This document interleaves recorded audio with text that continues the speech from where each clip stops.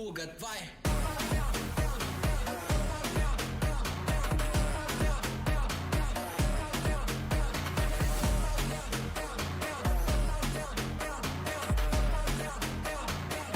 Então fuga, vai. Não tenta bater de frente, sabe que lá tá fazendo macete. Desce, desce até o chão, ela tá doida pra cola com a gente.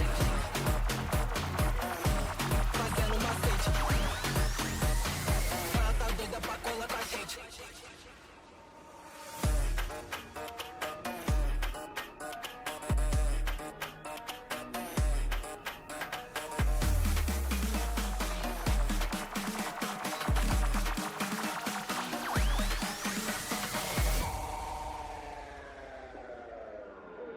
Tá? Então fuga, vai.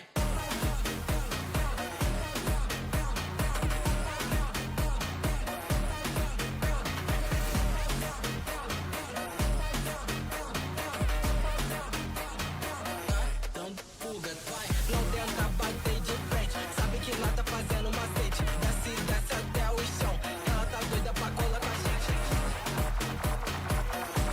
Fazendo macete, ela tá doida pra cola com a gente.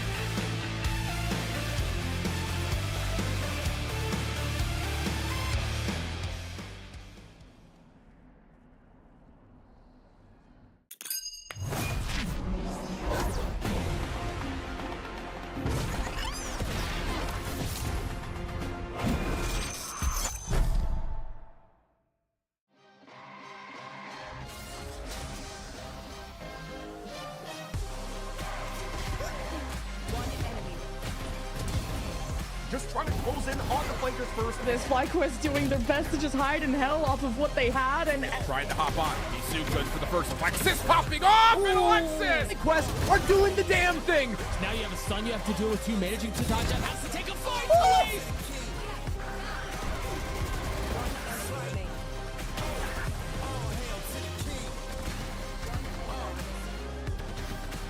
Well, snaps. Oh, it's Aria with the Ronin again. Lace has to do it on their own, and Lace saves the day for FlyQuest.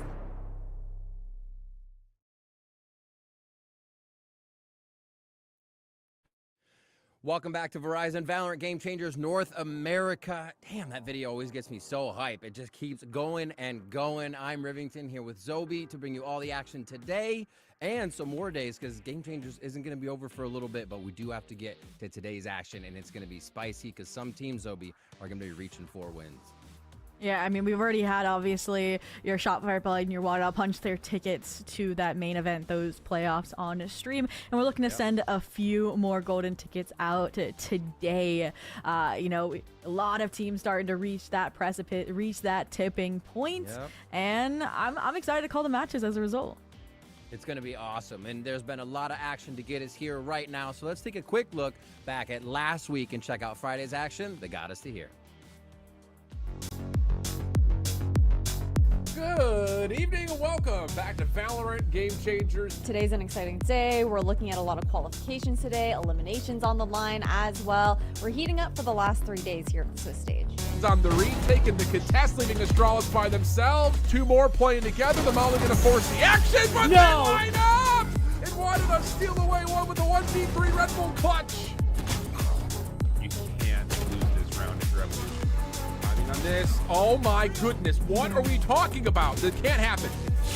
Rolling Thunder, it affects. No, not like this, not a 4v2, not an iBUYPOWER ace. It's you and me.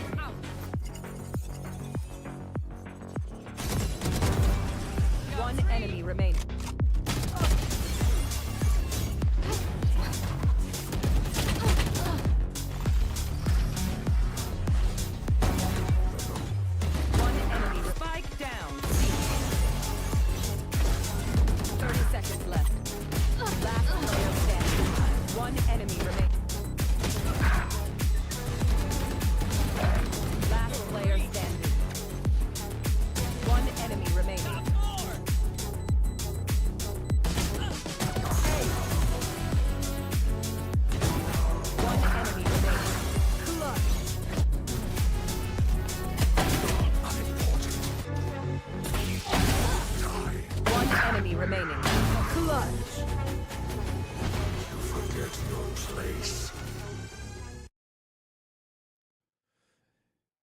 Guaranteed to get more of that today, and I think I gotta see Taylor's crosshair again. That was interesting. But you know what? Whatever gets the job done. Here are the Swiss standings, the graphics, whatnot, to get you all updated on what has happened. And what's so interesting to me to stand out from that previous week is we had our first major eliminations as well. You know, we said goodbye to Evolution, to Kikimori GC, and now after some losses, some teams are in the danger zone, right? Still, you know, it's those 2-3 teams, Teddy Tactics, Prosperity, Fisher Fumblers, Kosoku Band, and I mean, I'm going to be definitely looking towards, I think, the wild card matchup as well for an off-stream game, because TV and Berserkers, look at that, they also faced off the week prior, right, in that 2-2 matchup. So rematch immediately. The nature of the Swiss can be brutal. Hope they learned, but I'm definitely excited to see our matches today, right? The ones for punching those tickets, those 3-2 games. We have a little bit of a room to work with, right? They do, yeah. So FlyQuest versus Catface, our first one. Teddy Tactics Prosperity, we'll see as match 2 as having on Radiant GG at the same time. And FlyQuest and Catface are 2 that have been kind of feeling themselves in the beginning and then fumbling a bit. FlyQuest more so, kind of, since they've returned from the Instalock. So we'll see if they can get themselves righted here, but I think it's still going to be a day where, you know, everybody's going to come in refreshed, feeling good. It's what we need to see from the team. Yeah, no, I think both of these teams are kind of similar in that regard, right? Newly put together for this season, but it's kind of like FlyQuest is that team that has like the major names. There is a existing core from last year with Evan Thea coming back, Lace.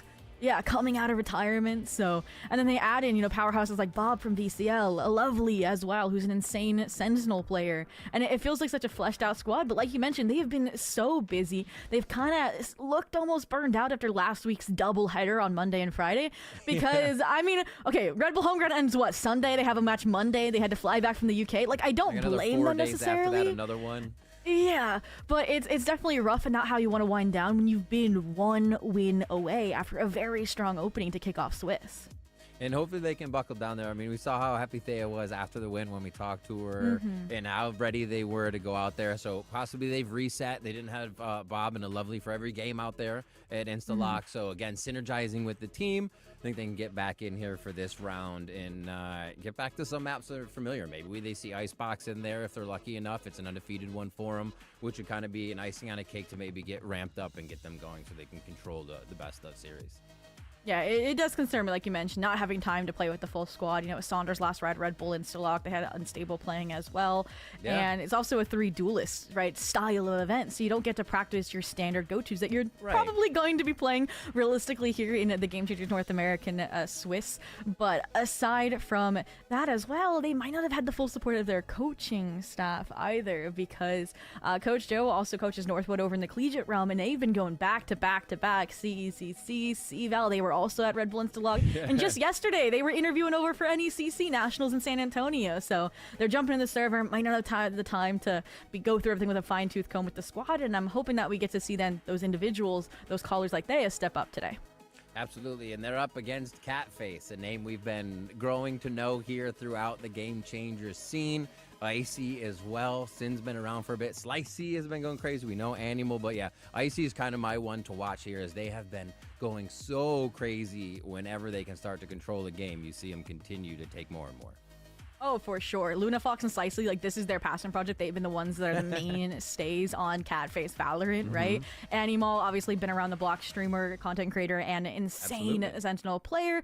And honestly, such a powerhouse. They were sick last week in their matchup against Kosoku Band, and they still 2-0'd that squad to get to this matchup today. Sin is such an interesting player to me because they hadn't played since 2022, actually. With Ev, ironically enough, from FlyQuest Red, when they were getting their Game Changers or the competitive journey kick-started. So maybe a full circle moment in the making here for this Swiss stage round 6. But all in all, I see, like you mentioned, also a player to look out to for me personally, because they stepped in, after the qualifier for Teddy is Fluffy, who's also a star player. And they were a collegiate powerhouse. This is their first season in Game Changers. And now that the academic year is over, their full focus has shifted to this. Well, let's see what they can get done. Both teams have powerhouse players once they get everything online, and we'll see where they can put that power here, as Icebox is going to be one of the picks in there, defending FlyQuest first, to pick by Catface. And we actually, it's kind of like the box standard. We're going back to early days here. Icebox, Haven, and Ascent. I mean, it's a standard map pool, but we're going to see nothing but standard compositions, ironically, from these two teams, right? Icebox, I'm pretty sure we'll see at least a singular double duelist composition, the ISO Lace most notoriously. The Haven composition, I think, has become famed for FlyQuest, a Brimstone, a Gecko, and the like. And, I mean, for Haven as well, it's a map we haven't seen from FlyQuest Red since their upper bracket quarterfinals, from that close qualifier that kind of punched their ticket to the Swiss stage. So, like I mentioned, how they haven't had time maybe to flush things out. Like, what composition have they settled on for that squad? You have to wonder, right? Because I feel like they do innovate a little bit, but Catface is very good at doing that themselves. So I feel like at this point, FlyQuest is in a position where they go with comfort. Things haven't been working out the past few weeks. They may just kind of go with the regular composition we've been seeing as of late. Tejo is still as Tejo was before. Still have a little bit of time with him, so maybe we get some composition that kind of we see most teams defaulting to get that comfort. Well, coming into Icebox as well, both of these teams, they've played it pretty consistently. Actually, Catface has played it every single round of the Swiss, except for that most recent one, round 5 against Kesoku ban.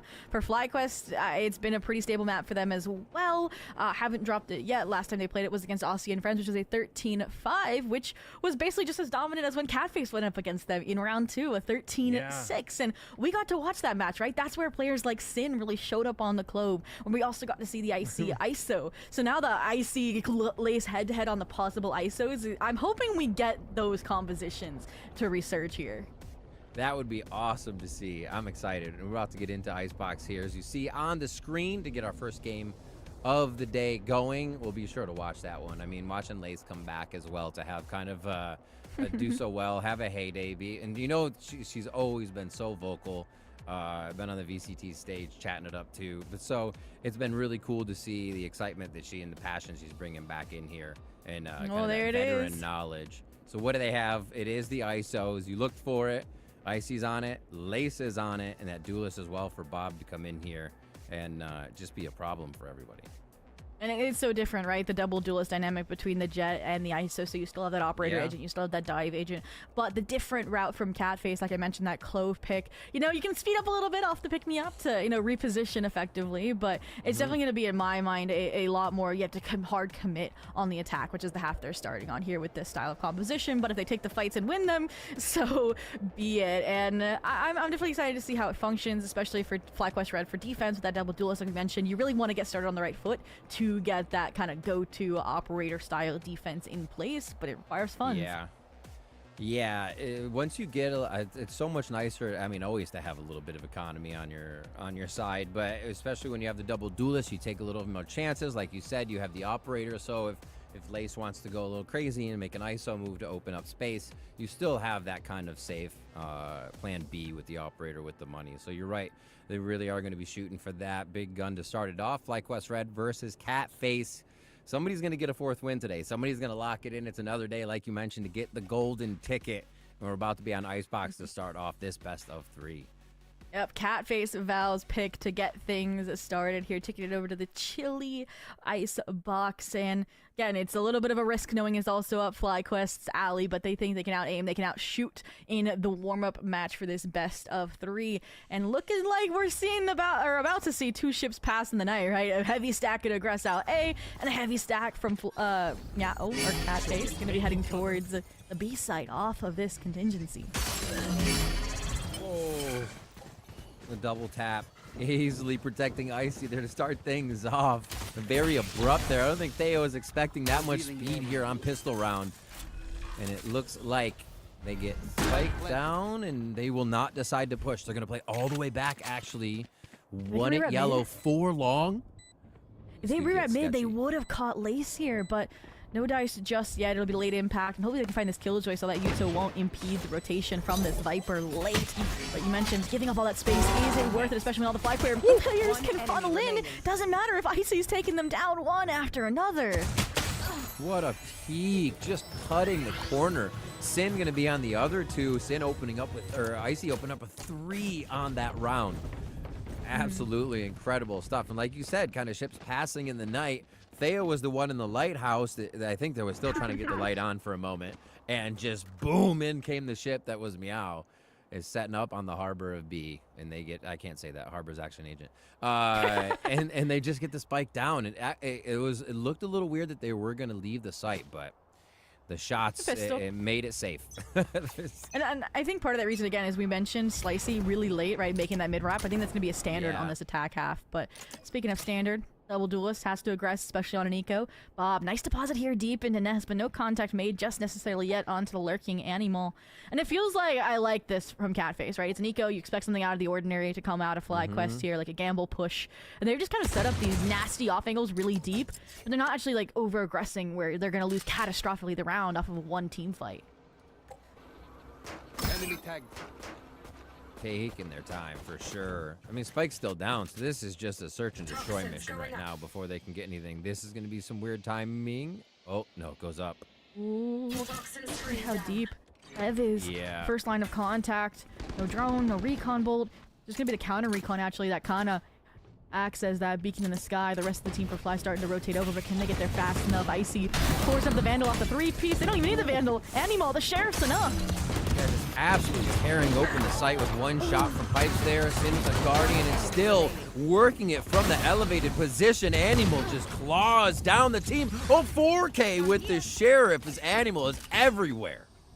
Let's just say I think she's feeling a little bit better this week. She said, you know, her team was carrying her last week in that match because she was under the weather, and she said it's my turn to carry. Especially when Bob, right, drops your hero rifle for Icy there, back sight, trying to claim that space, denying the additional rotations that come through.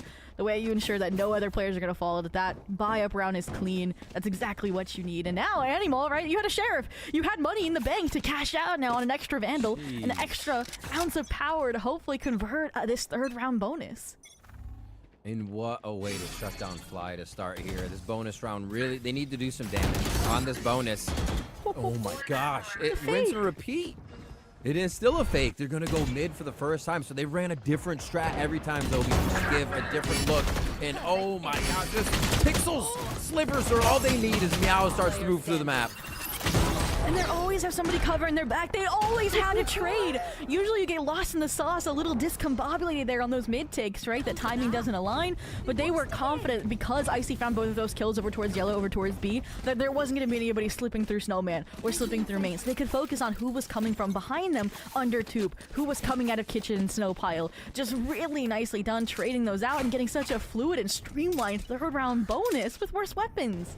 Yeah, that was incredibly fast, especially for being able to react to constant mid pressure from different angles. Like, this is all very well thought out, and Meow is able to play their own game right now, right? They really have not been stopped from making a single move that they've wanted to, and now they're going to try to take that A space again.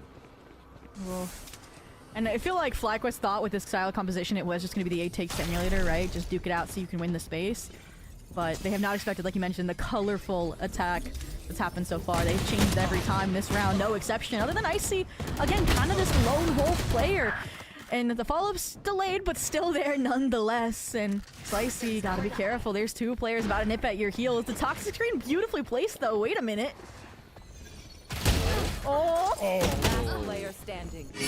Jump scare. The Fox takes down Bob in the trade. Like you said, always behind each other to make sure something can happen off of these kills to get a return on that investment of a player. Double tap down. Nice knockdown, actually, to reduce the damage needed to take down Lace. Animal's going to go ahead and clear that one up. And they're going to have a lockdown and a Hunter's Fury already coming in around 5 to keep securing rounds and go for the throw on another FlyQuest buy. Wow, 4-0 right now on your map pick. And that's the thing is, this composition is such an ego comp, right? With the club, with the ISO, and I'm impressed that even when Icy's following, which right now they're about 50-50, I think, with, you know, finding profound double kills or getting traded immediately from the FlyQuest side. And yeah, I think this timeout's definitely warranted here, right? Like, yes, you have double duelists. Yes, we kind of talked about how the ball has to get rolling with the operator or something of the like to kind of strengthen this style of defense, but you gotta win around to get that money, or you're gonna be in this purgatory-like cycle of buy, save, and it's only getting worse, right? Look at the ults that are online now for Meow or for Catface Val. And you still have quite a few pips needed to grab those from FlyQuest. Yes, Bob's near one.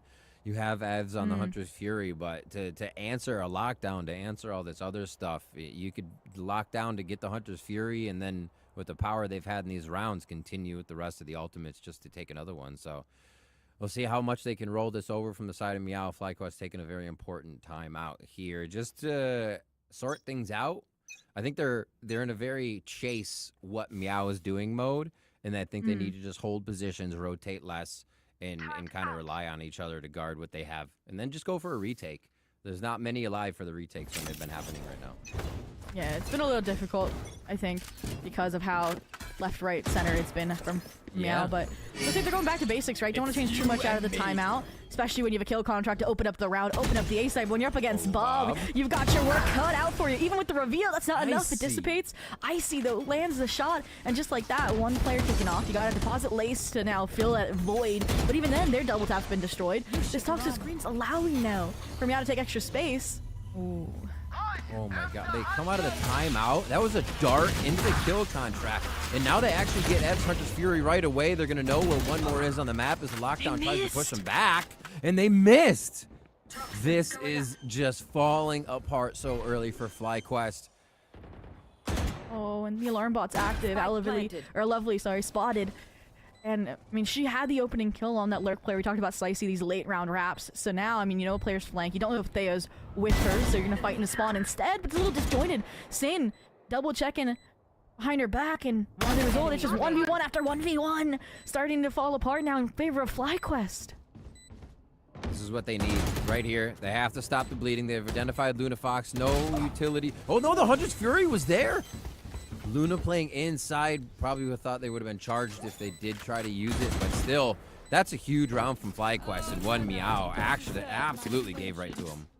Oh, for sure, and using as many ultimates as they did as well to not walk away with the round, the lockdown, the kill contract. It's gonna have to hurt, but you still got a nice cushion of 3 rounds to work with here. The money is not out of hand. They're even gonna lean into the Blade Storm for Bob here, which is where I wish they actually held on to the kill contract, right? That would be the perfect counter, you know, rip away, you have only a classic left in the gulag, but what is this, Rib? The Slicey attack operator? They don't like that Alavilli got the frag mid last round, is what I'm sensing. This is wild. Does it get dropped to somebody after so they can keep the lurk going on, or does that turn into Animal right away? Like, this is interesting. They're actually going to play it correctly, and it works immediately on the double push mid. But do they expect Bob? The turret's going to see him. Yeah, doesn't seem like it was expected, but they did their job. And you mentioned, are they gonna lurk? No, they're gonna post up here. Be that extra line of defense, that extra tradability. They heard the Cloudburst, but the pivot's not fast enough. And Bob, the Blaze Storm, sneaks one and gets away.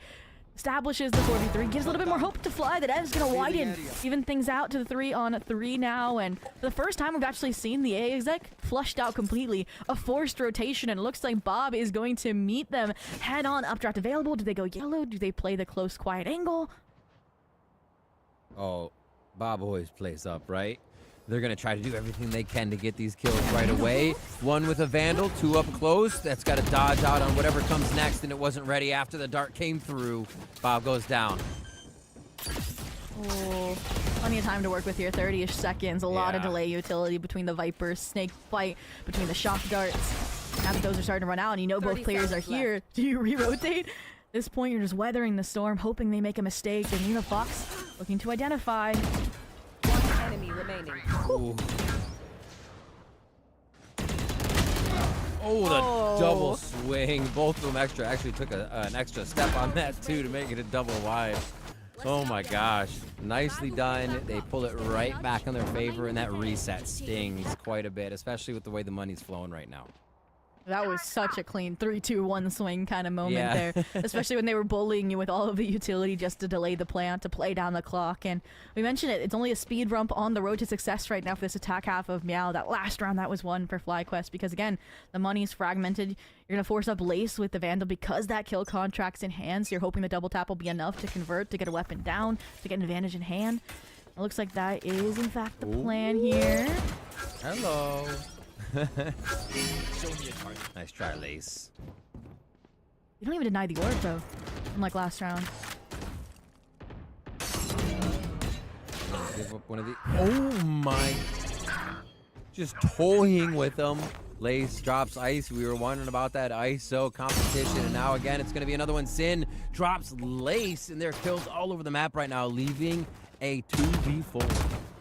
Ooh, the turret dropped just before Thea shot it, but Cat's out of the bag, and Slicey is the one that was let loose, able to cut off those rotations, playing, you know, the flank watch, ironically, in this situation super, super well. And I liked the kill contract from Lace, but I wanted it earlier, because if you notice, as soon as she was taken to the alternate dimension, right, the scale up from Meow was immediate, right? They're like, there's one less player on A, we're gonna get these kills and take this site by force, and as a result, they're taking the round. And I mean, they're so confident they're playing the 3v1 on site and leaving Luna Fox to clean up the loose ends, prevent Alavilli from saving, or Lovely from saving any weapon. Jeez, they are just on top of everything right now. 6-1 here coming into Icebox. Both teams sporting that really nice record here through the Swiss stage. About 4-0. And who's going to be able to break it? Right here. Here we go. And I mean, we mentioned it, it's just a cycle, hard to escape as Meow is locked in at least a tied half, looking to expand it here. And at this point, it went from like creative, changed up every round to like, hey guys, we're just out aiming them today. Let's go back to not showing our full strength. You know, we got a playoffs to get to when we get this ticket. And as a result, they're just going back to hit A until it stops working. Or the fake out, leave Icy deposited. This works too.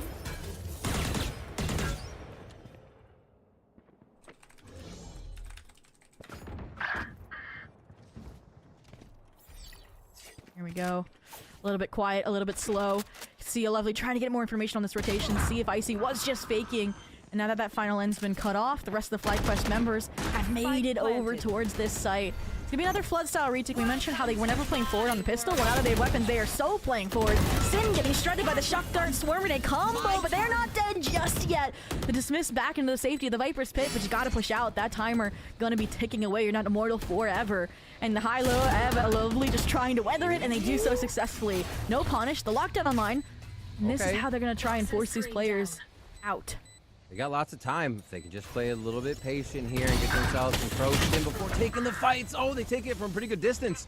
They're still trying to get to the spike here. Lunafox again, the last one here, looking at the spike, but it's not going to be the only one. Animal tries to get on it, and the defuse is going to be there. Is there going to be enough time? It's going late, and it is going to be locked in by the side of FlyQuest. They get their second round, and they are pushing for more. You can see how hungry they are. I mean, I wish Sin again, they had to win out that fight, right? And I wish as well if Icy, like, they're playing that kind of fake out lurk duelist, which is fine if you had a secondary duelist there, because now again, a lot of that crux, a lot of that forward pressure is coming out of Sin. And when that falls short, when you've locked down to force you even deeper out of the pit, the space was nicely made, and a great attempt at a Vanity Mall with Phantom. I saw a vision where there's a spray to connect onto the second player, and you're able to find the last on the defuse, but all in all, it's a FlyQuest second here. A chance to start, you know, turning this half around, but that chance might have just been smattered. Finally an opening kill favoring Icy. Lace not able to get the punish just yet either, but they're going back, they're trying. Nice to get that double tap off. For now, it might slow him down. Hunter's Fury is going to be searching, trying to look. Oh, just one. The dance from Ev. Knows how to play that game as a Sova themselves, but it's still going to be this full push in. The wall comes in, the kill contract is going to go wide inside, and they're going for the site fight. Oh no, it hits Ev, and they get it. And I mean, whether it's been Icy or Lace executing the kill contracts, I feel like Catface has been winning them all this half. And now I'm left on the ropes. Thea trying to just weather the storm of players, and even if she survived that engagement, Slicey was going to be good for the backstab, and we finally thought Fly could be getting their footing to close this out on a more even half. Once again, Meow just breaks through, gets the 7th, gets the guaranteed advantage, and that's the one that, again, breaks the economy here, minus maybe Bob, minus a Guardian for Lace, these duelists, but 2-7. I mean, no one's ever a fan of using 2 timeouts in one half, but if this, you know, goes into a round or two, we might have to see it. Yeah, I mean, it doesn't look like FlyQuest have bad ideas when they come into these, right? They're losing the firefights, and then the trades, I think the trades that are coming after are really where Meow is able to pick up the extra kill that FlyQuest now has the loss of utility, the loss of retake, and they're still playing a little bit less of retake than you kind of want to see right now. Because Meow just feels like they can take the site. They're throwing themselves at it, and they just keep going, especially with kind of being able to, I think, figure out where the space is, using the metal and other things like that to deny where Fly could be standing. So it almost feels like Meow is just really in the know. Oh, for sure. And you mentioned it, Fly also playing a well macro game, like they're rotating on time, even now, right? This time, Thea learned from her mistakes, wasn't getting punished for anchoring deep over towards B main. Plays back, falls into the cavalry, and it's Lace and Bob to rotate over.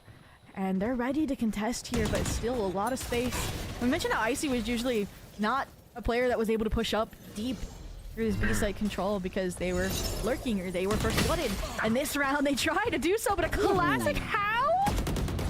Great patience, great hit. Actually gets shattered a little bit by the ISO utility. Sin's able to return a few more, but this was the patience we were looking for. Even with the classics, they fully push off Catface, who have Turntail and are now making their way over towards A. This will probably be a pretty safe plant, but nice pickup on the 2 Vandals. And gonna do a pretty good amount of damage on the way there, I think. Lovely stuck around mid, right? But it wasn't long enough. The turret went down. These players got deposited. I like the distraction from Slicey because you're not going to expect Animal and Boiler as well. So those two Vandals you mentioned, they're gone. It's all down to Thea. Classic in hand, and you know where she's coming from, right? She let those shots go onto Slicey. And let's see, Luda Fox, the welcoming party here, over towards Maze. Nice cleanup. We saw that cooperation though from FlyQuest, even with the lower buy and how quick. Oh, that's a nice heart. How quick they were able to kind of circumvent the defenses of Catface after the not really post plant, but what looked like a post plant. They were in the site pretty deep, trying to hold and get position, and FlyQuest said no. So here comes the operator. Bob reaches into the wallet. Reaches into the wallet, slides that card, and says, "Thank you very much." Let's see if the return on investment comes through here. Not many rounds to do it, but necessary rounds they are. I like this. You've kind of started to pinpoint a regular pattern. Yeah, starting out on A time and time again, even if it is a fake, even if it is a rotation to B. So Bob no longer playing yellow, but in the face of danger, and unfortunately the trade is immediate. I don't know if that's enough bang for the buck for that investment here towards that latter half of the round, especially when the lockdown's gonna come in. This time, maybe up the correct angle found. The Lace, I mentioned it. Conversion rate on these lockdowns or these kill contracts have not been there, even with an operator in hand. Collected, I want to say, off of Bob. They still don't win the engagement. Oh! Whoa. Annie. The Viper's bite. What? Annie goes down trying to get out of the position. And now there's Thea being very quiet here. The 2v1. Slicey has eyes on the spike, but not the position to defuse. It's going to be a Vandal drop. Half is easy, and they're going to keep going for the whole thing. Oh, well played. FlyQuest grab one of those very necessary rounds here on the defensive side, and they will indeed keep that operator. There we go. The recharge there on that Toxin was everything for the side of FlyQuest. I mean, it doesn't help the Slice had to go back, recover the Vandal to play things down. I think they were so rich that I don't think that was Bob's. They just bought both weapons, right? They're like, we'll be enough. We'll have enough money to buy in the last round and a half. It's fine. And I mean, if you got a Viper op in the server, you got a Viper op in the server. But coming to this last round, yeah, they realized, okay, maybe we're fooling around a little bit too much. Still the money, never been great for Fly, so some light shields. Surprised we don't see any Outlaws actually come out from Catface, but Vandals looking to get the job done. They're done messing around with the A. They realize Bob's winning the opening engagements. They realize the op's gonna be there. So this is gonna look clean, hopefully. Drone to portion, Icy fearlessly again walking through, saw shoulder there.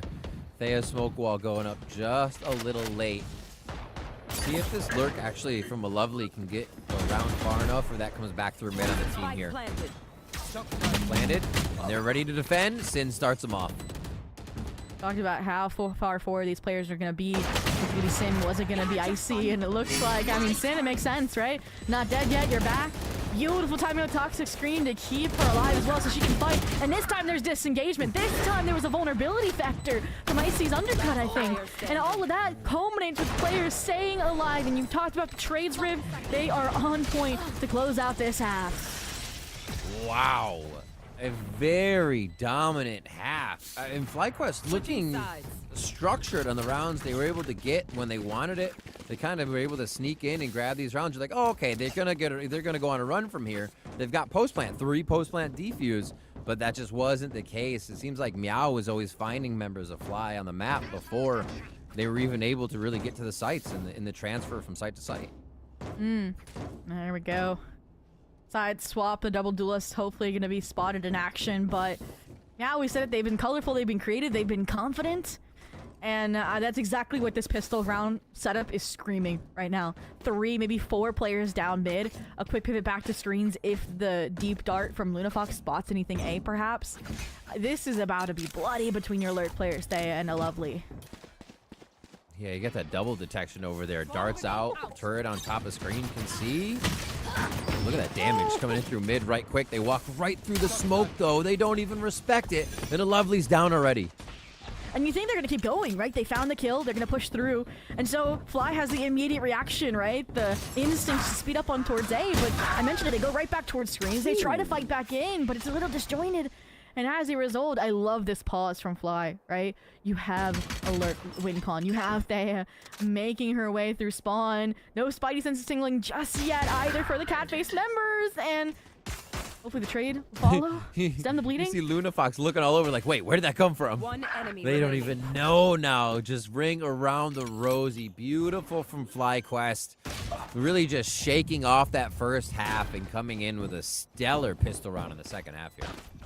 Yeah, it was a nice all-in towards mid, but again, the backtracking and really, I think those backside fights that were won by the deep control of FlyQuest on A, things started to go a little bit south. Like they kept those numbers, they kept the 4v5, and maybe if they only had 3 players go, meaning they kept a player like Slicey B main, they would have caught out the Thea lurk. It would have been a little bit more stable of a gutsy approach to a pistol round. But all in all, cut your loss, move on. 9-3 curse in full swing when you win the pistol, so that's a check mark down for FlyQuest, but doesn't look like we're done with the aggressive antics out of Meow just yet. 3 strong B main, and Bob seems to be aware. Sniper rifle in hand, laced with the Bulldog biting at its side as well. Ooh. Big trade. The fight for long B here. Slicey and the rest of the team come big. A frenzy purchase. Ringing out there from the side of Meow. But this Bulldog and the Guardian can do big work. Great check on the A side here. Good slow down FlyQuest. But they're ready to fight for this. This should be a few pickups. I like that. We talked about how they had the advantage and gave it away so easily last round, and this round they're trying to keep it. Luna Fox especially, ring around the rosy, just trying to keep a lovely pinned while the 2 players can manage the 1v2 against Thea here. My concern is, I mean, the one player you can sacrifice is Slicey, right? Sin, Animal, they're the ones with the Bulldog and the Stinger in hand. But now you've given time where a Lovely can now regroup with Thea and they can play down this 2v2. They can fight back for spike control with plenty of time. 40 seconds left. Oh. There. Go for the peek. Thea takes 1 down, sees the Stinger inside. He's gonna be Gamble! Oh my gosh. Is this a best? I thought the swing was gonna be there. That was close. That was The Lovely able to get it with the Guardian. Nicely done. Like you said, they bought time, but in the same sense, Meow gave them too much time. So, you know, great play by FlyQuest to be able to stretch that out and find the kills and get back to it for another one. It did take a lot of damage, but looks like they will have the purchases to come through here and have a pretty formidable perk buy. Yeah, I'm not sure how they could have played it better, right? If Luna Fox leaves, you don't know where Lovely's going. Right. Maybe I wouldn't have gotten aggressive like Sin did, but then also you don't know if a Lovely's going to flank, and then you're looking, again, divided attention. But all in all, I agree. It was a great round. Damage is done. When you're at a 9-3, you need to snowball rounds. You need to go for this 3rd round bonus. And with an opening kill like that and suboptimal weapons with many sheriffs now, the hero rifle dropped on Lace. This is not looking great for those conversion odds. So double digits here in the headlights for Meow. Slowly making their way through mid. FlyQuest, are they pressuring on the smoke? Is the turret watching mid? Okay, they took it. Yeah, I was like, I think maybe smoked it first, and then they didn't see anything. Spike down. Oh my gosh, breaking the crosshairs, breaking the ankles. The Lovely's able to pick up the Sheriff there. They're able to find their way through now with some weapons. Make it safe. Thea's still the only one with the Sheriff creeping around, but Animal's trying to hold sight. Oh, now, I mean, it's difficult when you have a lurk up kitchen. Thea, second time she's been able to strike from the shadows in that regard. And yep, don't take that fight. Get a better weapon. Get the 2v3, get the spike plant, get the regroup with a Lovely. But again, they've given up so much map control, they don't know what angles to clear. Meow's giving, Catface giving a lot of respect here to figure out if the lurk's going to come back through with this much time and the post plant being a 2v3. You have that advantage to just retake. So you see now the adventure by FlyQuest. Oh, that's good damage. They heard another footstep just above them. And they never planned to leave, right? There was 10 seconds left. They just wanted the 2v2. They wanted an ounce of advantage here, and it's not going to come. A Lovely off. Someone needs to play survival here, but Sin just sweeps both under the rug. And just like that, they will reach the anticipated double digits. And another, you know, great eco attempt out of Fly, I'll say, right? I think I was questioning, right, like Bob being the one to dash in when you're the only one with the Guardian there, but that was just a trust fall with the Lovely. They get both weapons, they head towards B, and ultimately, Animal, the anchor was there and kind of kept things pretty even footing until the rest of the team regrouped and played, like you mentioned, a very cautious game. Animal having a hell of a game. Definitely feeling much better. I think you were saying before, wasn't feeling too well the other week, but yeah. Kicked that cold and now is just kicking butt right now. Outlaw on this purchase. Doesn't have too many low armors to shoot at, but still can get a good return on Thea. I was looking down when that kill happened, so that return won't happen right away. Beautiful shot by Thea to start us off. They're still looking to get A, but the lurk's already done into that kitchen area. Look at the proactivity. 2 players outspawn. Again, this turret, I was gonna say maybe mispositioned, but they destroyed all the less, and Lovely able to respond. I was told the entire team rolling up to the fight. They recognize it to be more than one. In a little silly manner, the job's still done. Bob as well, ensuring there's no kind of retroactive retaliation. And it is gonna come. They double down. Luna Fox, little upgrade, but I mean, I think the seeds have been set, and they just have to wait for the growth, right? Yeah. Look at where Thea is. Look at where Lovely is. Luna Fox. You know, she's trolling. She realizes that, hey, I might not win this round. I'll take my time in the spotlight for a sec. Spike planted. This is that speed, the reactivity we think of when we think, or we see when we think of FlyQuest, is they realize they can't have any in front. This has to be a lurk. Our lurk's kind of up here and hasn't seen much, and they're just adapting much quicker. It doesn't seem like Meow has control of the game, which is exactly what FlyQuest needed here. So to be able to go from that first half here to controlling the game again is really, really good to see for the FlyQuest mental, and that they've been able to kind of even, you know, shake off the last few 2-3 games even, where they haven't been able to find their wins. Yeah, it feels like they're a little tunnel visioned, right? Like, we're seeing Yeah. they consistently slip through the cracks, right? Their fixations on where presence is. They're going for these kind of simpler, aggressive plays, which works for the attack, don't get me wrong, and can work on the defense, but this is an experienced squad and Fly. And again, they're pretty mechanically sound as well, so eco round may not go the way you hope it does, nonetheless. Yeah. And all right, Fly, opening kill. Little Bob revenge there. Yeah. Slicey though. Dodge. Team's actually throwing the bolts already. Meow is trying to put everything into sight to deny this really quick here and get a close in on what the worst might be. The Sin sees one in mid, but they don't know what the coverage at A is anymore. Oh yeah, and I thought Icy was going to try and take that fight alongside Sin, but too late. It's now Ford staring you down. Slicey still gets one, but Bob is still selling this B fake, has gained all this control that, yeah, it's just going to call, hey guys, come back. And I'm hoping maybe mid 2, maybe Snow Pile, we could see Sin, see Slicey find some more miracle kills, but HP, numbers advantage, all kind of favoring Fly in this situation. Gonna be real difficult to get this round. Creeping in. Last second 5 HP attack. Oh, that's an ultimate up. Not that they'll use it here, but they have one to use now. Oh, actually, it gets a little bit of that pick-me-up. Sin moving forward. Yeah, could easily be used in this situation. How do Meow do this? I don't know. I mean, they had more time, maybe, but at this point, the one hero rifle you collected was Sin, and it took her time to revive. It took her time to push forward, and while it was hopeful, off of, again, quick thinking, quick collection of the upgrade, still not enough, and Fly at their 7th, and at this point, we're looking at a possible 9-3 comeback in the making. If I'm Meow, you know, this is a rifle round, obviously. Don't need the timeout just yet, but you got 2 up your sleeve. Maybe contemplate it after this round if it doesn't go your way, because that would be, what, 5 out of 6 rounds in this half already going the way of Fly? Yeah. Where do they put it?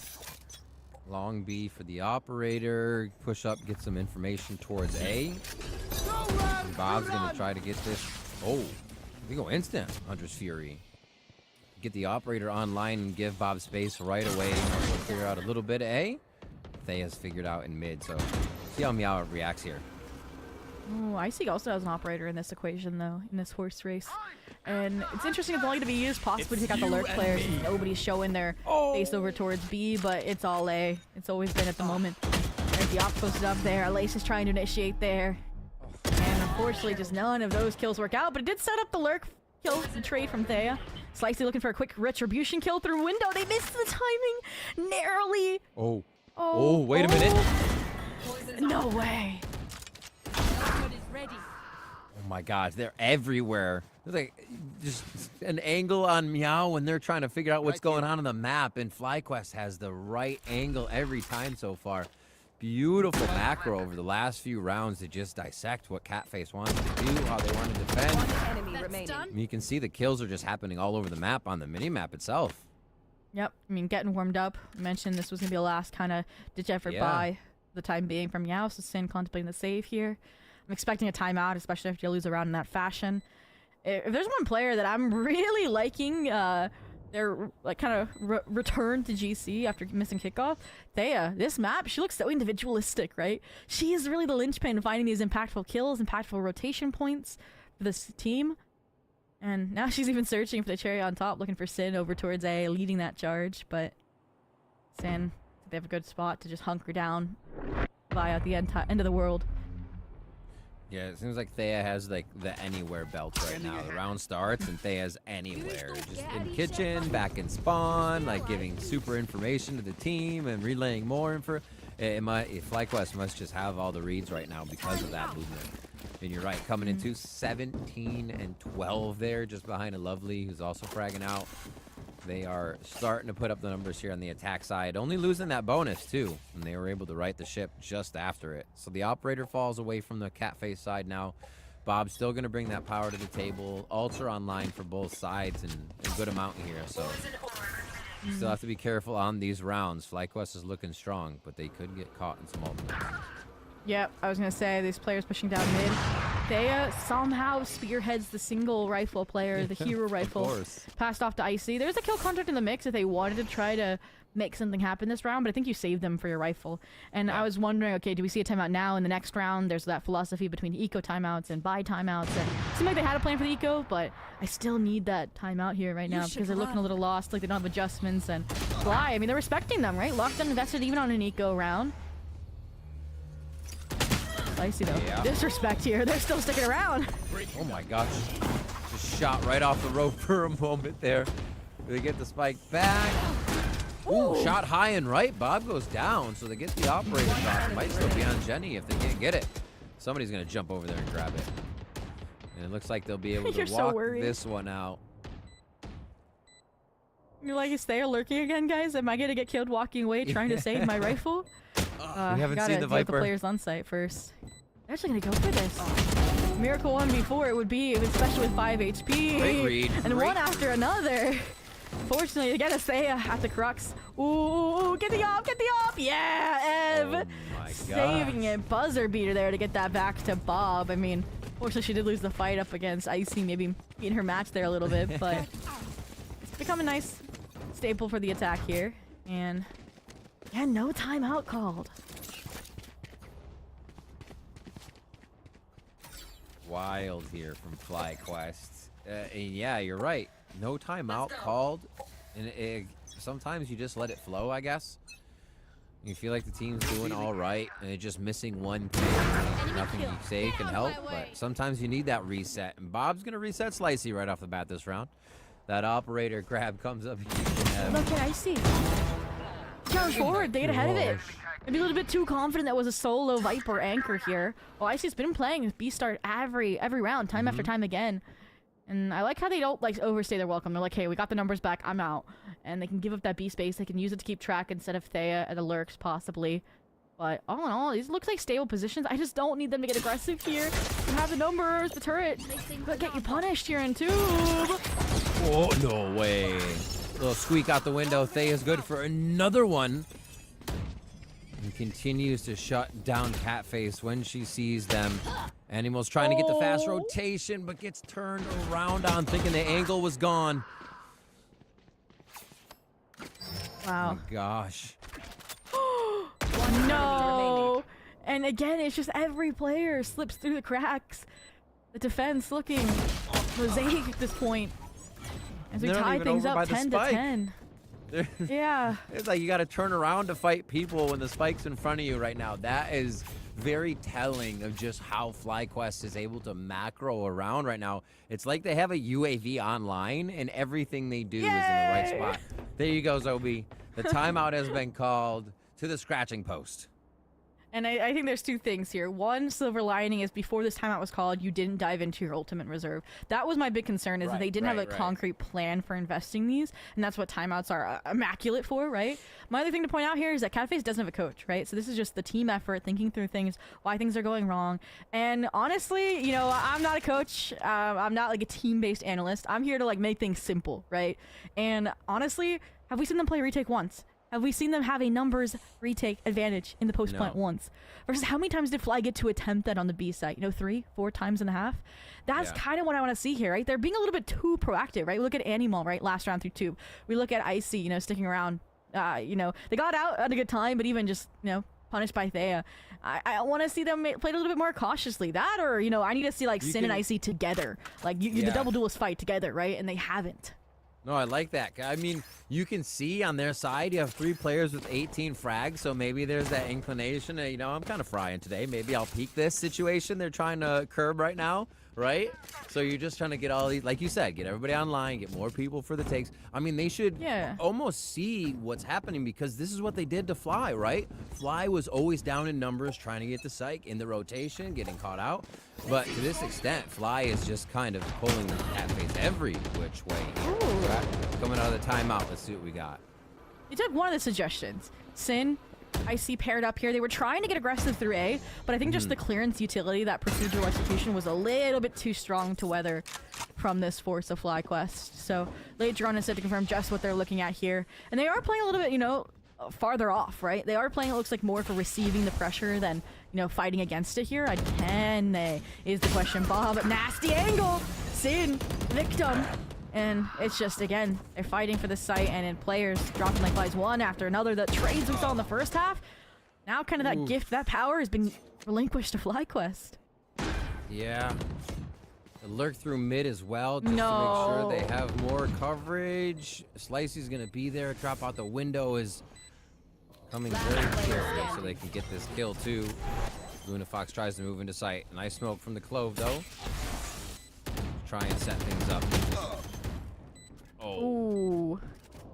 Yeah, they were just trying to buy time with the shocks, calling the bluff of Luna Fox that Thea could get back to the party through screens. And Luna Fox internal clock is there. Recognize someone could be coming from mid, but it feels a little too late. 8 HP. Proper timing and a little hospital flick as well in close proximity. Just like that, timeout or not, FlyQuest steal the lead back, 11-10. Just at the tip of the nose there. A few inches further and it would have been the shot needed. But yeah, what a round, well played. And again, Thea comes up big on a round, gets back to the team after a decent lurk, and figures out what needs to be done for the win. Still, Pit can go down. They get to 410. They put that down immediately. It looks like a pretty big push from Catface, though. See if they can get the momentum of this round in their favor with an early kill here. Yeah, Deep Dart goes in. Trying to see the kill contract, and that might be their undoing here. Stinger, tag team, it's nice. The pressure out of Belt Mounts, and it's Bob having a resurgence to possibly start closing out this map. 2 kills found, A site wrapped up with a neat bow, and you still have these secret agents, you know, running amok towards the rest of the map, right? They mid, a Lovely over towards B.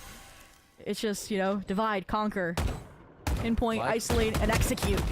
Oh my gosh, that's a great list of words. FlyQuest are doing such a good job of just absorbing anything that Meowface wants to, or Catface wants to do here. They're like, all right, let's try pushing this. FlyQuest is like, oh yeah, we're ready for that. If Meow push this or mid, FlyQuest is ready for it. The adaptation here is incredible. So 12 in their favor here, only losing 1 on the second half. It's crazy. And, I mean, this is where I will say comebacks go to die, right? When you reach that 11th, that 12th round. When it gets pushed to overtime, and the team that gets those last few rounds of momentum are able to steamroll it back to a 14-12. They still have not used these ultimates, mind you. These 3 ultimates sat on for the last 3-4 rounds for Meow. They just haven't gotten the opportunity to retake, to use them. And now they finally are coming out to pasture. Slicey, they're like, we gotta shut down this A execute. There's the kill contract I wanted to see as well. You've been good at winning these in the Gulag. This is the time you have to do it, and they do, despite the kill contract. But Ev takes things under their own belt. Thea as well, the mid lurk, again, catastrophic out of screens. Your bodyguard for Icy, that's not enough. And it's all down to Animal, the 1v4. Thea has been absurd in the right spot, in the right timing. Taken out there, though, obviously floored, swept off their feet as Bob comes in with a final kill. 13-10 for FlyQuest. Oh my gosh, over Catface Val. That was an incredible map, and the way it looked like it started, that FlyQuest hadn't been able to shake off the past few series for themselves here in the Swiss stage, but that was not the case. It just took a little bit to warm up, apparently. Yeah, they definitely had us in the first half, right? And I've never seen, I think, Icebox look so attack-sided in just the way. And if interesting thing is, right?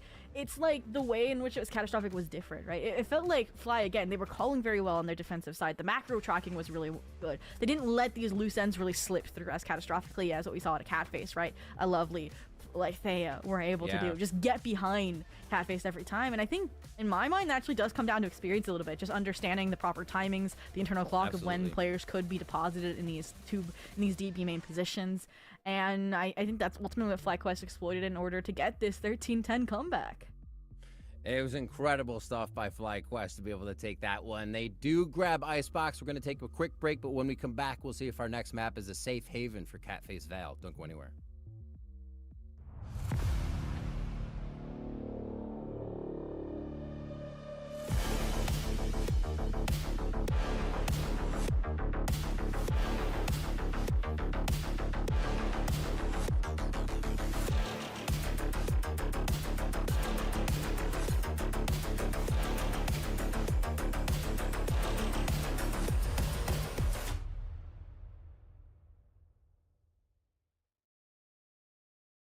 It's for you. Do you like it? Come on, Charlie. Use your new door. Come on, let's go. I said go. Let's go. Silly dog. I'm gonna trade you for a cat. Red Bull gives you wings. The new Red Bull Zero is here. 100% wings with monk fruit extract. I don't really like committing to things. I'm scared. But when Verizon announced that I could lock in a low price for 3 years, I mean, yeah, that's what I'm talking about.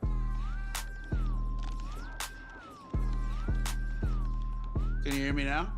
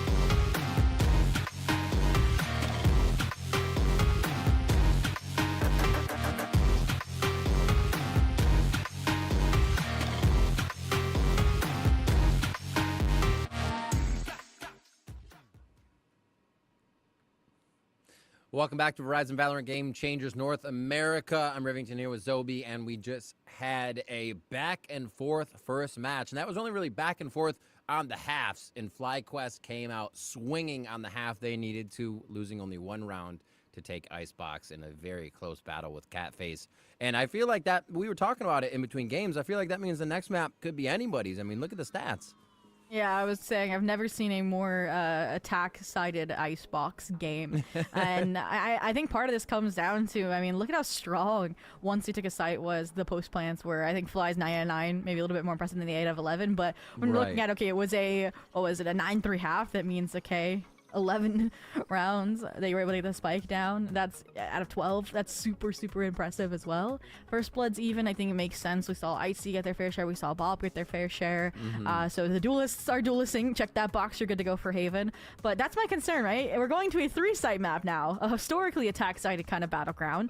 And it's a question mark as well for FlyQuest since they haven't played it in a hot minute. But all in all, I mean, the players just aiming on across the board. Like, every player had their moment. Yeah, we had our Icy Lace ISO battle, and I think Icy came out on top there. A lot of people were playing awesome in this one. And then big shout outs to a lovely Anthea. Those two were absolutely powerhouses towards the end of the rounds, and that frag that started off with when they caught Meow and transfer from site to site that really started to discombobulate things, if you will. So we were big credit to them for how the macro was working for FlyQuest, and then just overall how the entire team pinned down the situations and adapted to what Meow was trying to do, because they were trying to come up with formulating different plans, different pushes here and there, and it just seemed like either Bob's op was shutting that down or Thea's lurk was in place for it. Oh, yeah, support players definitely shining. And looking at those first bloods we mentioned between the duelists, Icy with 6, Bob with 4. So, again, coming to a map like Haven where, you know, it is kind of stark, like, okay, A pressure, deposit your duelist, etc. Yeah. You're going to see those offs flying left, right, and center, I'm sure, here yet again. We did have questions, though, about compositions for these few teams. I kind of alluded to it. I'm like, FlyQuest haven't played it since their upper bracket quarterfinals of Open Qualifier #1. And they've been trying out different compositions in their public scrims. And we talked to Thea, and she was like, you know what, we were kind of playing some meme comps to see what worked. Now we're going to play serious compositions. So we don't know if we're going to see that kind of aggressive rankers mentality of an ISOU, or if we're going to see that kind of new meta double initiator of a Taeho breach. And it's similar for the side of Catface, where they kind of play what works for them day of, because they've tried both of those composition variants as well. Yeah, seeing Catface even in their recent ones, what was it? They had the Taeho Breach, or no, they had Sova Breach, and then Sova and ISO and whatnot. Yeah, these are just, the other ones are from a bit of a month ago, but yeah, seems pretty default for Catface, so I would expect them to feel like that's comfortability, and maybe get FlyQuest, like you said, back on something just kind of wheelhouse that would be comfort in retaking or even getting a fast hit to be able to be stalled out. So I think that's the Taeho breach if you look at it, but a lot of teams have been kind of just shying away from one and the other right now, just to kind of have either Taeho and maybe a Sova or something, but we'll see. And I was saying I'm like, I don't think this is necessarily just yet 2-0 territory for the side of FlyQuest here. Like, I wouldn't count out Catface Val, even though they just lost 9-3, kind of, you know, stark advantage. And that's partially because even though this is a rough map for them, I think they're currently 2-1, and the one map they won was a close 13-10. But we just saw FlyQuest, right? When they were workshopping a map, they pulled out, what was it, Sunset, right? It's a little different situation because Sunset's coming back into the pool, but it's a map where they hadn't played an official just yet in a while, right? And it went really poorly. So there is a world where, okay, they haven't played Haven in a hot minute, they bring it back out with some changes, and it goes, you know, really poorly. And so I'm curious to see if that same mentality is going to be here, if the reps, even if they're losing reps for Catface, will prevail in the situation and send us to a decider of ascent. And whose would be ascent? What is that for them recently? Oh gosh, slightly I would say. Okay, so that's okay. Those are insta lock. So why did it's that we? I would say it's pretty even actually. It is. There's some crazy overtimes for the side of Catface, but it's just such an unorthodox composition for FlyQuest. I feel like any team's gonna have a hard time, I think, adapting to that in the moment, and it'll take some kind of growing room. But let's get ready for Haven first and foremost. We talked about it. Question marks left, right, and center for the compositions we're gonna see. There's a world where we just get kind of the tried and true kind of standard safe compositions. The only difference would be, I think, it's the Sova versus the Taeho between these two squads, and then there's also the world where, you know, they want to run back the ISOs and get a little funky. I'd like that. Let's get a rematch on the ISOs. I mean, they did say they were running things that made it feel fun. Okay, we do get a Sova and we get a Tejo. And they're going to be paired with the Breach, of course. And it's going to be that Sova for Sin and Lace on the Tejo. But your duelists are Bob and Icy, as we would expect, just tried and true on the Jets right there. And you called it Animal on that Killjoy. It's not going to change in the way that they will start to hit this map. And it's on defense for them to start. So we'll see what they try to set up. Yeah, I think, honestly, if I look at it, to me, this is better when you're substituting a Sova over a Tejo to have the Killjoy over the Cypher, because you think about it, like, without an Armageddon, your retakes are significantly weaker, so, you know, pull out a lockdown here. Course. And, you know, I feel like without the Sova, I do think it takes a little bit longer, I would say, for Lace to go ahead and break down a lockdown sort of play, especially with the Tejo nerf coming out recently in that regard. But all in all, I'm excited to see how they clash. I'm excited to see, you know, some players still leaning into their strong suits. And we saw, right, the ISO versus the Jet head-to-head between Bob and Icy. Now they're both on these comfort picks. And, I mean, Icy already 6 first bloods, already team MVP. Let's see what happens when they're over on the Jet. We'll have to see where they're starting. We're getting into our second map between FlyQuest Red and Catface Val here. Again, both teams 3-2. The golden ticket on the line. Who will be able to lock it in on this matchup? 4 wins, you're in. 4 losses, you're out. So still a little bit of room, even throughout this match for them as we go into Haven now. Round 6 of the Swiss stage. Again, if it is a Meow Face win, we'll head to Ascent. Let's see how they're going to start on Icebox. Icy gets the Sheriff out right away, and Bob's going to compete with the same. Ooh. And I do like here that we're switching up the starting sides as well. It does favor FlyQuest a little bit, you know, snowballing the Icebox victory in my mind, being on that attack-sided half, but all in all, it looks like it's not even phasing Meow here. Look, 2 players pushing down mid aggressively, even with the stock stater composition. Animal as well, out of Garage, looking like they're trying to join them, but you're trying to face off against the Lovely, and there's a fortunate trade for Lunafox, but look, the punish comes too late. They've gotten out of dodge, and Animal playing interference here, playing for contact, and now even formation, right?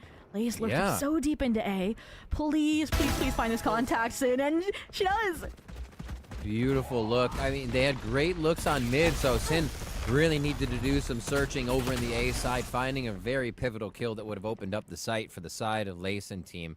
And now, if FlyQuest is a bit lost here to start, great mobility by the side of Catface to initiate something to get FlyQuest to play a little sweaty, and then actually get him on that other kill a day. Now the reclear comes out, right? You're like, okay, if Lace could slip through like that, how many more players did? Yeah. And the concern here is, look at this. Such Bob, good timing. she goes short, and she's going right for it. Oh, the distraction is perfect. Okay. Okay, hard to shoot back sometimes. Coming ban, Lunafox is just there in the transition from A to B. A few more shots. Now has to be careful about getting picked out by 2. And FlyQuest, the patience on this one pays off for a plant, but is it enough? Shadow step forward. Oh, Slicey. On to Ev for the round, for the pistol. Comes up huge with 2 frags there to clutch it. And, I mean, sleeper round successes over on Icebox, now on the Omen, right? This is a pedigree player, right? She was on Guild back in EMEA before coming over to NA, right? Like, she gets those shiny moments, those, you know, 2v1 clutches. And I was nervous there. Like, Lunafox, the fight makes sense, right? You're given a 1v1, you're waiting, right, for that contact to come out from Ev, so you think it's a fair fight, but then it kind of left Slicey in a wonky position, and all in all, gets clutched out quite effectively. Also winning the ghost fight on a Sheriff that was cut behind a box too. That should, like, just all odds against Slicey there. Really well played. All right. A little push towards A. Meow trying to keep eyes basically across the map here. They have sight down long.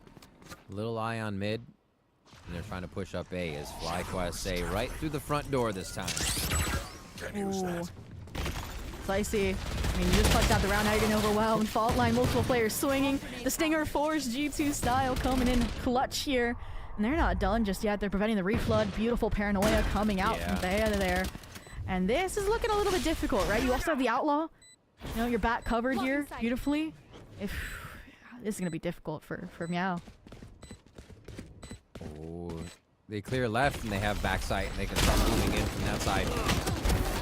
Absolutely huge. Meow just mowing him down. Sin on the drive-by real quick. as Bob sits with the Outlaw ready. This is actually huge. The armor's low. The health is there. Just going to be 2 shots if they can hit him. No smokes either. Someone's got to get the kill, and Bob's just playing down the timer. There's one. Hitting the nasty pop shots off angle. Pros don't fake. The bluff. Pros don't fake. Oh! They missed the shot. Sin says, I've been defusing like this since 2022. And the pause, a reflection of self-internalization from Bob as well after the round ends. The fact that Sin respects it, doesn't even punish it. But, I mean, the opener there for Fly was really clean, right? We talked about it. They haven't played this map in a while. You don't know their tendencies. You don't know second round they're forcing stingers. And they tried to use that pop surprise advantage. And it got them a sight, but Meow was just so effective in reclearing that space despite it being B-site, despite it being these well-constructed crossfires. And all in all, keep things, you know, afloat. Not clean, I'll say, but around nonetheless. All right. Into the door, out through long A, and it's going to be 2 kills from Meow right off the bat. They scratch away at FlyQuest numbers, and they've done it before. Let's see if FlyQuest can muster up another one of this low okay, curse that. Sin gets another one real fast. There we go. Starting to punish. Maybe when you have a suboptimal buy, the proactive tendencies from Meow that we saw over in Icebox continuing here. It also might just bait them to re-rotate into where they found these kills, which is Animal with the judge here again, looking for more victims, but 20 HP and a regen shield, that'll get whittled away real quick. Oh, Aftershock, trying to force the fight Nev, and you're not ready to take that fight, Nev! Yeah, I love the move. Yeah, but he didn't think of the repercussion or the conclusion there. Now the peak, the timing. Bob goes down, and Meow got to feel pretty comfortable how these first rounds have gone. The way that they're able to cover their angles, protect each other, and how just their overall defense is working against FlyQuest. It's going to take a bit to get back on that. Yeah, I think the rounds themselves are a little bit closer than they were to kick things off over on Icebox, where those were like more dominant 3-4 players walking away, but still going up 3-0. Now on the defense side for Haven is a great start, especially after the difficulties we saw on defense over on Icebox. And part of that I think comes from the map complexity just a little bit. Part of it again was the fact that it was Thea and Lovely playing some of the roles, and now when you're on Moment, it's not that same kind of dynamic. But they're trying to change things up. Now they're going back to a double lurk pattern, but look at the proactivity. Slicey should have been good for that, but the better weapon prevails. Thea finding the first blood. But Animal, Long, these Outlaws getting trades? What is going on? Yeah, Lace is able to kind of recoup that. Get 2 on the side of Catface as FlyQuest are feeling a little better on this one. Seeing those early fights actually wins them a lot of those opening kills at each site. So now they're just going to go ahead and move over towards C. Nice uplink, and this should just pan out for another win here. Luna could try to get some alt points on this, but it's just going to be another shot from Bob in mid. A nice lockdown from Fly. So the aggressive round worked, I'd say, against Catface there. Oh, yeah. And again, I mean, they kind of got punished for seeking out fights, right, on that defensive round, starting, you know, from that C-long engagement. Which it's nice, again, I think, to close off parts of these maps on a 3-site kind of focus, but I want to see it more towards where you have numbers where, again, your duelist can get away unscathed. Which I think is what they're going to try to do here now with this double initiator and jet setup with Icy, and still with an out. Oh, I was going to say in hand for your C player. Icy now go for the duelist. That's the kind of kill opening you wanted to see, the fault line. Oh, no punishment just yet either. Ooh. They're just positioning themselves in those hot spots through the smoke. Good kills to start us off. The flash, the turn. Is it going to be enough? The return. Holy Ev shots. Takes down Stin and Lunafox again. A little deja vu from last round. Is Meow lose 2 there at long A again? Here we go. Quiet scale on to C. Surprised you haven't seen FlyQuest already rotating over. Yeah. Plenty of time though. Minute. My concern is that speed might just be their undoing if Animal can get the cross. If they win grass here, they are. I think they're gonna get it. Spike's gonna get dropped, maybe? No! Why do you look behind you? The spy cam triggered! The camera noise, that's so crazy. Oh my gosh. That would have been round defining. The camera was in front of them too. Look at where it is. Never missing a moment there. FlyQuest just pulling out all the little tricks. Quick cam usage completely turns Animal around here, and Slicey's going to go ahead and save towards A. So FlyQuest, again, finds some kills towards A. And this one, they had the 4v5 convert, too, right? Because there was a spam from Catface today. They lost one through smoke, and they still had to turn this round back in their favor. So really nicely done there to reset and figure out how that was going to work. Yeah, just the re-clear, really nice between it was Ev and Bob, I believe, Yeah, to kind of counter that St. Icy setup. Yeah, really well done. That's Rolling Thunder, too. So Bob Daggers, Blade Storms up. So, yeah, it's going to be nice they can fold over into the rounds because they're going to have to work against the lockdown and a Blade of Thunder, yeah. A Hunter's Fury. That needs to be a skill now, by the way. Yeah, a little difficult. I will say that if it is a half-buy situation here, if you can maybe pressure and orb, get Icy the Blade Storm online, I would like to see these ults invested, right? Lockdown without the Armageddon online, if they can keep Lace off of these 2 ult orbs, would be huge here, I think. But it looks like it's just the ego stack. Looks like they're kind of doubling down what they did last round, but add a Killjoy in the mix, add Animal, who was fragging up a Storm map 1. See if this time we can find more than one, more than a trade out. Nobody wants to stand in that spam spot this time. Ooh, nice. Nice cooperation to try and get that kill, but also nice save by the Lace? Cloud Burst. The gun transition. Slicey taking advantage of that. 2 kills down over towards the C side, which have actually been quite fruitful for beginning fights with FlyQuest here. It does not turn out that way in round 6. There's round 7. Slicey kind of punishing the fact that they knew Lace might want the Armageddon online. Yeah, and I like that Slicey got out here because I was like, she was definitely gonna get punished if she was down C long. And I wish she fell back CT here. This is, again, overstaying your welcome, getting punished. And now it's a 3v4 where, I mean, Animal's super low HP. You still don't have the best weaponry.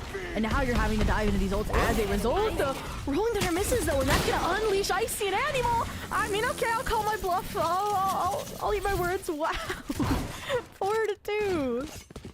I feel like they took Icy and like, it was like, throw me into sight. I'll make distraction. You all run out under me. They're really nicely done to break the crosshairs there, win it in to get that. And now, another round in favor of Meow means they push ahead on that defensive side, really just kind of turning the tables on how Haven should work right now. Oh, for sure. FlyQuest found a few ways to get those early kills, but I don't know if they're going to be getting those anymore. Meow now sets up a little differently to protect each other deeper in sight. Speed.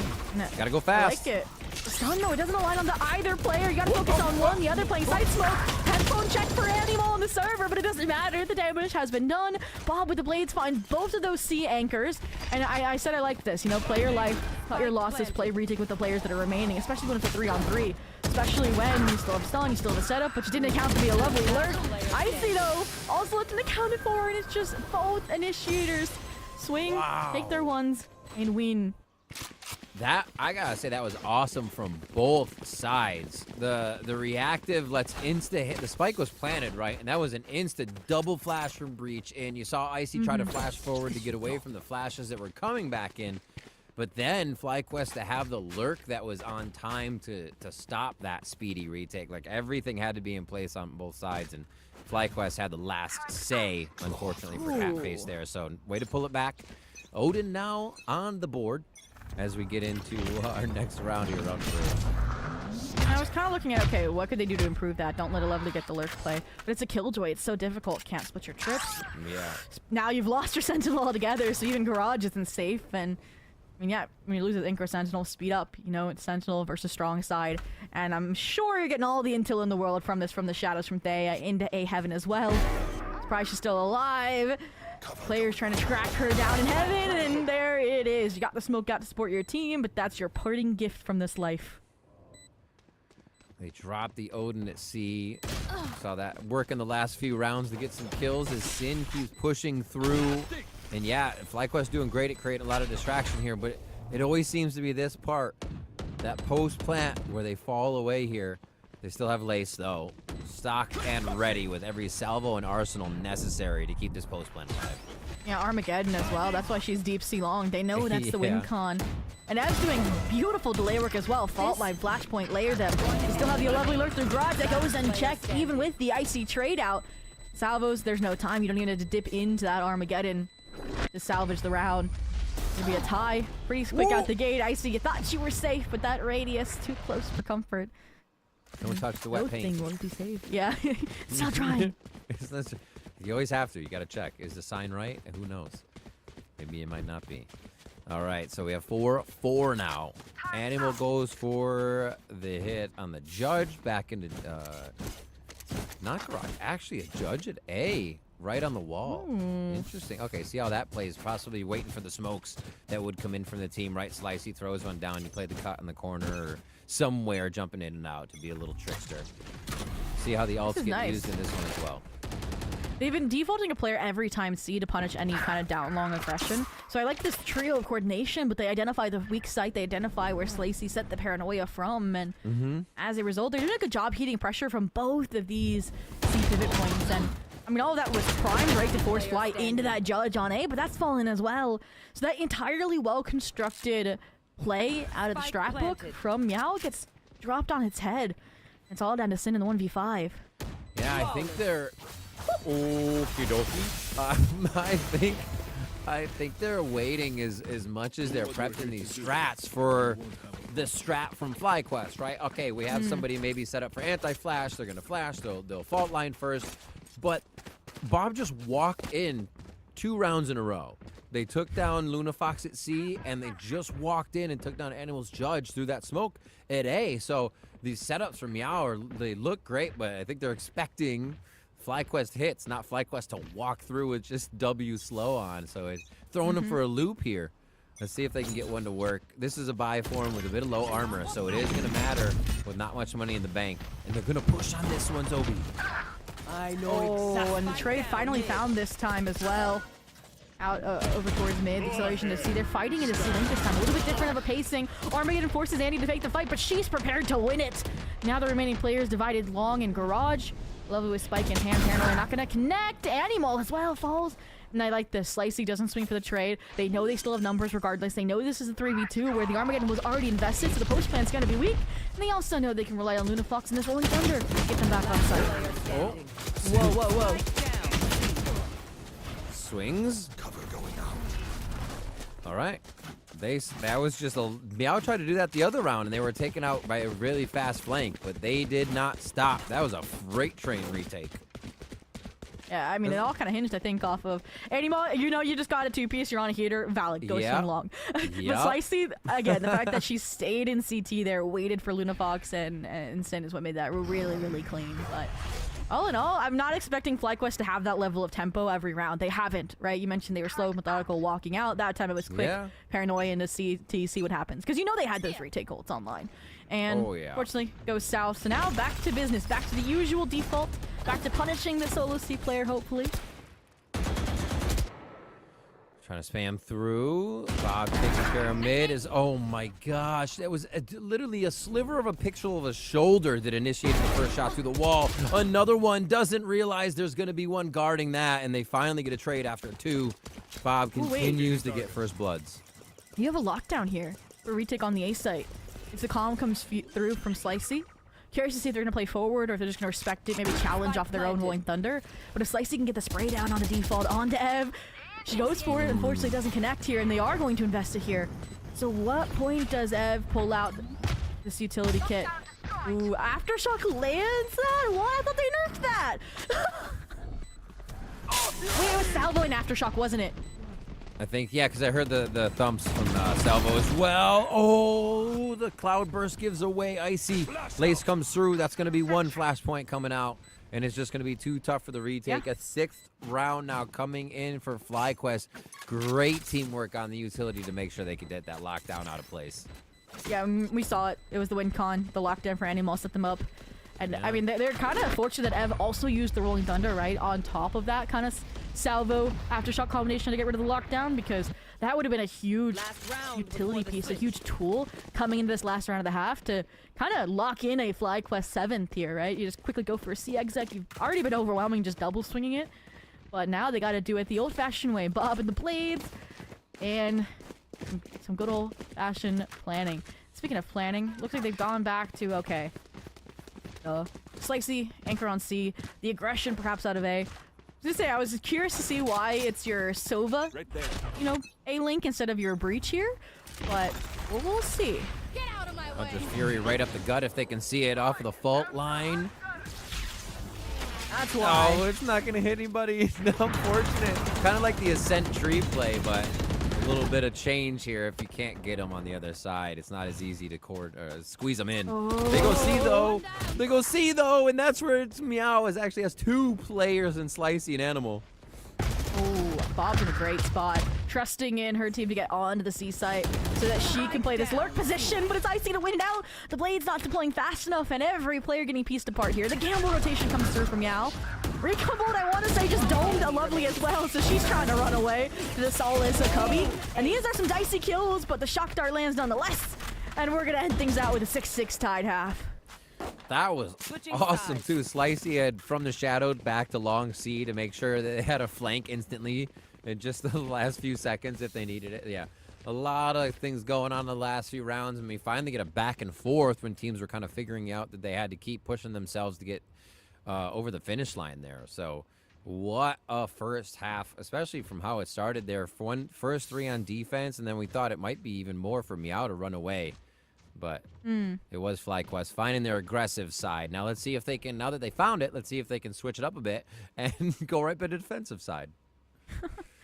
Yeah, I mean, again, attack side of map, getting 6 on your defense. Meow's got to be at least somewhat satisfied with that. Absolutely. And I will say, the Breach Teho, again, so catered for the attack half, post-plant, the aggression. But we're seeing how it can function on the defense real quick as well. Kind of setting up, veiling this aggression down mid because you think they're all coming, punishing off the salvos. No, they're behind you. And they seem to got past it as well, right? This is a Killjoy, it's not a Cypher. Oh, choosing to stay in sight. That is brave from Lace. It's going to be everybody now flooding in. This rotation's actually pretty big. Thay is going to have some good timing here. Just gets by the short look, so that is in their favor. Oh, Icy gets a flick there. Woo! Now, the 2 players that were deep in the garden who backtrack back to CT are kind of playing divided here. A Lovely makes first contact, and it's Icy having a heck of a pistol round. Oh my god! Blast at 3-piece, and while it falters for a second, the flawless shatter, but the round victory not. They're like pinpoint accurate.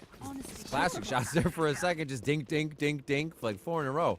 You start to wonder if it becomes a possibility, and it was just too much cover fire there coming in. Meow's going to go ahead and grab a second pistol round here on Haven, which is going to really help catapult them if they can, again, string these first few rounds together. It's still going to be a push from Fly, though. They want map coverage, and they want Meow, and they want Catface to know they are not letting up. Okay. We saw this on Icebox, right? You're coming into the second round, you expect something kind of aggressive, chaotic out of FlyQuest. Just wait it out for a few seconds, then kind of go with what your plan was. But I like this, holding their cool, holding their patience, waiting for contact. I like how deep Lace is as well. Ooh, a lovely shot right there, if you will. Slicey goes down. Is it safe enough to pick up the weapon, though, is the question. They give a smoke in, and yeah, good protection here to create a different angle. Oh, another shot. Oh, it's a third. It's going to be there. They can't get to her. They can't get to her. Oh, the stun's actually going to come through, but still, Icy gets the right click. Classic. Wow, that stun kind of setting up a lovely 4th of 3rd. Enemy kill. But it's not over just yet. Icy alive from the right click classic to the outlaw follow-up. 2 on the round. To keep things close, to keep things at 2 on 3, where if you're down numbers, you have the better weapons. It should hopefully get the job done, especially when Thea kind of weathering things out a little bit alone. Paranoia goes south, just trying to buy time, wait for the reinforcements to arrive out of CT, and they have. Ooh. 30 seconds That was close. Hey, you're gone. It's an eco. Oh. Wowzer, Zobi. That's crazy. A Lovely with a hell of a round, absolutely making it possible to close out the last 2 members from FlyQuest Red, or I'm sorry, from Meowface, after those initial shots down long C with the Cypher. Beautiful push. Nice smoke, too, from Thea to make that possible sure. as well. Yeah, I was so worried she was going to get kind of shot through the, Radiant Knight box. That she was going to get traded out. It would be that 2-on-2 with the spike plant going down, but plays it smart, plays down the timer. And now, I mean, you kind of mentioned it. They kind of streamlined rounds together, tied them up early in the half last time. They were close. And now that's been stopped. Now Icy's been stopped on ahead. The punish, the aftershock, not going to come through either because you got a tailwind. And Thea in your back pocket with a paranoia as well for extra comfort. Yeah, fighting paranoias there. Oh my gosh, they are just on point with each other. Slicey is just figuring out ways to escape the situation, give another shot, maybe a 1v1 again, but Bob too ready. Another 3K there. Blade's gonna be online. And man, FlyQuest cooking here after they lost that pistol round in the second half. They get the next two. And I don't know which FlyQuest to expect right now, right? I think we have the FlyQuest from Icebox, down 9-3 at the half. And then we have the FlyQuest that's hitting shots like a Lovely did, like we just saw, like coordination between Bob and the Outlaw and Thea. And I'm also getting flashbacks to that Lace like murderous kill out of side of A-Link as well in the first half. And that's what we feel like we're getting right now. And that worries me for the prospects of a 2-0, but Meow, weapons now in hand. Bonus here, kind of insane, right, from that disruption. Yeah. Outside of Fly. Ooh, they have so many down there, but the protection's not there. I think they had just stopped what their initial strategy was going to be, but decided to still take a fight there. They lose Thea with no return. And we'll have to see if this low HP affects Catface at all. Looks like they're still happily moving for another strat towards the seaside. Yeah, this was a great call. When you see Thea there, like, why is the Noman over towards A? They might have stacked this. And the only difficulty here is that, you gotta stare down a Lovely, and I mean, you're gonna be seeing her in the nightmares just from that second round of the half, but as well, they don't even want to fight her. Don't challenge a Cypher in her domain, but my concern now is just 45 seconds left. You're backtracking into A, which still has this Outlaw from Bob, and I'm looking at you guys. You don't got the best of shields, and you also have the Tejo to set you up. This is great timing. A Lovely pushed into garage as soon as the smoke came into C, so they can tell Ev to walk over already. They have the rotation, they have the call, and just the map control right now for FlyQuest just allows them to close down on Meow. Yeah, I mean, silver lining. Just say, yep, Annie knew. The alarm bot went off in window, but 15 seconds left. They're going to be coming down to the wire, and there's just so much utility. There's going to be so much tradability here between the numbers. Oh my God! This kitty's got claws! Shot! An amazing clutch by Animal. Not even giving her opponents a chance to think. Comes flying out of short and just hits shots like nobody's business. What was that? Can we get the vet in here? We might have a rabbit animal to check out. Oh my gosh. That round looked unwinnable, right? A 2v3 where you have a Tejo, a breach, delay utility of plenty in 10 seconds. That's going to the highlight reel next week. But they're going to carry that momentum forward. That's what a play like that can achieve.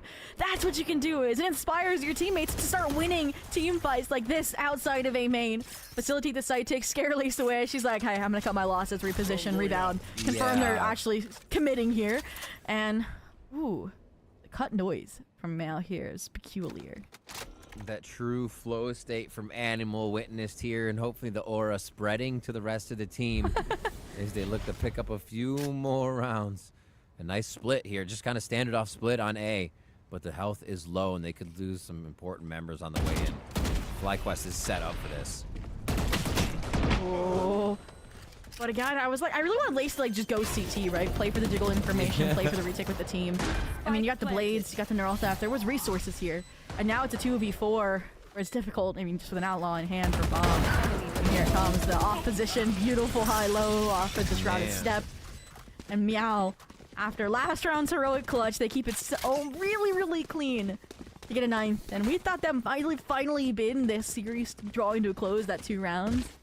To give FlyQuest an edge, but again, we're far from done. Recalling my 935. Looks like Slicey gets, I think, purchased a weapon here by somebody. Yeah, just 1,600 spent. So they're nice, sorted on money.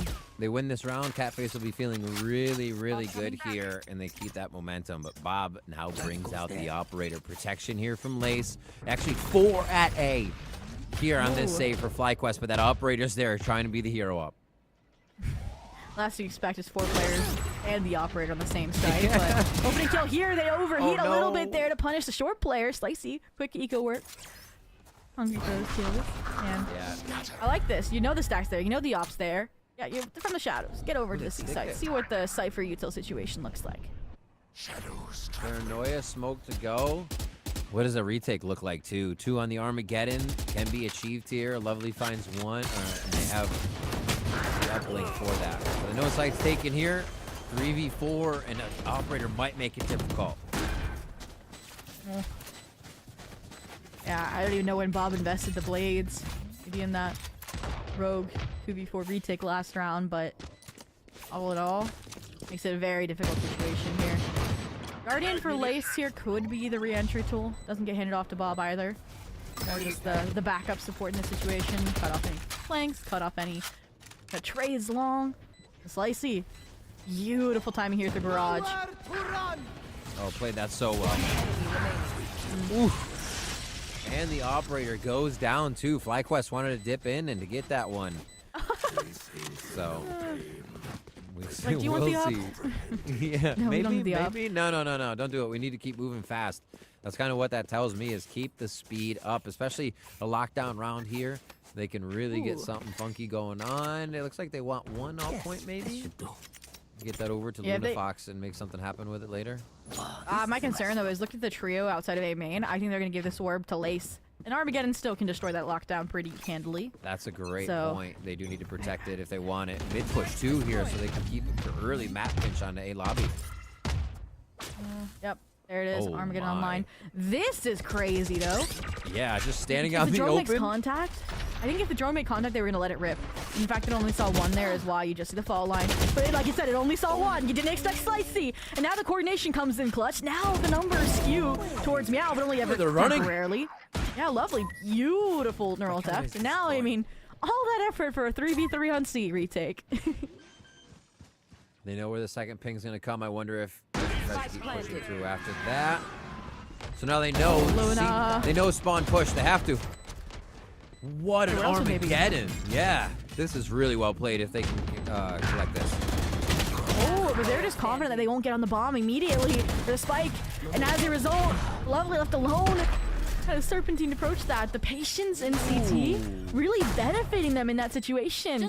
And once again, what looked unfavorable, what looked unwinnable, is in the favor of Meow, in the favor of Catface, and FlyQuest timeout. Been a minute since we saw one.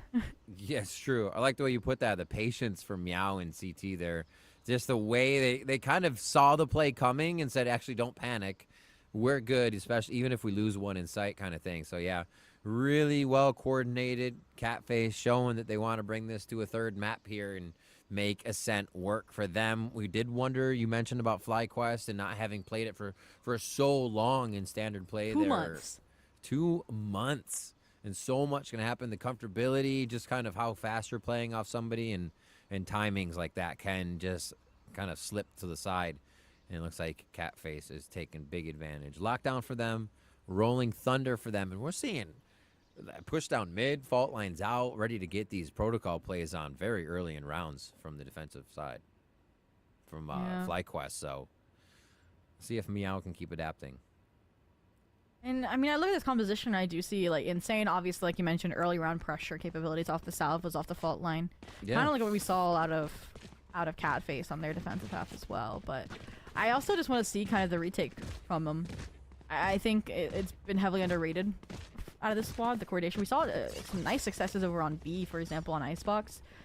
If you know, it'd be lovely again. I feel like we talk about the new meta, right? The Anchor Sentinel's dead. We have a lovely play in CT here. Play for that info, play for that contact, you know? Especially after you take this DA control if you saw nothing.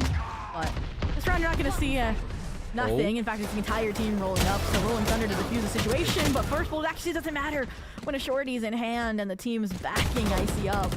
They're still fighting. Tiger losses.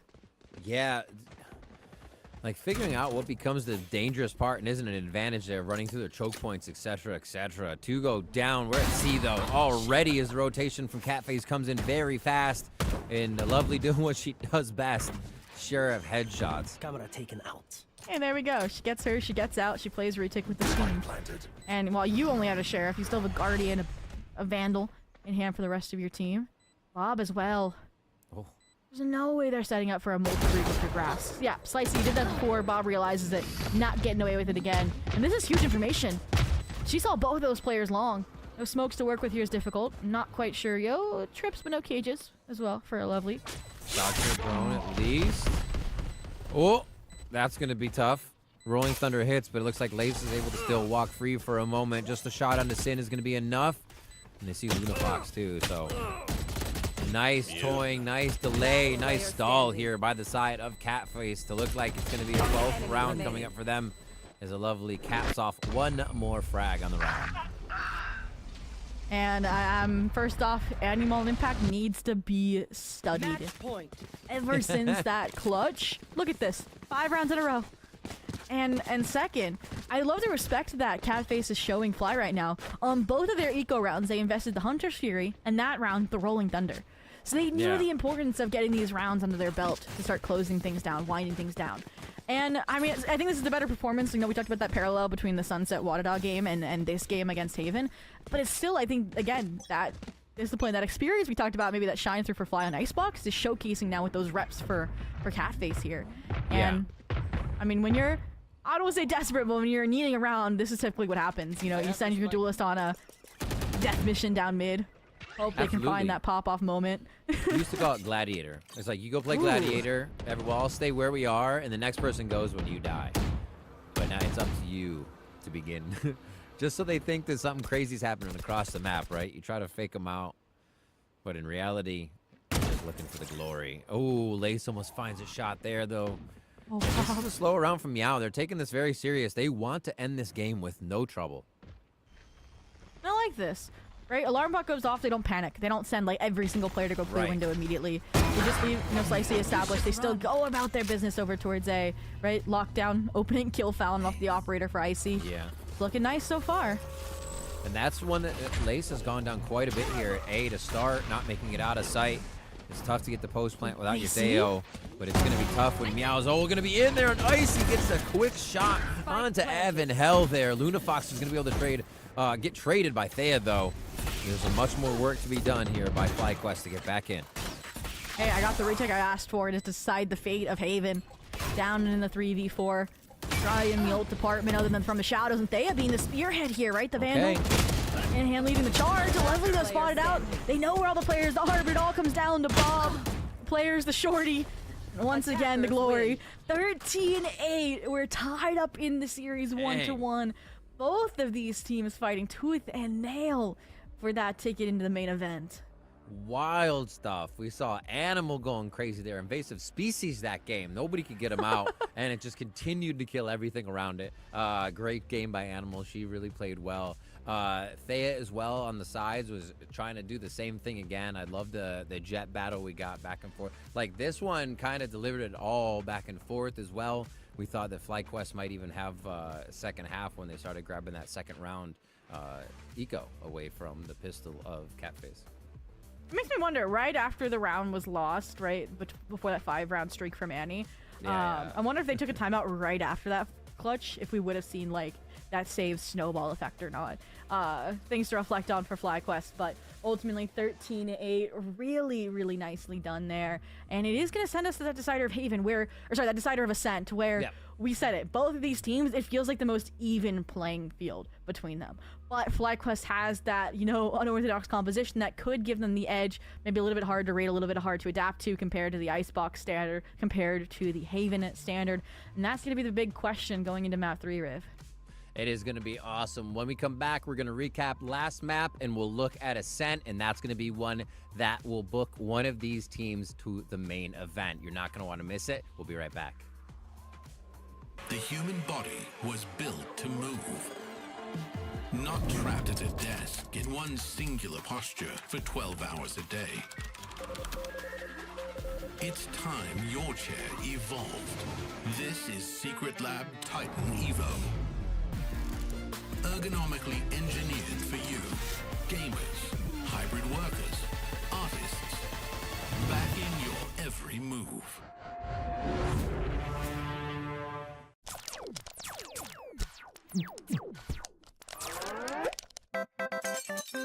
Red Bull gives you wings. You might have heard I'm going through a little upgrade with my tats. So when Verizon announced that everyone gets a free phone on any plan, pain-free, count me in.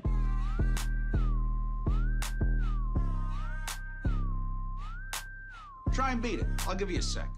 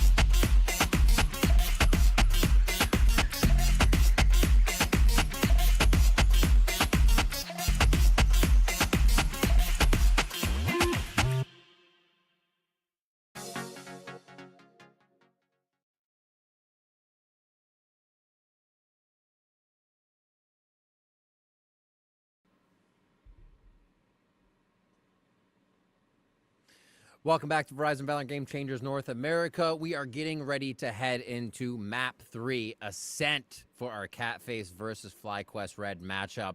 And it has been a back and forth on both maps. Both teams kind of pulling out all the stops, having some incredible plays that has chat standing up out of their chairs or falling out no matter what you're doing. It's been great. I mean, look at the stats of last map before we get into our crazy header of Ascent to finish us off. Yeah, we're still kind of continuing that streak of pretty solid conversions for, post-plant situations, but I'm seeing considerably less plants than we saw over on Icebox, so showing again the resilience of these defenses. And I mean, we saw it right firsthand. Some of these came down to the wire with insane clutch moments instead without the spike getting planted, so sure, that's an attributing factor, but all in all, I mean, it really was just Meow getting to shine, showing again how one singular player can swing the entire mental for the team, and that's huge for this style of squad, right? Newly constructed, playing with friends, playing for the love of the game, versus the super team of FlyQuest Red, and you're pushing them to a third map for a playoffs main event spot. And I love the way that Meow did it, actually, in pushing their advantages or even taking control of the map and feeling comfortable while doing it, not feeling timid on rounds where they had low buys, but more so using them to explore more of how FlyQuest plays. I think that's super important, and how to read your opponents, as we see here, who was fragging well, who was doing great. If you didn't see the animal play, it's probably posted on 17 social medias already. It was insane flow state stuff. But the rest of the team, too, on both sides. Everybody's playing well. A Lovely's Sheriffs down long C to win rounds for the team alone on the side of FlyQuest. Bob doing Bob things, being a Boblem for everybody, and a Boblem, yeah. And then we bring it to Ascent. I mean, look at that, 13-10, 13-8. Both these teams are cooking right now, so it's going to be a good one. And I mean, we're going to another map that's a Killjoy map, right? So expecting that streak of consistency out of Animal, right? She said, I got carried last week in our match against Kasoku. It's not happening again. I will be the hard carry this team needs. And again, I talked about Icy. We talked about how that was the player to keep an eye on that duelist role, trying to again go up against a VCL level player like Bob. And they've been holding their own really, really well. They hit 8 first bloods. How'd they get more than they did on Icebox over on Haven, right? And coming into Ascent, it's another, op heavy map. It's another engagement heavy map, whether you're fighting in main, fighting tiles, fighting top mid, it doesn't matter, you name it, they gotta take that fight as Jet. And I think that, to me, sets up this team quite well coming into this map. But like we said, it's very well rounded. There's reps, there's wins, losses for both of these squads, pretty even across the board. The big, elephant in the room, though, is this composition that FlyQuest runs. Walk me through it, Rivington. Yeah, so one thing I already think is awesome for them, but I don't like, is they have a Deadlock on that composition. I think Deadlock is so just aggressive on this and oppressive to keep you out of sights, keep you locked out of a post plant. So I love the Deadlock pick with the internal portion of me that hates playing against the Deadlock. Otherwise, Gecko, Yoru, Breach, Brim, I didn't say that wrong, no. That's exactly what they're running on this. So the ways that they set up need to be very coordinated and fast. They can fake you out a bit with double initiator. Yeah, it's been interesting. Yeah, and you said you might not be the biggest fan of the Deadlock, so we'll dive into that later. I'll be your therapist of where your issues with that come from. But it's so interesting, right? Because it's this most creative, colorful composition from FlyQuest Red, and it's against really the old meta-withstanding composition of this double initiator between the Sova and the KOs. So it's definitely gonna be like there. Yeah, it's just the full trial. It's like if this composition can withstand this FlyQuest Red composition, it can withstand anything. No, that's true. That's true. The old tried and true of Ascent that everybody can play from in their sleep, basically. So we're getting ready to hop into our third map here. Somebody is heading to the main event with this win. It brings them to 4 here in the Swiss stage. Catface Val versus FlyQuest Red as we get into our final of the best of 3 on Ascent. And FlyQuest taking that icebox. Catface on Haven, playing very strong. So do that, bring that momentum here into the third matchup. They will be defending more so towards B as FlyQuest bring their momentum 5-stack on that A side. Oh, and then the question mark is, how far do you go after you clear out B main, after you clear out tiles? Do you get behind this squad? They're fortunate, the Killjoy here over towards A. And that's something with this composition as well, right? No KO, no stripping the Killjoy of her utility. She can play wherever she wants. And that's deadly. Wait, the capabilities are endless for a player like Animal at the moment. But the speed you mentioned off this composition, the full dive off the Yoru, it is in full swing right now. The net is perfect. Bro, they don't expect the stimmy speed. The Brimmy stimmy. They were cruising right into the site. That was wild. What a set play. Mosh to clear out Dice, Net to clear out Jen. You mentioned the Stimmy and the Yori utility. That's going to be hard. You guys got to get out of the way next round if that happens again, or any round therein. There's no way to counter that. And now you just play retake down in the 3v5 where there's some chip damage on Lace, chip damage on Evan Bob. That could help you out here. And Slicey says I have the timing, but it doesn't matter. The number is just too far favoring Fly. And after 2 pistols around on Haven by Meow, doesn't matter. Fly get on the board first. Man, you saw Sin just sitting to the right side of the Jenny there. I was like, wait, what? They're in sight. They're in sight real fast. So that's, yeah, Sin was not even expecting that timing. So we see just one way on the first round, that is, how this composition can be used to throw your opponents for a loop. I mean, unless it's Fracture, when are you really playing against the Stimmy and really breaking the timings like this? It's one of the biggest things you can do to your opponent. And I love this. Get off site. Since I might send a dart, but I'm getting out of dodge. They're playing around mid. They're playing tree-centric here. And for good reason. I mean, the Dizzy's nice. Lunafox lucky to be alive. They still don't know where Sin is, and this could prove fruitful, but the Singers are just too powerful. And it's just steamrolling day, confident as ever. Icy, even with your sniper rifle, it's not enough. Caught between a player and an incendiary. Aftershock even. Annie at least manages to get behind. You're out of bullets, so you find two to deny a flawless, but looks like this steam engine has no intentions of slowing down or stopping at any station. No, that is wild. The way that they're just pushing through the site with the aggression right now, yeah, they FlyQuest feel comfortable on that, knowing that it works. But it's for 2 rounds, right? They're not going to be able to do that every round, even though I love seeing it. That was do it on cool. B. Do it on B. Yeah, I mean, they could absolutely do it on B. They all get through the mollies quick enough here with the stim pack still down. Just keep an eye on that Thea utility. Oh, and they are running it. Ooh, the swarm grenades, they're mincing. Lace lucky to be alive, battling for the trade kill. Sin trying to finish off the fight that her teammate started. It's also not enough, but damage is done. It's still a 4-on-4 here. And again, the EQ weapons aren't great here for Fly, so prospects high for Catface at the moment. Just look at all those sensors. This is the reason I don't like Deadlock, but love it at the same time. At the same time, it's traumatized. Icy gets a kill on the way in. Really nice lurk all the way from around to B main through that tiles area. That's another one. Are we going to get the bonus round actually going in favor of Meow? Ooh, Icy with one more versus Ev now in the 1v. Or no, Sin's still alive. The 2v1.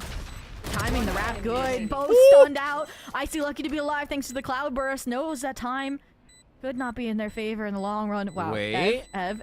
Pros don't take Ev. Oh and my Icy God, it happens maybe again. new to the scene, but you can't underestimate them.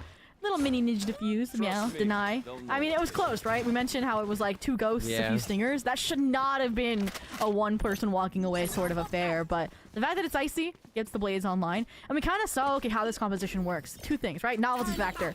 After the pistol was that successful, I don't think Meow looked at those VODs, the past matches, right? Number 2, I think, again, it's so attack focused, so heavy footed, that if you can just get out of the way, play retake there, the deadlock hold, very fragile. If you can get a player deposited in the right direction, right? Icy overwhelms.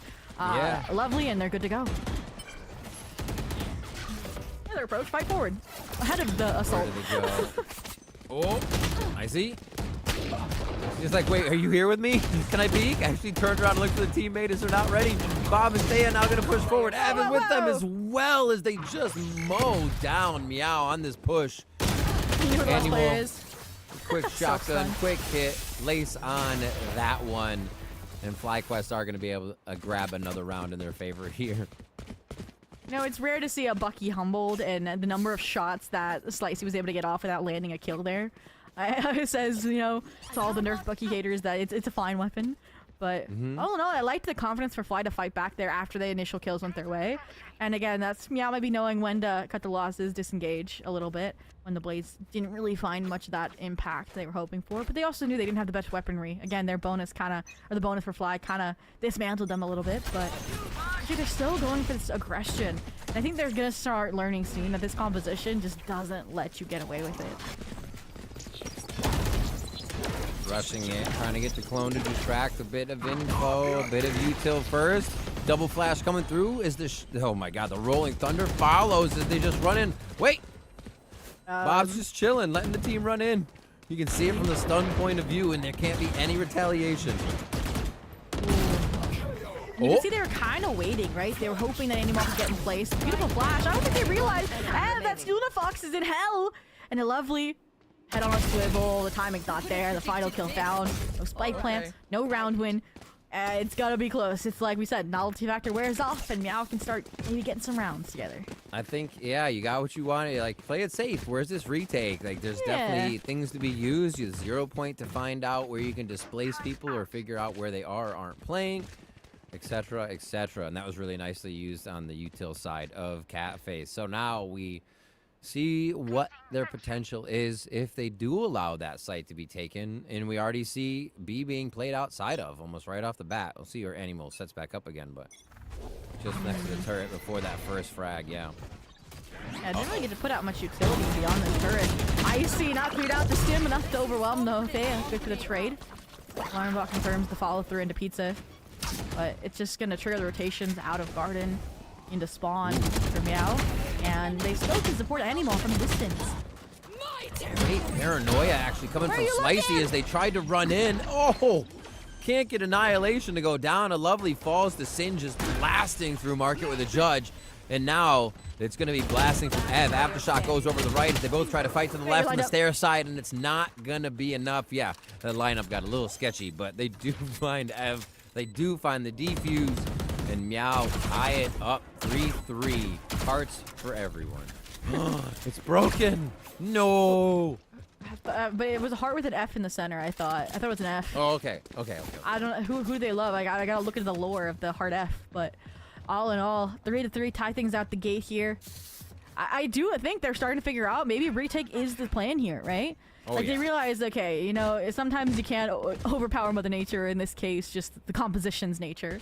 And we can play really effectively against it. Once they use all that utility, right, to get into the site, they have very little to hold on to the space. And they're capitalizing quite well off of that. But the difference coming in this time around, Dimensional Drift, keep a player deposited alive on the site, right?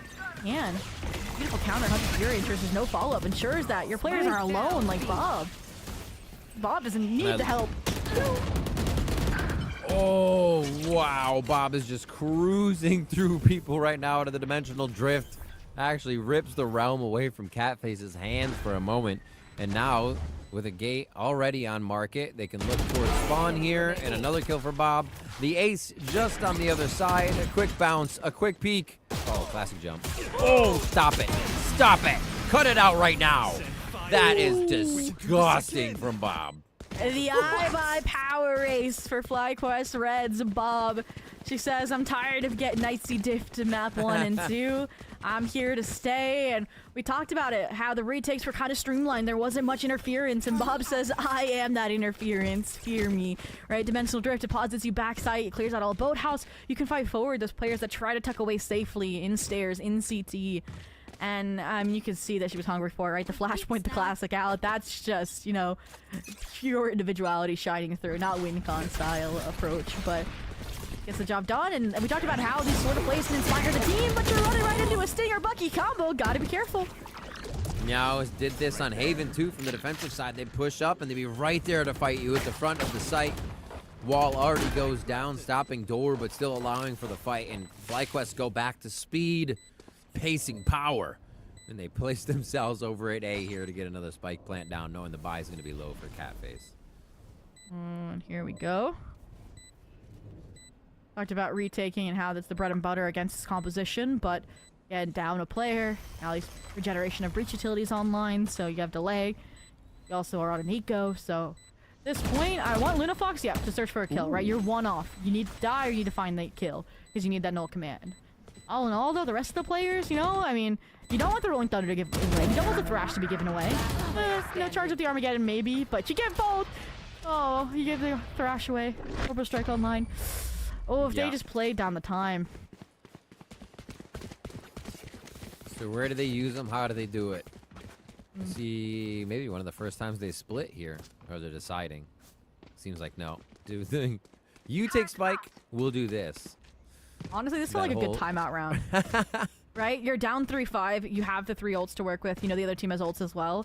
If you lose this round, Fly's guaranteed 7 or more. Don't get me wrong, I think with this composition, it feels so heavy attack-sided for FlyQuest. But it's still like such a complex round we're about to have, right? Look, ult invested off rip to clear out A main. From the shadows as well, like there clearly is going to be a lot of give and pull. Yeah, already starting to rotate over 4 towards A here on a buy round. They have the gate crash back from Bob. Yeah, already back at B, trying to get into the site. The gate crash was ready. They've been playing somewhat of the same strat towards A to get this rotation, just added to Thrash. Hello?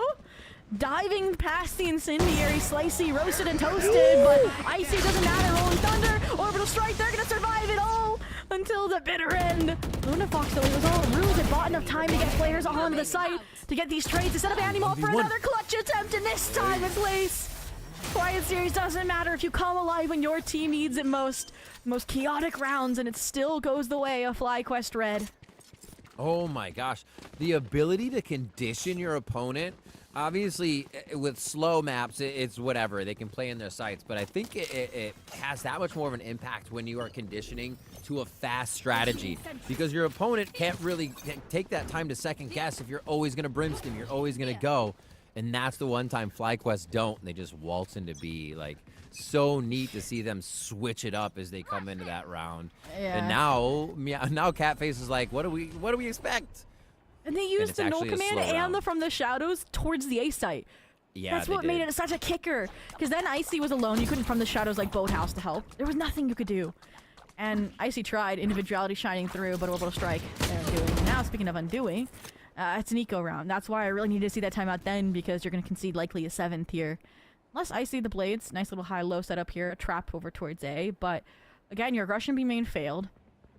It's more of a default slow approach here from Fly. After what was such a fast round, that's just like... it feels like insult to injury. Exactly. Catface must be like, really? Like, we have to judge for this? I'm waiting for you to run around the corner. Come on. Give us something here. And they're like, no, this is going to be one of those just dry peek everything walk-in rounds, and Wingman will do whatever work we need when the plan comes around. B. Like, you know? That they must feel so confident on the side of FlyQuest with the way that this has been working, honestly. They, like, an untouchable feeling at this point. It's giving, like, the opposite. Like, this is the perfect counter to the double Senti comp. Like, your Deadlock Cypher, your Deadlock Vice, right? Yeah. That's what this is giving me right now. And I think, like, but it's the attack, right? Sub portion. I want to see this versus that comp, right? Where someone has such a defense versus such an attack side comp. I'm curious to see how next half's going to go, regardless of the results here. And, I mean, this round pretty much spelled out, especially with Bob the Outlaw fighting not 1, not 2, but 3 in the classic. Rings through yet again as a flawless round unfolds for that 7th. Again, Meow. Timeout. It was a little bit late at times. I want to see it now. Maybe. Yeah, a way to work the retake. You have the lockdown. You have the buy. Get just even a timeout to reset. Like, let the players breathe so they're not going round to round here. And you kind of stop the bleeding for a bit. But it looks like they're going to go right into this one. No timeout needed. They're trying something new, so maybe that's why. Maybe if this mid play doesn't work, then they'll resort to the talk. But yeah, got to see a change from them. They do have the lockdown for the retake, but they're still going to attempt something, and it's already noticed. Wow. That's actually crazy. And the Yoru's robbing one of the win cons for Catface was these colorful plays in their strat book. Helped for Icebox, helped for Haven, and now it's getting pieced apart here. The reactivity from FlyQuest on full display, and again, you talked about how the WinCon was playing these retakes. FlyQuest has found a way to disrupt that too. Another down numbers 2v3. They give Meow a 4th here in the half. Gate crash into sight. Boom, with the flash there. Easily played, and now they have to search it. They don't know about the Brim, though. They don't know about Thea. Aww. It's always Thea. Just at the last moment when you least expect her. A 3K from the Brim. And this composition is just throwing you for a loop. Throwing Catface for a loop here. They go for a save on this one. It looks like everybody's going to make it out alive, and they are very wealthy. They can keep trying some of these things. They can play it fast. They can play it slow. The Ascent is their oyster. And it's clear that Catface is yet to find the pearl. Last round in the depths. I mean, last round of the half, so you're fortunate you can scrape together a buy here. But again, that was a tipping point. That big ult round where both had 3-4 apiece. And ever since then, it's been a little downhill. It's been that 5-round streak for FlyQuest. And now, I mean, lockdown still online. The fact that we're going to end this the way we started with this death ball into A, and this time it's just Animal here, is a scary prospect. She's the one with the lockdown! No, out of sight. Get out of sight. Oh, no. They're going immediately. They heard nothing out of B. They know. Oh, Animal's like, I hear all the utility. I hear death. Please help me. This is not going to be good. Oh, my God. The utility going on. She's trying to stall here. One shot's good. A second one just to the top side of Ev's shoulder, and it's not going to be enough as Bob and Ev come flying through to secure that A site. And she was witness to the full spectacle, the creation that is that execution, right? And, Yeah. I mean, almost finds 2. That maybe would have given more hope here.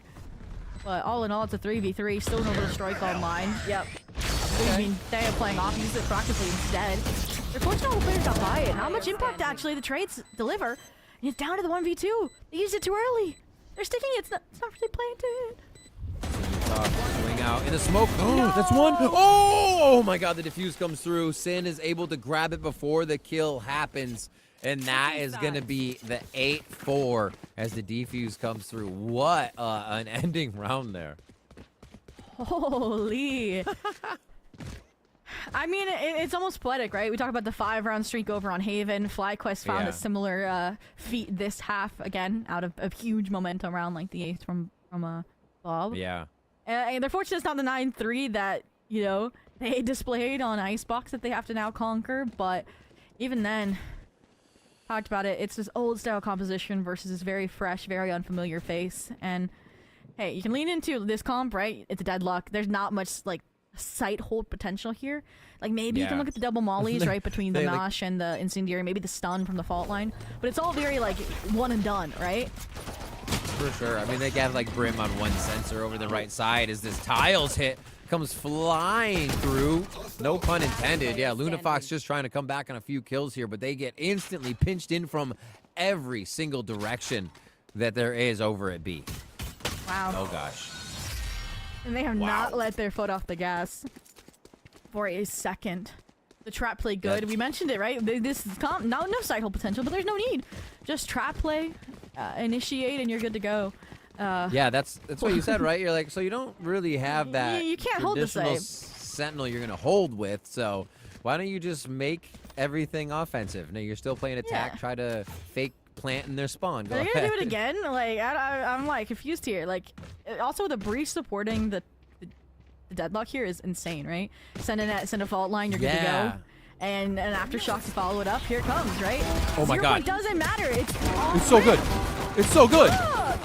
Incredible, and they have to know they already have teammates coming around them. Look how fast they're pressing W just to move. They're like, behind us, behind us. One stays. Beautiful shot from Sin. Oh. Yeah. It's eventual. It wasn't over yet, but hey, Dicey, the Stinger 4s. Double ding. Whoa, if you just kept shooting. They disengaged for a slight second after the dink. And Lace again walks away with a monumental clutch for FlyQuest. They did it in the first half. They did it here on a defining pistol round.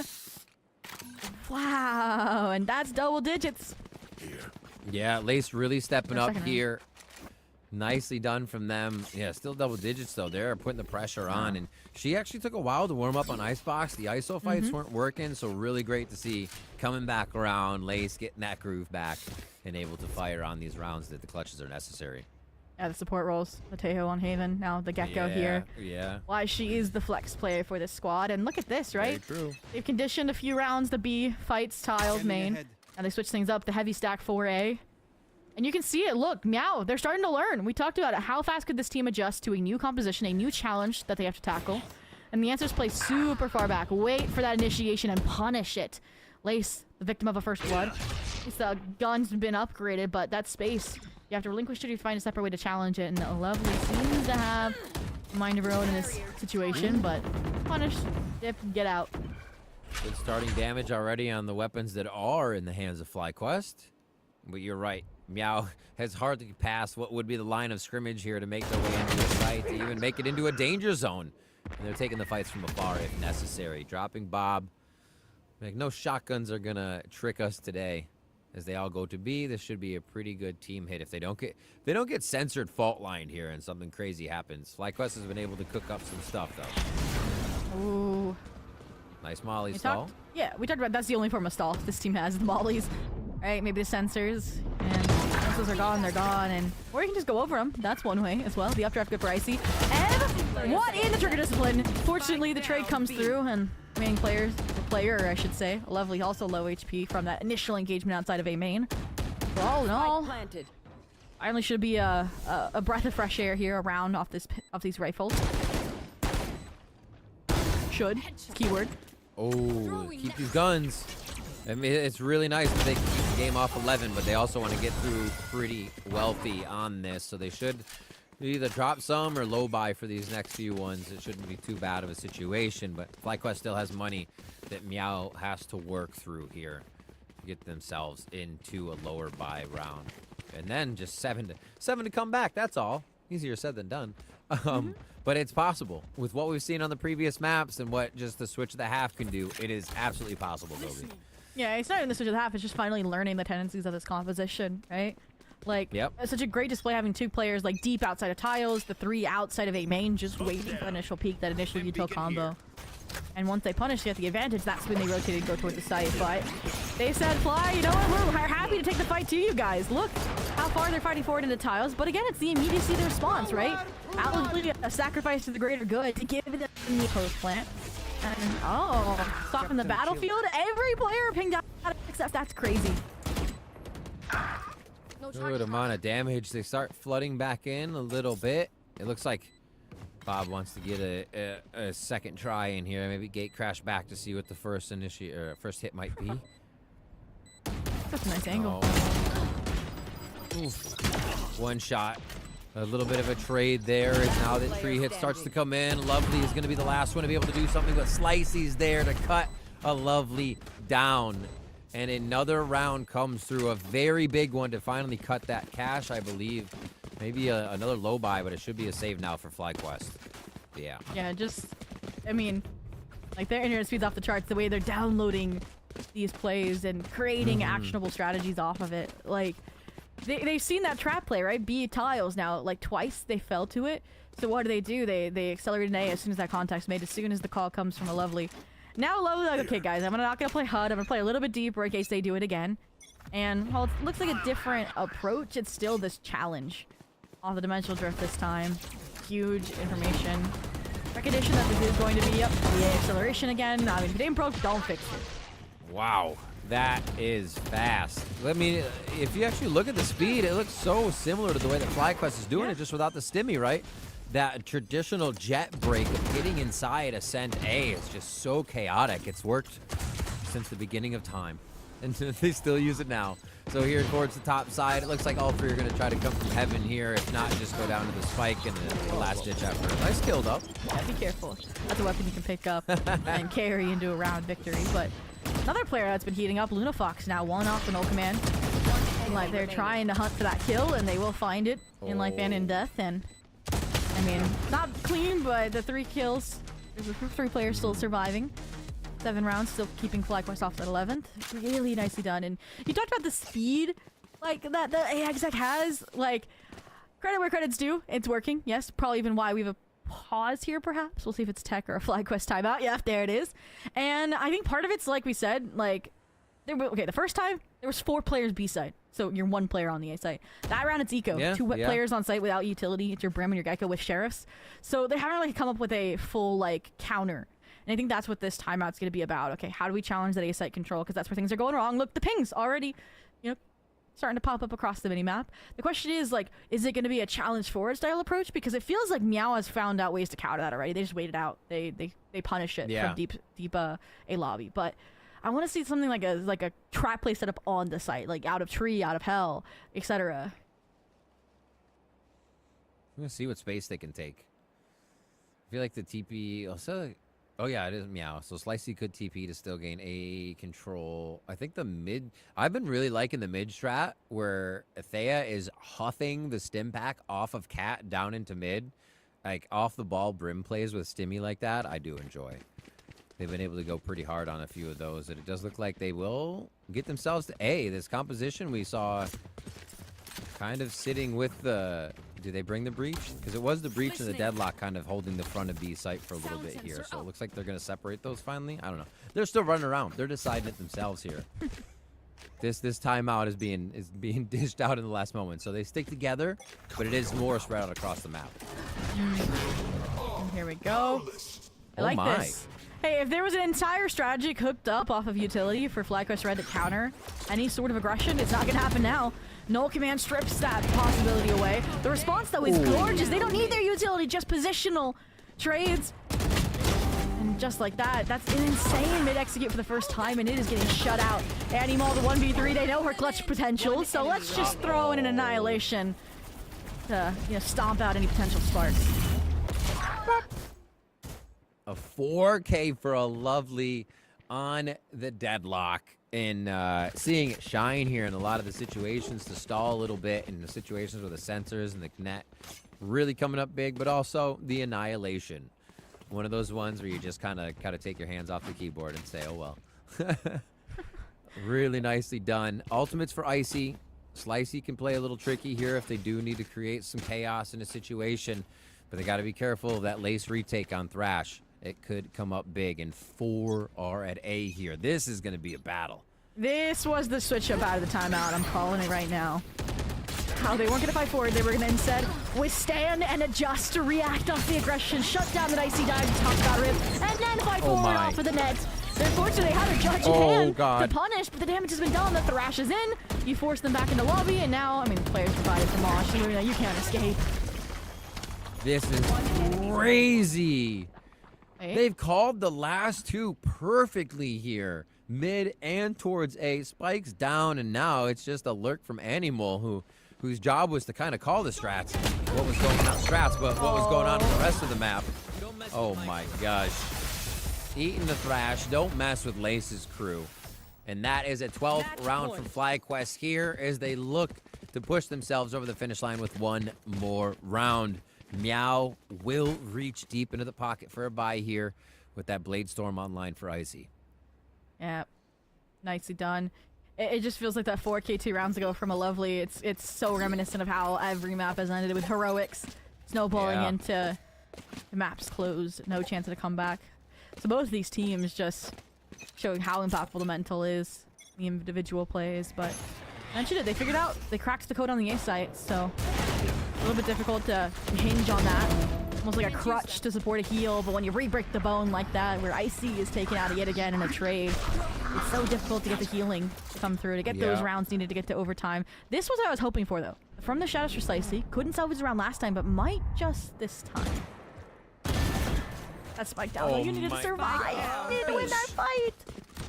Playing through the paranoia, too, able to dodge enough time to not make that affect them.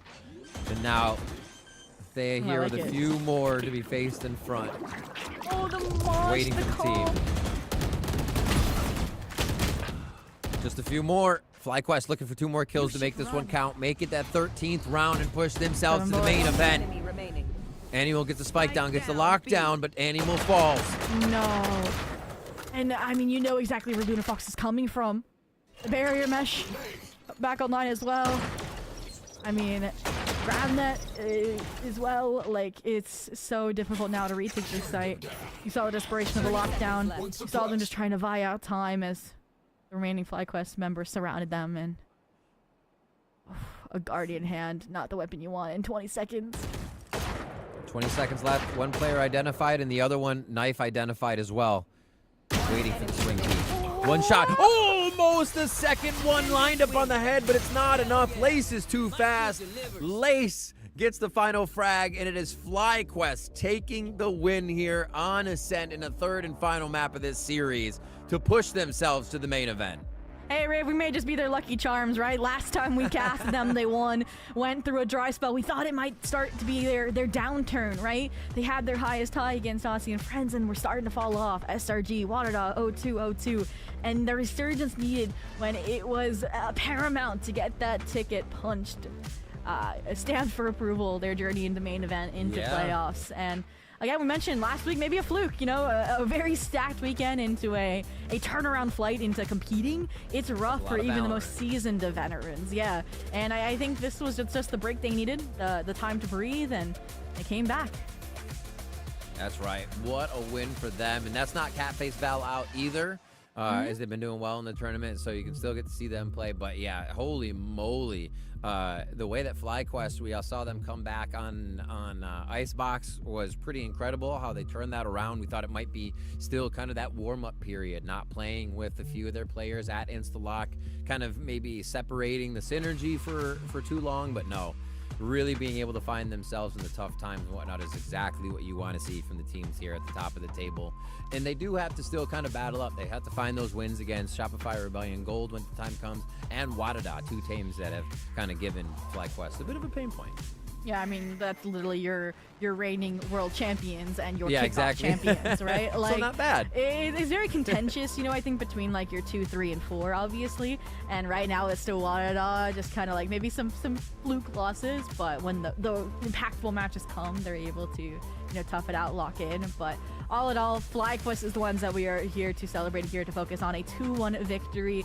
They will join, like you mentioned, your Wadada and your Shopify Rebellion Gold in the main event happening in late May.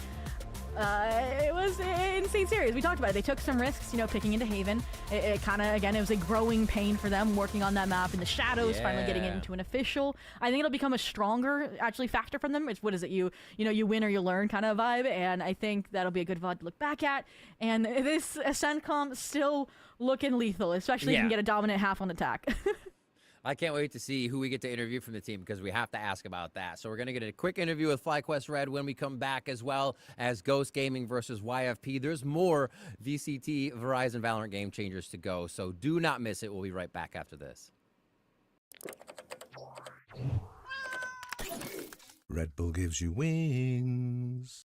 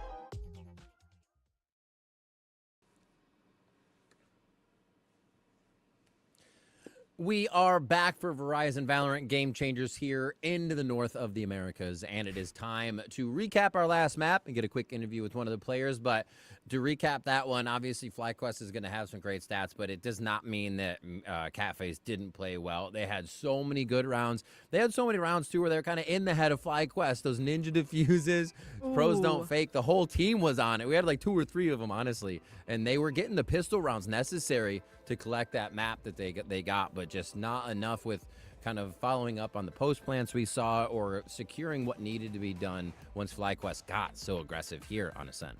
You know, I stand by. I think Catface Val, at least this stage, is one of the fastest growing quote-unquote new rosters, right? Like there's some against Synergy, like some duos, but all in all, the core, the rookie players like Icy, it stands out here, right? Looking at the First Bloods, I think the big difference between map 1, map 2, and then coming to map 3 is the post-plant numbers, right? Only taking site 4 times, maybe accredited to, again, it wasn't 8-4-1/2, but also they were so similar for the other 2 maps. So great, again, showing and casing how they opened it up strong on the attack and also sunk their teeth in with that aggression that we talked about on the defense.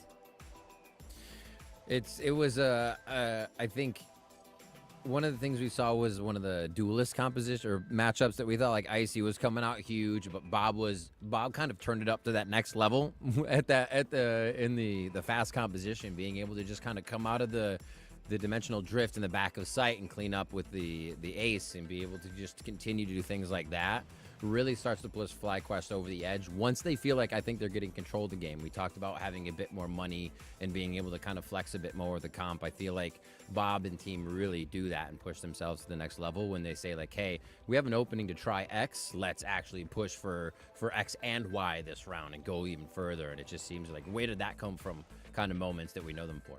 Oh, for sure. And I love that Bob and Icy head-to-head as well, right? A rookie versus an established player, right? A player that's gone to world championships back in the days with Cloud9 White. But all in all, again, we're talking about celebrating this post-match breakdown FlyQuest. Absolutely. What better way to do it than the Verizon post-match interview? We have Ev from FlyQuest Red on the line, Riv.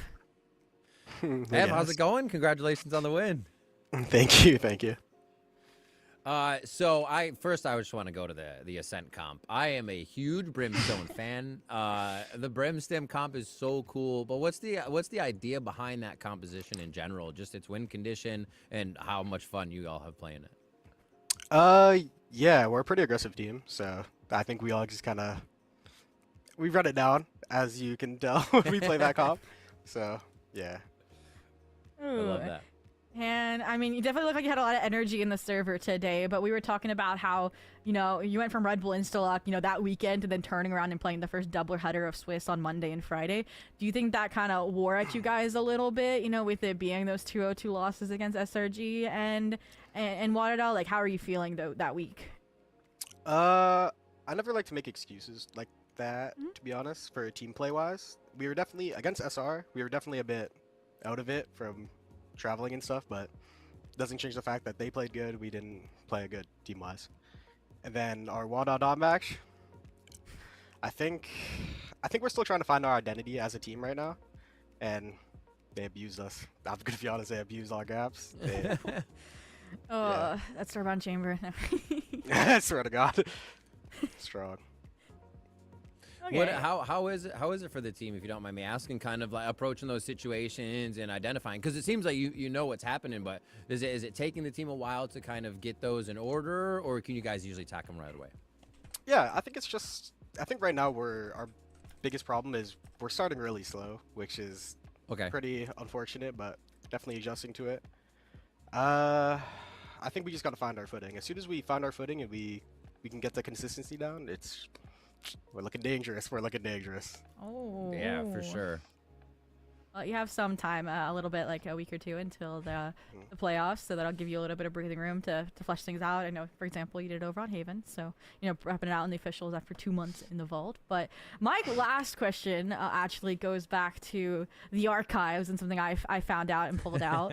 And it's kind of close to home as well. Looking all the way back in 2022, Game Changers Academy, Stim Kittens. You and Sin were on the same team, and that was your first official VLR tournament as well. So how was it coming full circle where Sin's out of retirement playing on another team and getting to play her in the server again on the opposite side? Oh, that's my day one. She's Yeah. actually the one that introduced me to the scene, so big shout out to her. And then I kept competing ever since that while she took her break to focus on whatever she was doing. And then it's actually really cool seeing her compete again because she's a ranked demon. I see her in the ranked queues 24/7. She's a beast. That's so cute. That's awesome to hear that. Everybody's still going and still going strong. Well, Ev, congratulations on the main event. Congratulations to FlyQuest on the win. And thank you so much for coming on to talk to us. Thank you guys for having me. And with that, 1 out of 2 teams for today have punched their tickets to the main events. We also obviously had some matches, I should say, conclude off stream. I believe it was Teddy Tactics falling 1-2 actually to Berserkers Dawn. And I was looking at the scores on that. It was so insane. Like every single map was super, super one-sided, whether it was win or loss. So they definitely seems to be fought out that their way. hearts. It seems like they're finding their groove, but if you haven't, it's hard to get it within the game right now. It's kind of winner take all at the moment. Obviously, it's going to be that way, but the moment you get anything, it seems like in these games, you run away with a few rounds, and that's what matters. Especially we're seeing these defensive sided Havens and offensive sided Ascents. What's going on? Yeah, well, we gotta reshuffle things up, wipe this slate clean because that was our first series of the day, Riv, and we have our work cut out for us for our second ticket for the main event. It's going to be Ghosted Gaming versus YFPX, 2 teams with very different stories, but that is going to be on the other side of a quick break. So stretch your legs, grab a snack, and when we come back, our second theatrical experience between 2 squads duking it out will unfold.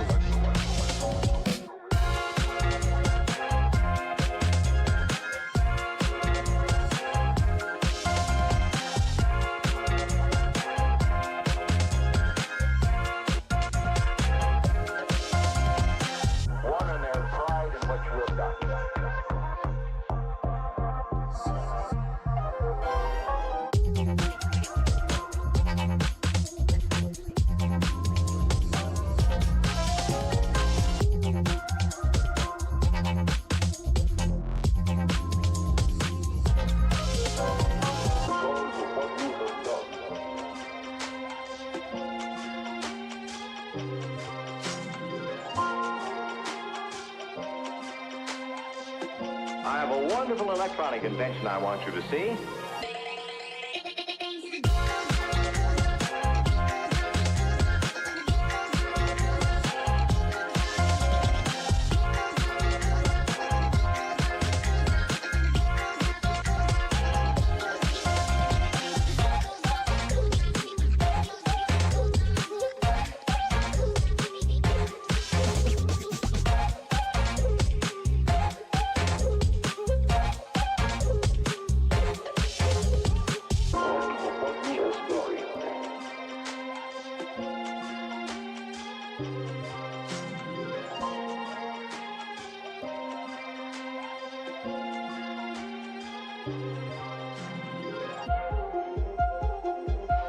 We got to the point where we could control the laws of nature by advanced electronics.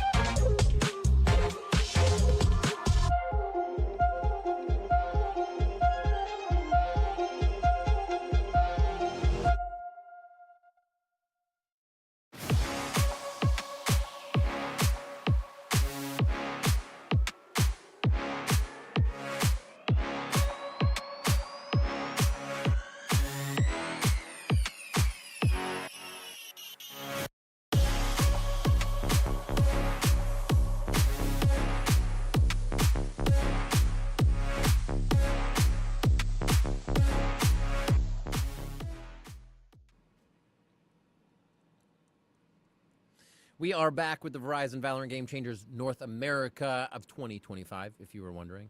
Rivington here with Zobi as we get into our second series of the day. It's going to be Ghost Gaming versus YFP. We just saw FlyQuest Red lock in their ticket to the main event, and this one should also be a banger, as these teams have been kind of finding their stride here towards the late portion of it, but also getting a few losses. So you only learn in your losses, and they should be getting better. I cannot wait to watch.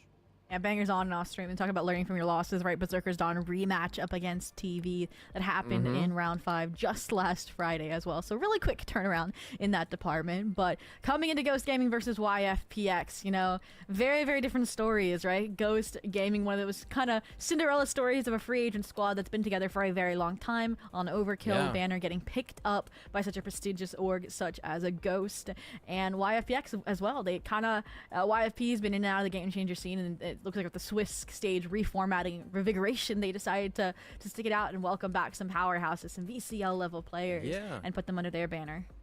It's been interesting to see that, you know, YFP do as good as they have with how quickly they have put together, and we'll get to them a little bit after Ghost. But yeah, looking at how well they've been able to put together is really great. I can't wait to talk about them. Ghost, though, they got names you know, you remember here. And Bunny's up there, Miara, Vanitas, Ariel, a team that's been a powerhouse and played Aussie and Friends very, very close recently. And if you were to look at that game on the VLR, you would actually think that Ghost won that due to what the stats on the screen said. So it literally came down to the smallest plays that I think they know they're going to look at and shore up for this game.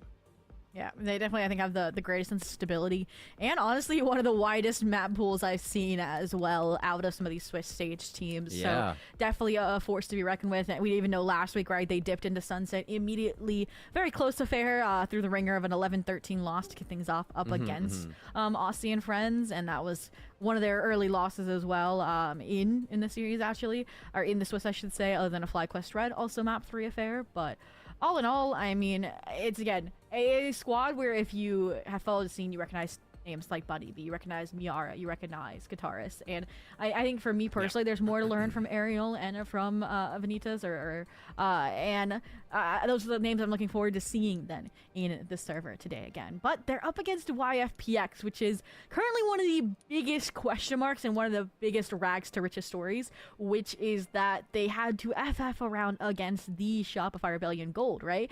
And then since then, it's been a question of, okay, what form of the roster are you going to get? And this is the one we settled on for today. Scary Shark, Panini, Corrupt, Misu, and Melia. And it's a whole freaking like murder mystery of like which roles fall where, depending on who's playing day of with the 6-man roster, Riv.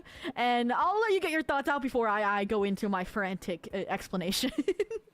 I mean, I still think the potential is there. You look back at the closed qualifier, and they're a team that bested Wadada at a time, so the potential is all there. I think it's whether the pieces they feel are going to fit together for that day to work out. Having 6 is sometimes a really awesome thing to have, and sometimes it's kind of something you're trying to save that day with. So hopefully it's the early one, and it's exactly what they want.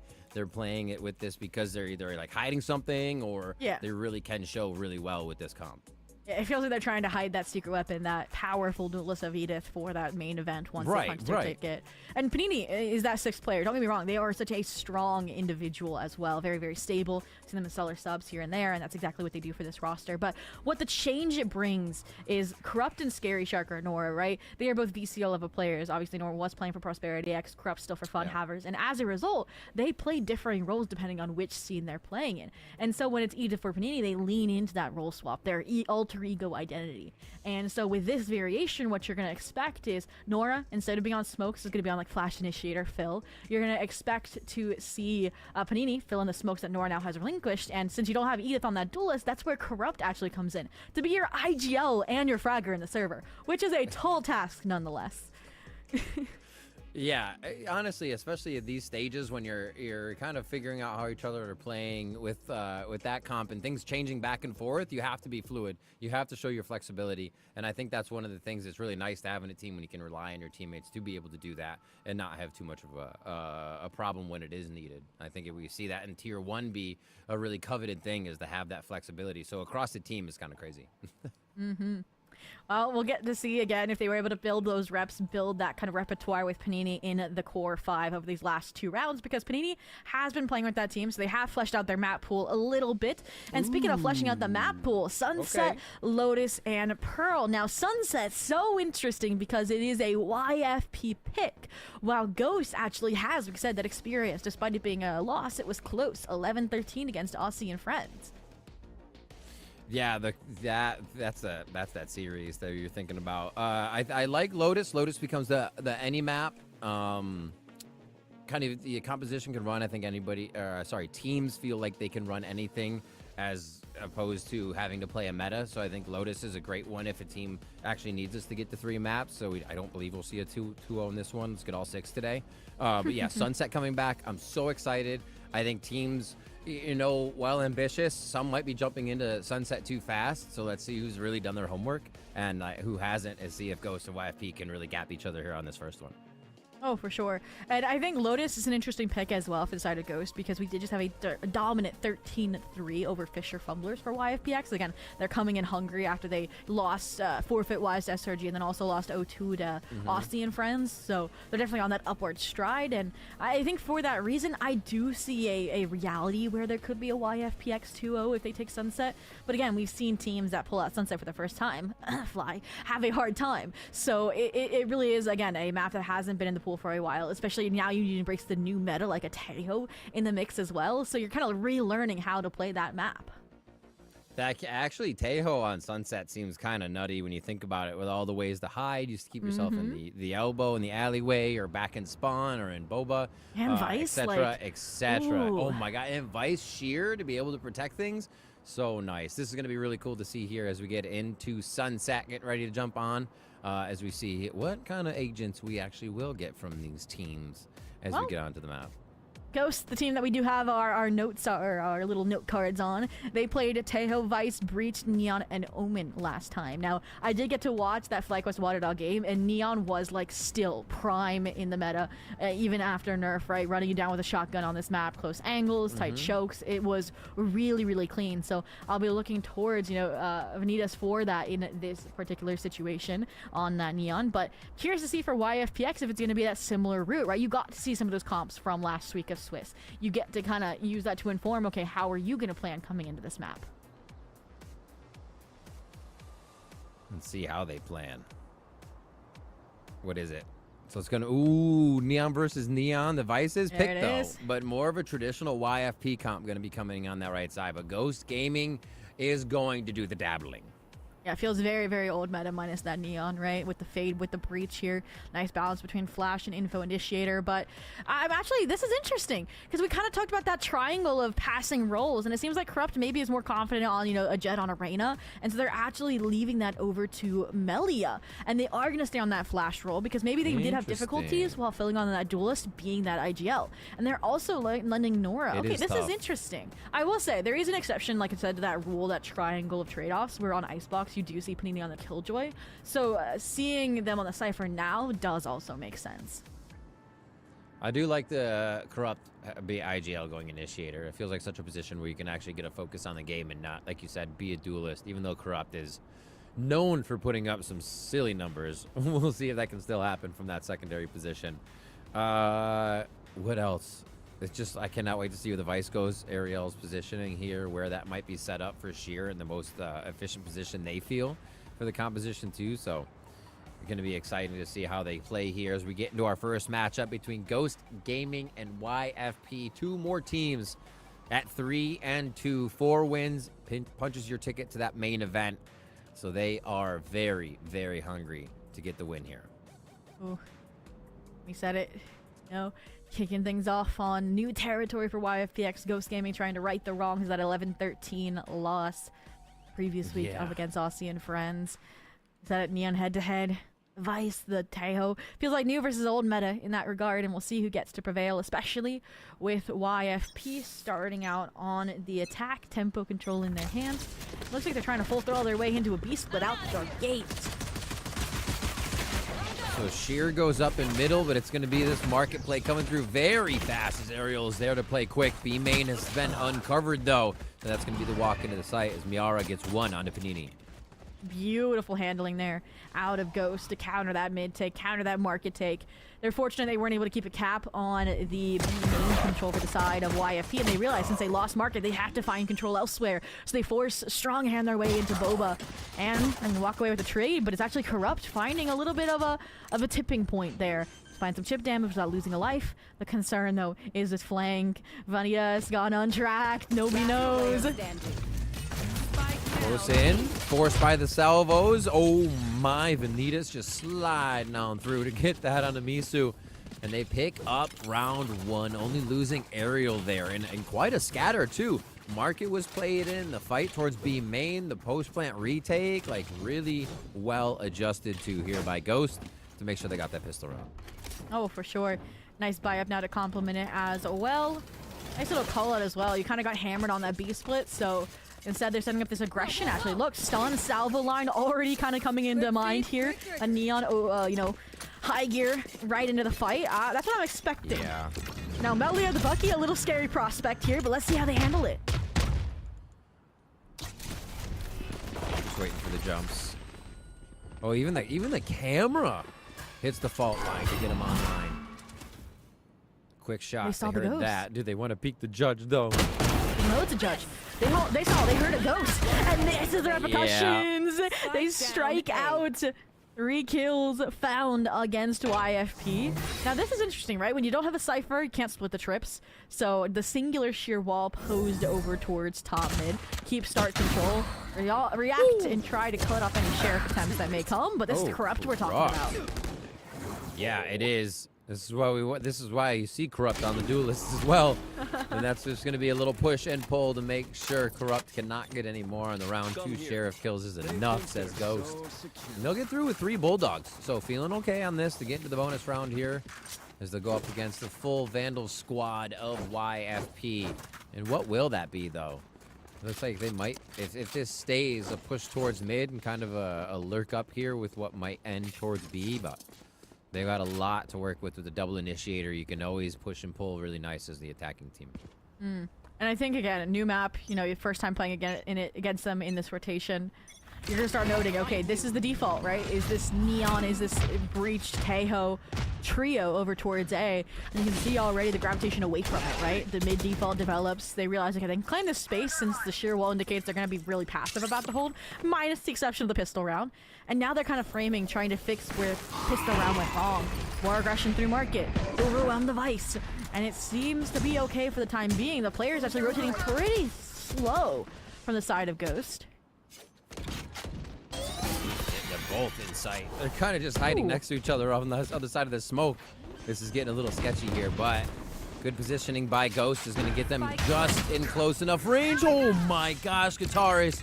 Beautiful sheriff shots just coming out of the woodwork without YFP expecting it. And I mean, it's a bonus to pull out the overdrive when you have a chance of winning, and chance almost slips away for a second, but it's not over yet. Nora, the 1v2.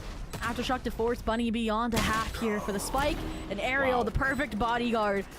She served the site from the get-go, stays alive, and closes it out for the 3-0 for Ghost Gaming. Upgrades on the weapons too, and they have so much util to keep coming into the site and just continue hit with the Teo, hit with the Breach, hit with the stuns relay bolts from Neon rather, and then you have Vice util. Like, that is absolutely insane for kind of the angles you have to work with on the Sunset sites. And you saw just how oppressive it was on B there for YFP to even stand with their Vandals. Yeah.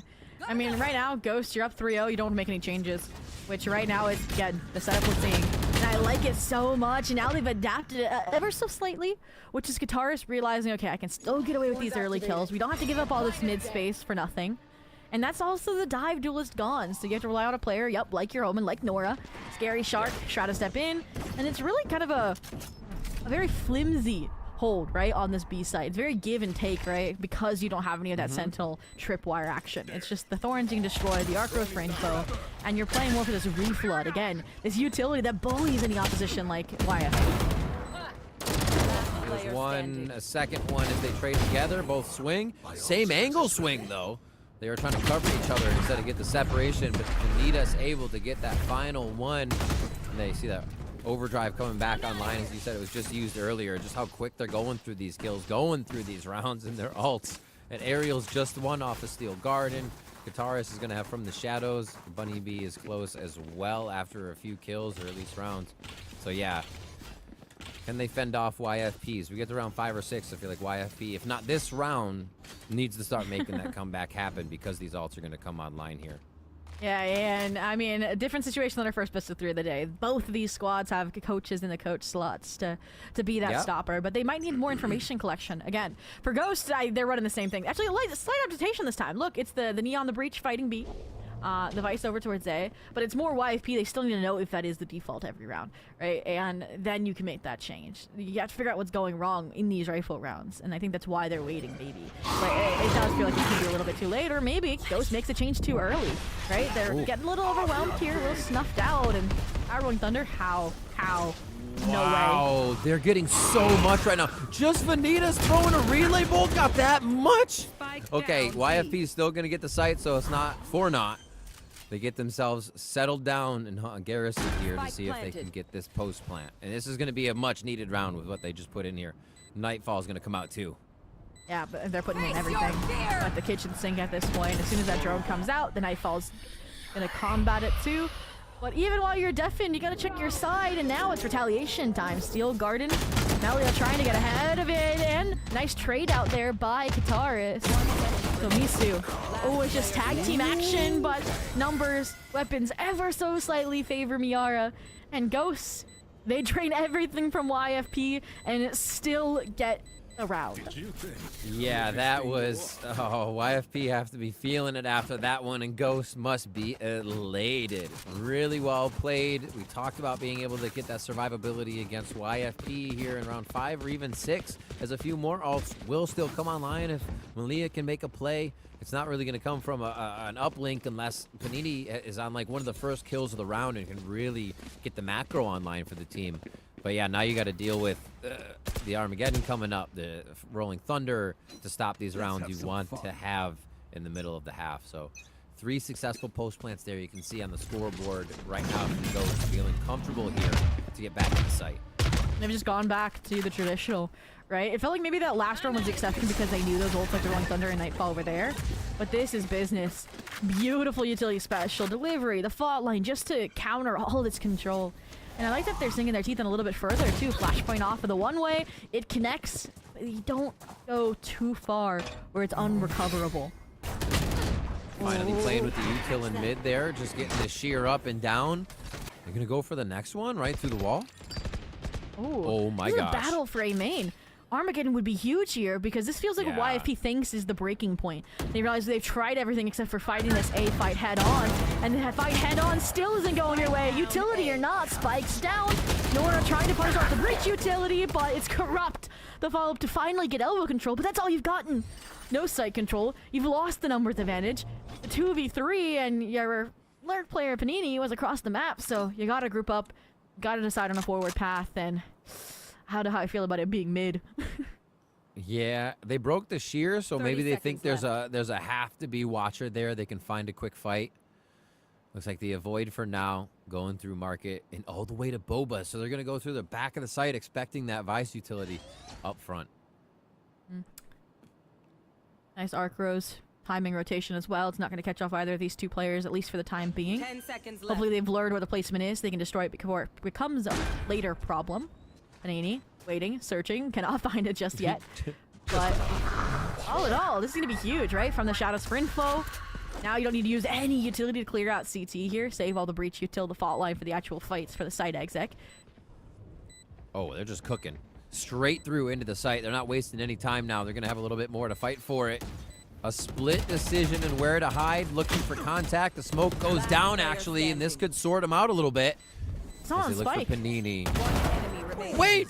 There's a gap. Oh, they look. The ping comes through. This could be the dodge on the ping. It sometimes messes you off. It's not going to mess up Panini, though. Easily played, easily won. The Red Bull clutch as YFP are on the board. That's your superstar sub Panini stepping in to get YFP their first round. Nicely done. And part of it comes out of the hesitation, I think, for Ghost to sink their teeth in on the A main control, right? No Armageddon invested. They toyed with the lever, kill switch. Never pulled it out. And we talked about it. The streamlined process on the B retake was there. I really liked it, but again, it maybe was then as a result a little scrappy. Didn't clear out market, didn't have info on where these players were, and it's also difficult because you didn't have your fade. So, all in all, finally YFP on the board, and maybe that's where the boulder starts careening down the hill. That's what they tried to do. The Vice detail has been switched up. Now we got it locking down A. Scary Shark says, I am your scariest nightmare. In this little box gold. Oh, Ariel's going to just absolutely get crunched on here by Malia. And now they have the site really nice from the shadows to get everything sorted for the side of YFP and get themselves into A clean. Oh, and here we go.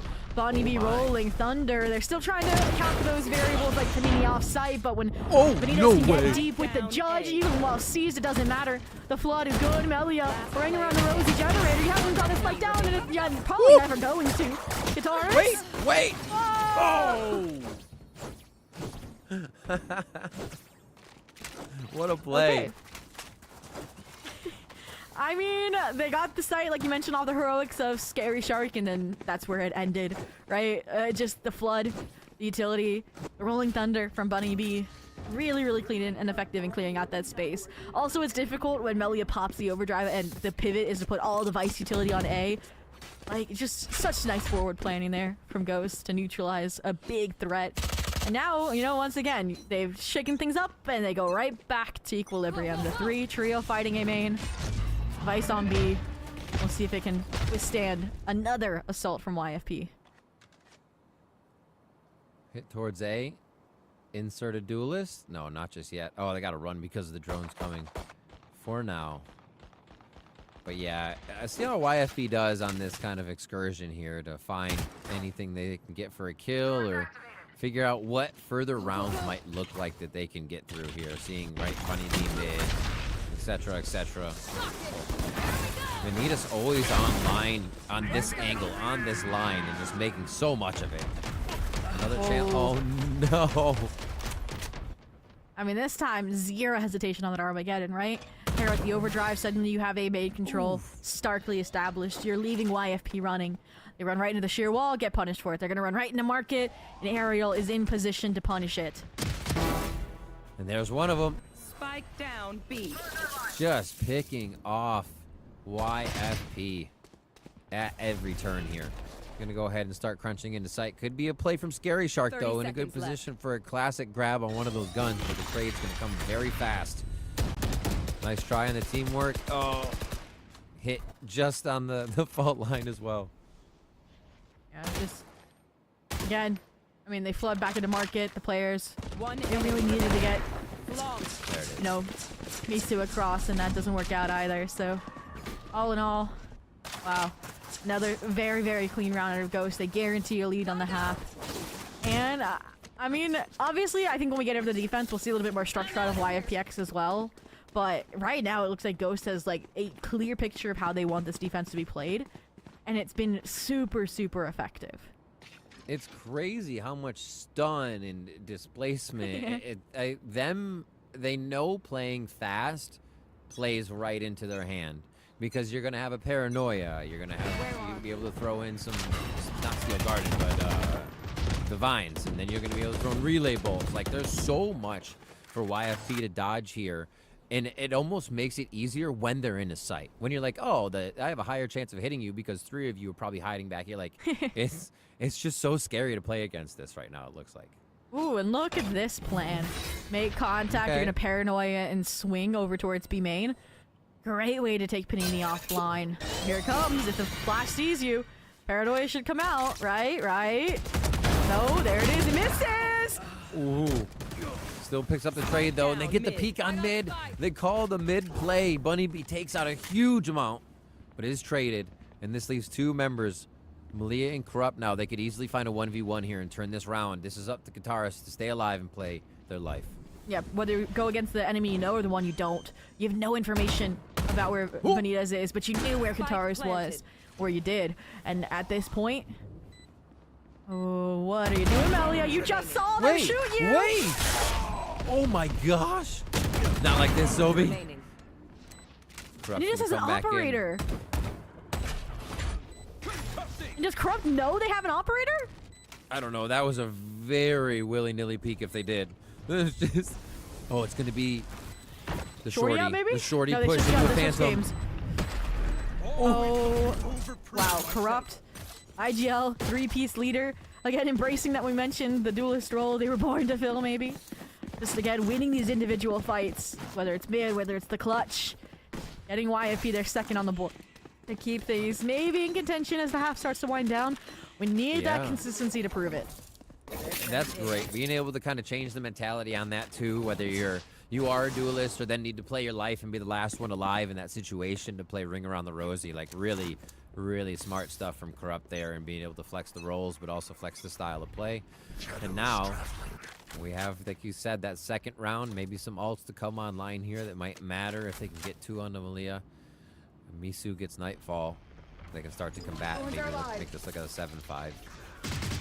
Oh. And this feels like fearless BXX, right? I like to see it, but Qatar is the 10's position. Never fails. 2 found there with the Guardian shot. And there we go. It's able to kind of set them up for success now on this reflood, but there's a disruption element left unaccounted for. Misu, that's Miara gone. That's the salvos gone. Crowding utility gone. And now look at the proactivity spurred on by YFPX, starting to clear out backside. They pressure Boba in the late round. Nice late smoke there. All this delay is fantastic. Oh no, Vanitas runs into the relay bolt in the last second. Oh, YFP make it look very clean there. Just turning, hitting the shots that are necessary, and really starting to pull this one back into their favor with that. How clean those are, you expect more rounds here to come from them.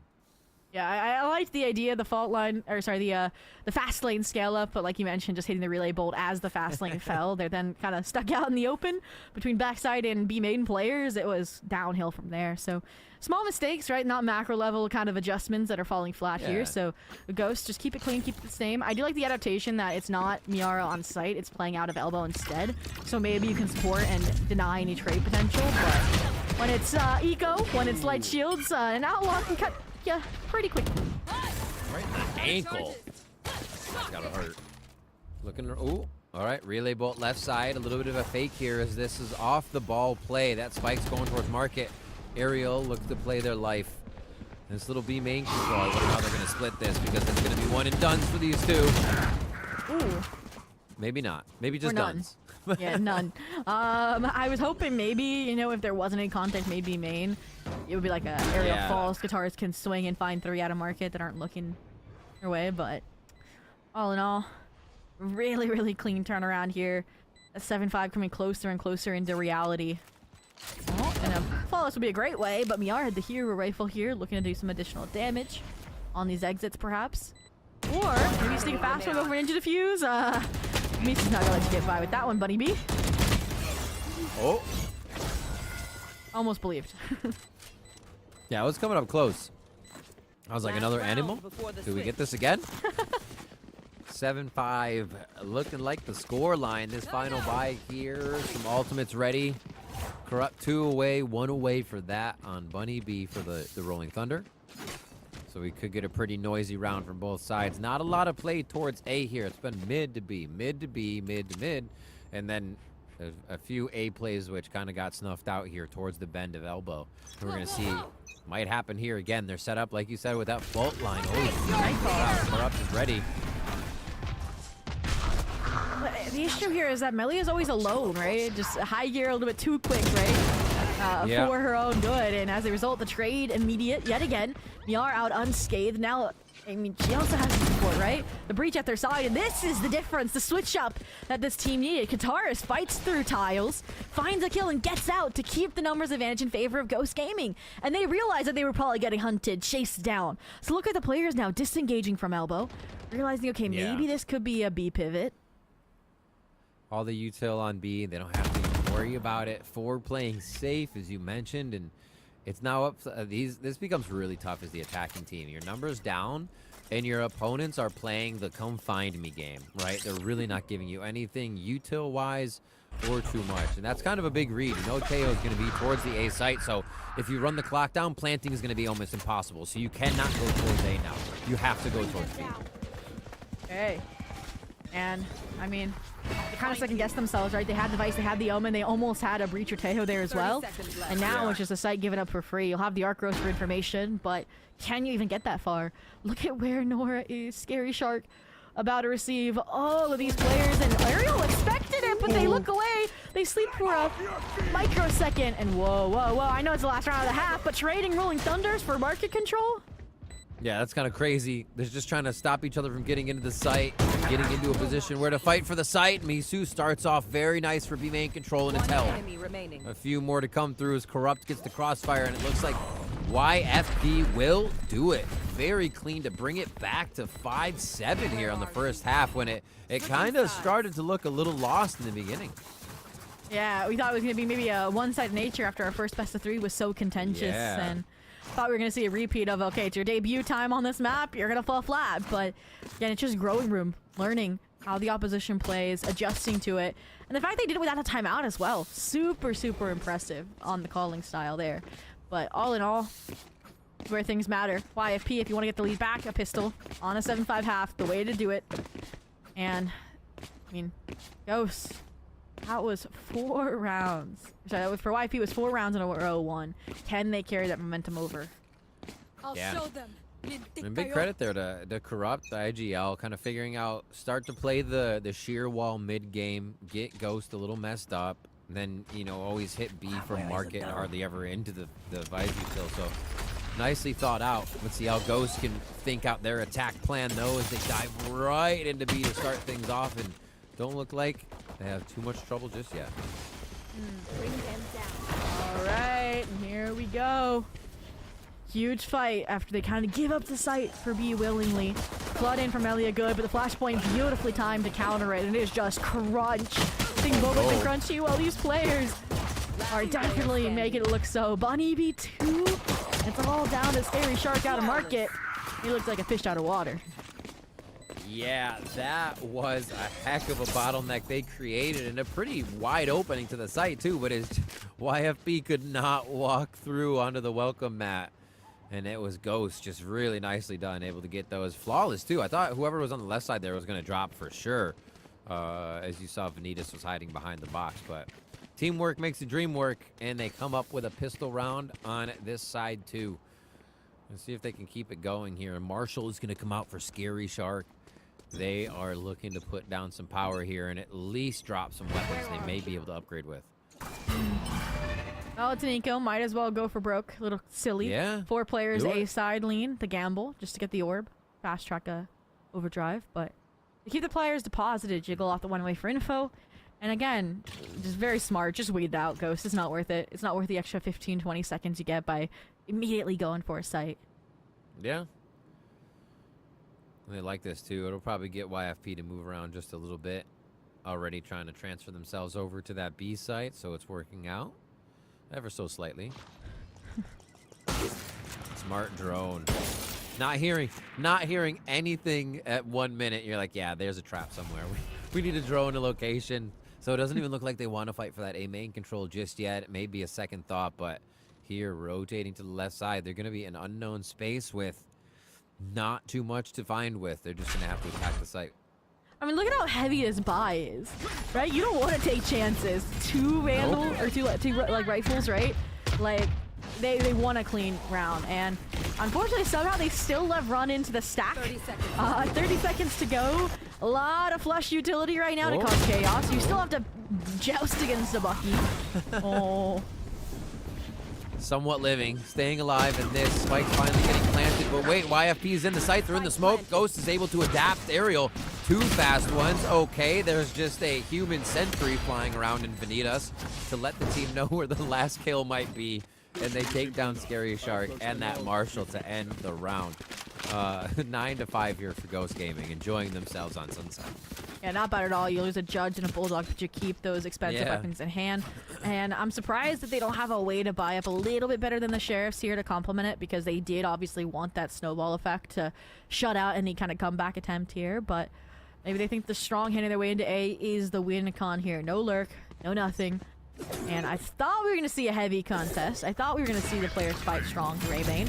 But I'm expecting as soon as contact's made, maybe your Neon New Breach we're going to go tiles, but Now it's just very responsive play for the site control, and I mean, with all these numbers rolling up and this utility, Oh my god. The goggles, they do nothing. Oh my word. What? I can't even see if you're trying to defend the site right now, but YFP are doing their damnedest to make it happen, and somehow it's a 1v2, and Panini could very much so do this with Vanitas just a shot off death, and it's a headshot, so it didn't even matter. Cleaned straight off the map for the 1v1. Oh, and Bunny B just wanted a weapon upgrade. You saw fighting back over towards CT. And you said that Panini can do this. It's more like Bunny B can do this because they were the ones that shouldn't have been destined to win this round, right? Yeah, well, IFP was on the true. track. They had the better weapons. This was the third round of the half. And now, I mean, online back online. I am concerned, Bunny B, right? You know that the B is where the Cypher util is going to exist. So the fact that they have to still go over and tread that water with 30 seconds left is a scary prospect. 30 seconds left. It's low. That's a jumpable. That's jumpable. Oh, it's right in the ankle. Shoes are tied. Oh god, okay. The spy cam is still up. Yeah, the cam's still up. Oh, it's in One gate. Oh, Oh, that works out. Was that a footstep? One You're gate not to gonna get see out. on the cam. Oh, it was just wide, and now they know. Now Bunny B knows to play around this and not give that angle back to the camera, so it can just be across the site when they need to peek for spike now. Is it? Yeah, just like that. Yep. For market visibility up. It doesn't matter. They don't need market visibility. Dear. Stairs, they don't care. And just like that, Bunny B clutches out the bonus round for Ghost to reach double digits. Talked about that momentum that YFP could carry over, and nope, strike it off the record. Yeah, not this time. Stinger, Sheriff buy? Are they going to focus one or the other, though? I mean, C4A. Stinger, it's not impossible, but it is harder on this map because you can always kind of check the angles or keep yourself a little bit more distance, so you know if somebody's running at you with a Stinger, it doesn't work right away. Especially with the speed that Ghost is playing. I mean, they ran right past YFP's one way that we just saw them throw right now over at A last round. They were already in elbow, so once they get there, once they're ready, I don't know if much can stop them at this point. Pull that trigger again. I mean, the speed in which we saw YFP like commit to the A main fight off the one-way, clear that space and rotate, it's a nice setup here. And it's so interesting. Both of these teams have like a mutual agreement to keep things simple, right? I see no late mid lurks. I see no wraps, no nothing, no mid plays, like lurking out tiles. It's so interesting from these two teams. And it's just these really stark team fights for site control. And it's the better team wins. Yeah, usually nobody on defense is even looking for that lurk too. It's like you said, they just know on both sides. Scary one. Vanitas is down, so they're gonna crouch to the site a little bit more from the side of YFP. Right through the tripwire once again. Those darn tripwires for Bunny B. Just keep tagging. No. Okay. Oh, salvo kill. Another one. Scary Shark trying to go over to the spike. Not gonna be halved. Is it halved? It is halved. Oh no, slippery fingers. Oh, it's the wrong wire.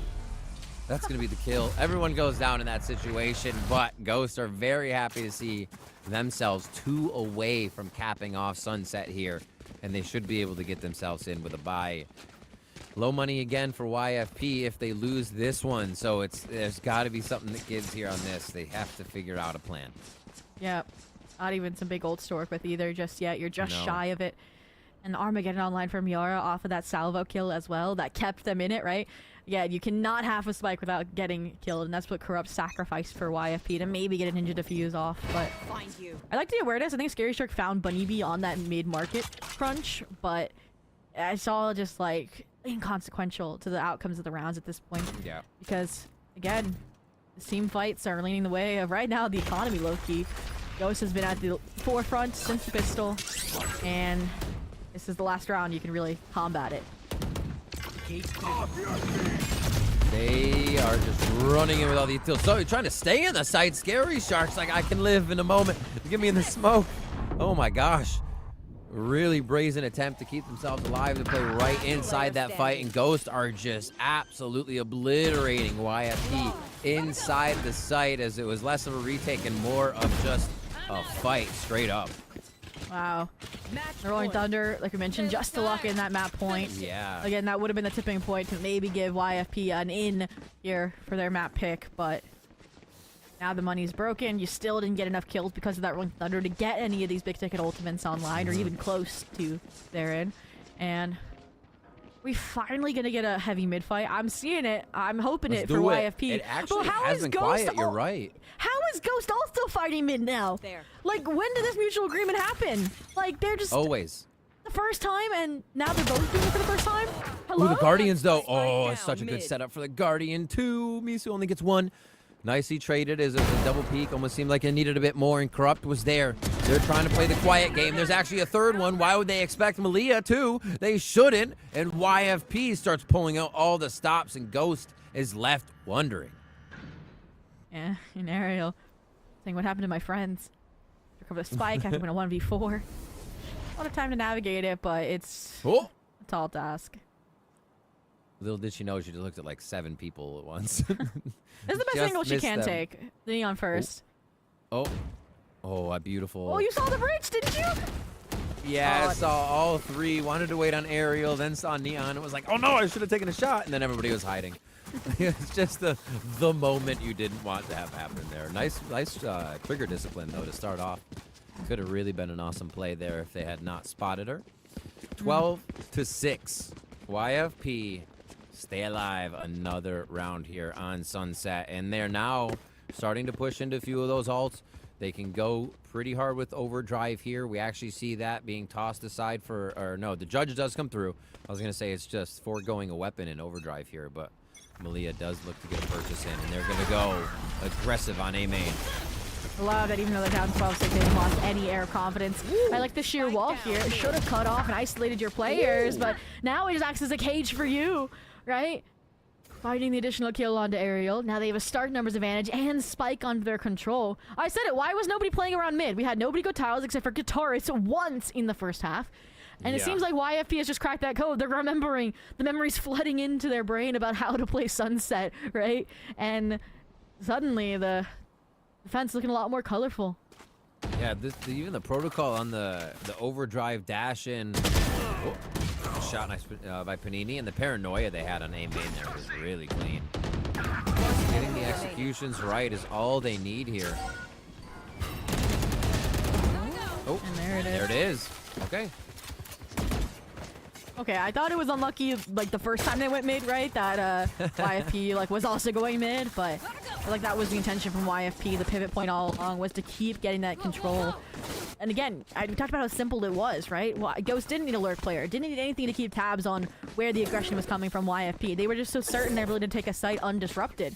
And now YFP is generating those sort of disruptions. Even this round where they're not maybe committing the Neon breach dash out, or it looked like they weren't going to. Now it looks like they are.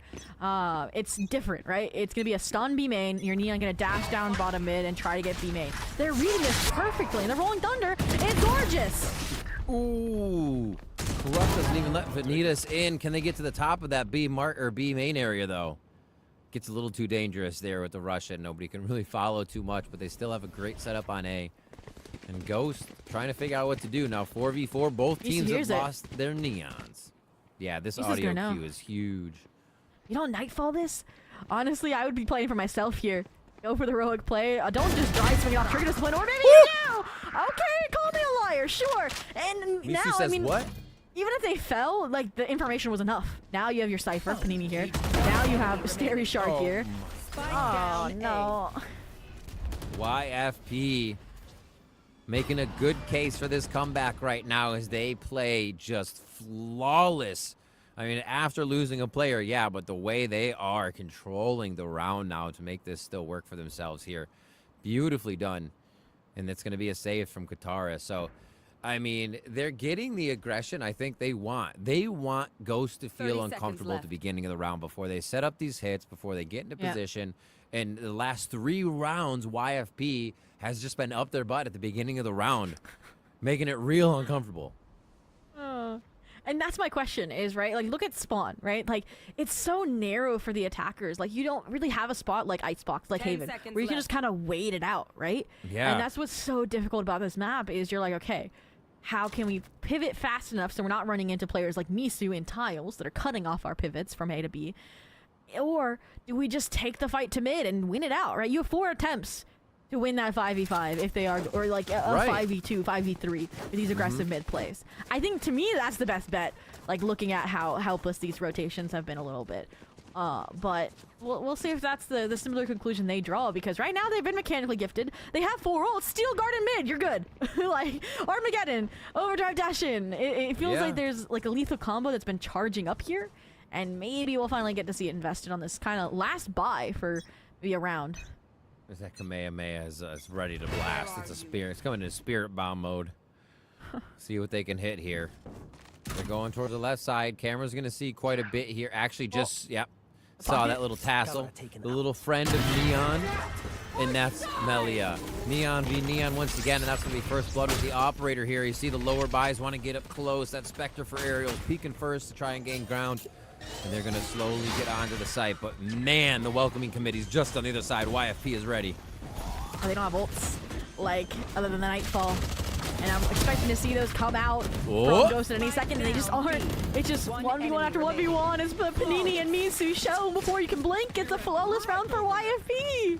We've heard that quite a bit here from the defensive side, and they continue to make these rounds just look so easy. It's like masterminding what Ghost is doing here, and so they have some ults, they have things to use here. Honestly, with the composition they have, I think something early happens with a push and a pull. Your double initiator hits a site first, but then you have Neon and Vanitas just crashing the other one with the rest of the team. You know, get YFP.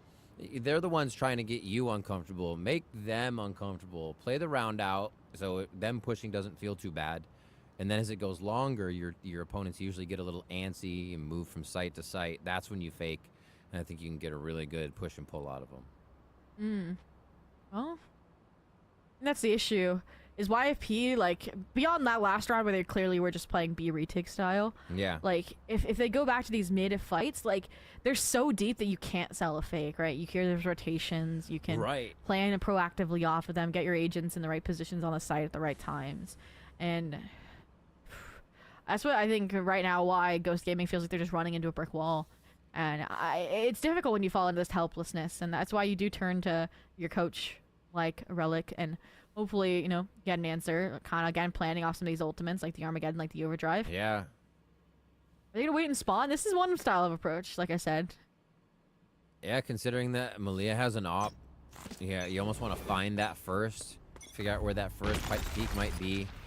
Get down to 45 seconds, and then absolutely crush a site with a fake. And then you're hitting the other one at 30. Who knows? Yeah, and that's I don't know my take. And last round, right, information was so big for YFP, right? No A's B main, no players A. They immediately would dip and gamble 4 players to set up in Boba on B. So when you're robbing them of this information, they don't have that same certainty to just give up all this control. So, right, you have to keep your Omen deep A. You have to keep these 2 players on this trap wire top mid. Yeah. And you can try to challenge a solo Melia, who is still an operator. It's just so good. 3 peaks every time. And it's hard to hit that angle because Melia is just flying out, actually hitting some crazy shots here. They are going to go for the full hit onto B. This is going to push them. Panini in a really great spot, hiding in the corner. Kataris is able to trade that as they sort out the site. Okay, cut noise. Wait for the Armageddon to spring, but you outpace it, Kataris, and get nailed as a result. The numbers continue to slip further and further on this eco round. Yara, amidst the chaos, picks up a gun upgrade to protect, hopefully, this plant for Bunny B. Oh, Prowler sees one of them, but not 2. It comes through, the rest of them through the... Okie dokie. Everybody swinging at the same time means a family photo from YFP and a 10th round in the second half as they close the gap. And I might be starting to freak out here a little bit. Rolling Thunder, gone. Steel Garden, gone. Armageddon on an eco round, gone. And I was like, you know what? Usually I'm like, okay, if you take an eco timeout, it's fine. You got your ults, you still got your weapons. Now coming into the buy round, you're set. Because you talk about both of those rounds typically. But now, this AXX could be significantly weaker. And they're fortunate the breach for a delay here, but it looks like this could be the lighter leaning site. The trap wire is not really prominent from the side of Panini. Maybe the overdrive. Maybe Vanitas can get ahead, especially with this judge in hand.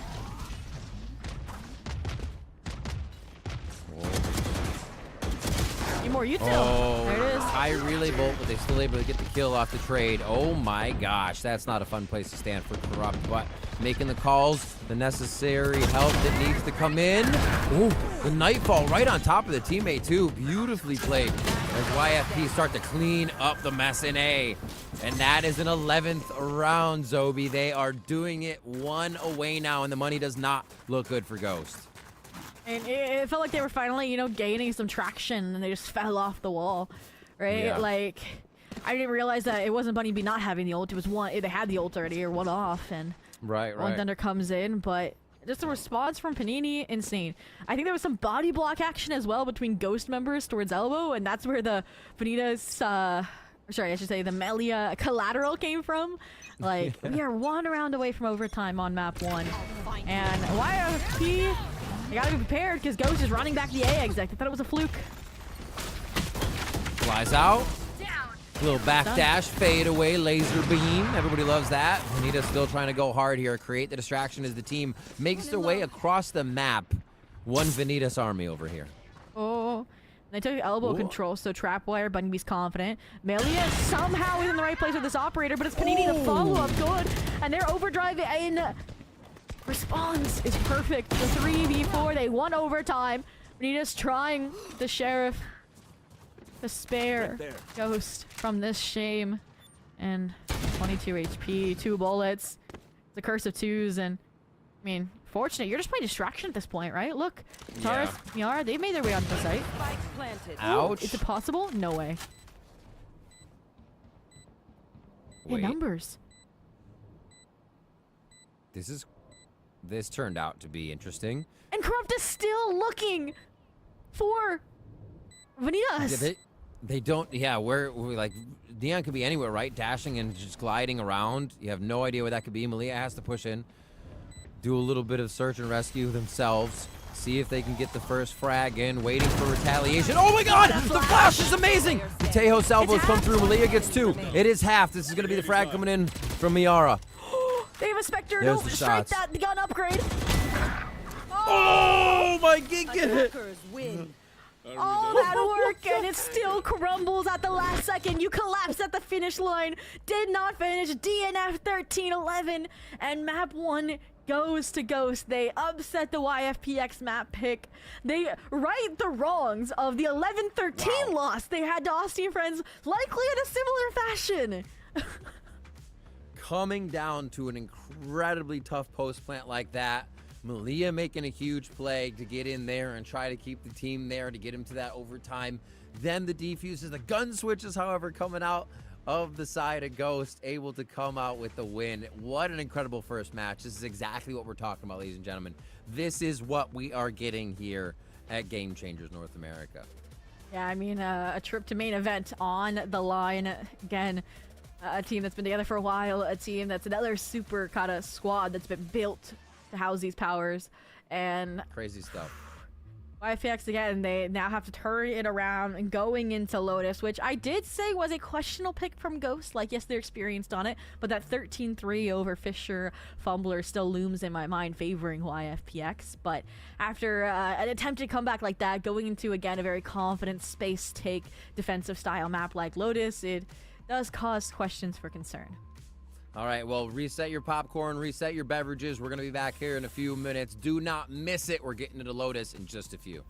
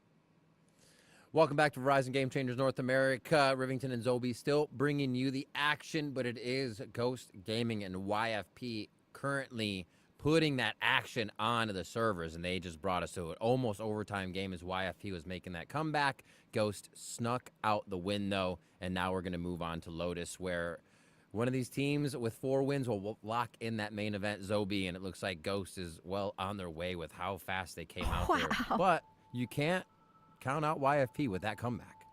I mean, yeah, like 2 clutches to 0. You know, it was some heroics coming out. I think most notably was the corrupt 3K Red Bull clutch that comes to mind. But all in all, I mean, I think the 15 first blood speaks for itself here in terms of the dominance Ghost had early on, no matter which half we look at. And I think what we really saw there was YFP remembering and relearning how to play a map like Sunset, since this was their first debut of the official in this map pool for it. And I think that came down to what we said during the break, like, why were both of these teams kind of neglecting mid like the entire time, right? And then YFP was like, hey guys, hey, you can fight forward in mid and like abuse that, and that's exactly what they were able to do for a few rounds, and it was really, really cool to see. Yeah, most corrupt would go and break the shear, but they're like, no, still sites. We want sites. So go to the sites. So yeah, I think Lotus maybe even back to a little bit more of the kind of wheelhouse play and what they do, and we might see those plays have a little bit more flavor once they get into it. Vanitas playing crazy on the Neon to break the sites open for the team, and they continue to play the after post plant really well with the Tejo, the breach, and just I think overall utility from both teams. I got to give a shout to in the way they were kind of playing their paranoia plays. The one that YFP had on A main was quite sick. And Vanitas almost has half the first bloods that Ghost is able to find. And I mean, not only did she open up the rounds that means, but then I most notably look back to the tipping point, that 13-11, right? How she was able to draw the attention of so many players for so long that it was like a safeguarded kind of rotation for Kataris and Miar to set up on the B side and win out that eventual round. So just huge, you know, props to the player that I was looking forward to learning more about through this best of 3. And again, coming into a map like Lotus, our map number 2, I think it's another kind of duelist playground, especially on the attack side. I would say more than Sunset was, where oftentimes we saw, you know, the opposition, the opposing Neon for YFP, Melia kind of go for these off avenues, right? Coming from market, etc. And Lotus to me is a little scary. It's a little kind of like, I don't know how to feel about it, because they played it twice. They won it twice for Ghost, but one of those wins was a 14-12 over FlyQuest Red. So it feels like it should be a good map for them. Yeah, you think, I mean, this is one of the cool things is they run the same thing on Lotus as they do on Sunset. So I think Ghost may feel really comfortable with just going back in with the Neon Teo Breach Vice Omen. That could just feel so good for them. But it's up to YFP to make the distinction now. What is going to work on the pick for Ghost? This Lotus is kind of anybody's. We kind of talk about in the meta. You can really play anything you want. So maybe they do have something up their sleeve here to get it and just show us kind of what Ghost did on Sunset. And speaking of playing anything you want, we've seen 2 different compositions, right, out of YFPX, dependent on, okay, these substitutions between Ethan and Panini. Yeah. Dependent on what we saw was a major switch up in the role style substitutions for Sunset compared to what they were doing before. Like I mentioned, usually Nora on the Flash, usually Corrupt on the Duelist. And if they do, you know, go with this more familiar approach, then they also may be running a very similar composition to Sunset, actually. But obviously with a Viper, you know, maybe instead of... you know, maybe a double controller variant, obviously a little bit, but still could be that Neon, maybe that Melia substitution, which is, I mean, Corrupt, they were having a really good day. They were aiming, and I think, like, sometimes, you know, some of these Game Changers teams are like, again, here for the game, here for the fun. You play the comp that you're comfortable and you feel confident on day of. And that's where I could see something, you know, a little dicey. Maybe bring back out the ISO Rays with Corrupt and Melia working. I was going to say Rays. Let's go. That's what they did with Corrupt and Edith is what they would do that way. I think it becomes tough. Vice definitely loves to see Rays jump past the shear, because then it's like, bye everybody, we now have a Rays in our midst. Maybe it still kind of works though if you fake it out, you fake it and then have Rays go in. You can always double hit. There's a lot of things. You always mess around with the door game. There's Ghost Gaming Squad, and we do get the Fade Breach, and you got your double controller Neon. So they keep it the same. Yep, just what they ran, you know, last time. in that 13-3 game. So, I mean, it worked for them then. We'll see if it works this time. But, hey, look at that. We do get the Corrupt and the Nora swap scooted a little bit. And, I mean, we said it. Corrupt was, ironically, on the breach lurking on Sunset, right? They were that player pressuring the top sheer wall. Yeah. So, on the Viper here, that could work really, really well for this team. And I love lurking IGLs as well, because then you get that full picture, kind of, right? The comms from your team where the fight's happening. You get to see where the other players are across the map, and you can call the rotations based off the energy you feel, the confidence you have in that moment to cut off the rotations. So, all that I think could serve them well in this sort of situation, this sort of map. But again, I don't know what to expect after that 7-5 into a 13-11 that we just witnessed. I mean, one of the things even calling out rotations is kind of cutting off rotations and creating them yourself too. As a Viper, you're like, all right, we want to mess with them. I'm going to put my wall up for like 10 seconds and then put it down. And then we'll do something. Like, I always love that about a lurking Viper, that you can just make the other team think you've lurked up another 20 feet and then they have to re-clear and you create so much pressure. I can see Corrupt doing a lot of that, like you're saying. So we will see what YFP can put here. Will they be able to bring us to that decider of Pearl? It's going to be a close one. We get into Sunset, or we get into Lotus here. And I mean, a great start, right? A good old A brawl, right? A little bit faked, I think, off of Melia this round, actually. Toxic Screen kind of, you know, disparage how many players there are. I think the whole plan there was to, like, bait the players, bait the utility, and then have them go C or B. Yeah. But the fact that there was nobody fighting forward for Ghost set off some red flags. Causes some hesitation, some confusion out of YFP, where they're like, maybe we should put Spike towards A? I'm out of here. Yeah. Traditional ding-dong ditch over towards A. Oh my god, Corrupt gets Vanitas there. The quick peek out during the strat over towards the B side, and now they're going to try to push Bunny Bee right into that tree. They know they have one kind of stocked off to the right, and this might be Baby Door all the way to B. Yep, bye-bye. Now I mean, you got past the Vice util. Corrupt is lurky now. Oh, not anymore. Yeah, you had to call them out. But all in all, I mean, okay. Planted. It's looking good. Melia has gone on a world tour, still alive, still trying to cause some chaos. The backstab. They said, you should get my lurk player. I'm going to take you out as well, stairs, or at least bait you to follow me. Buy some time.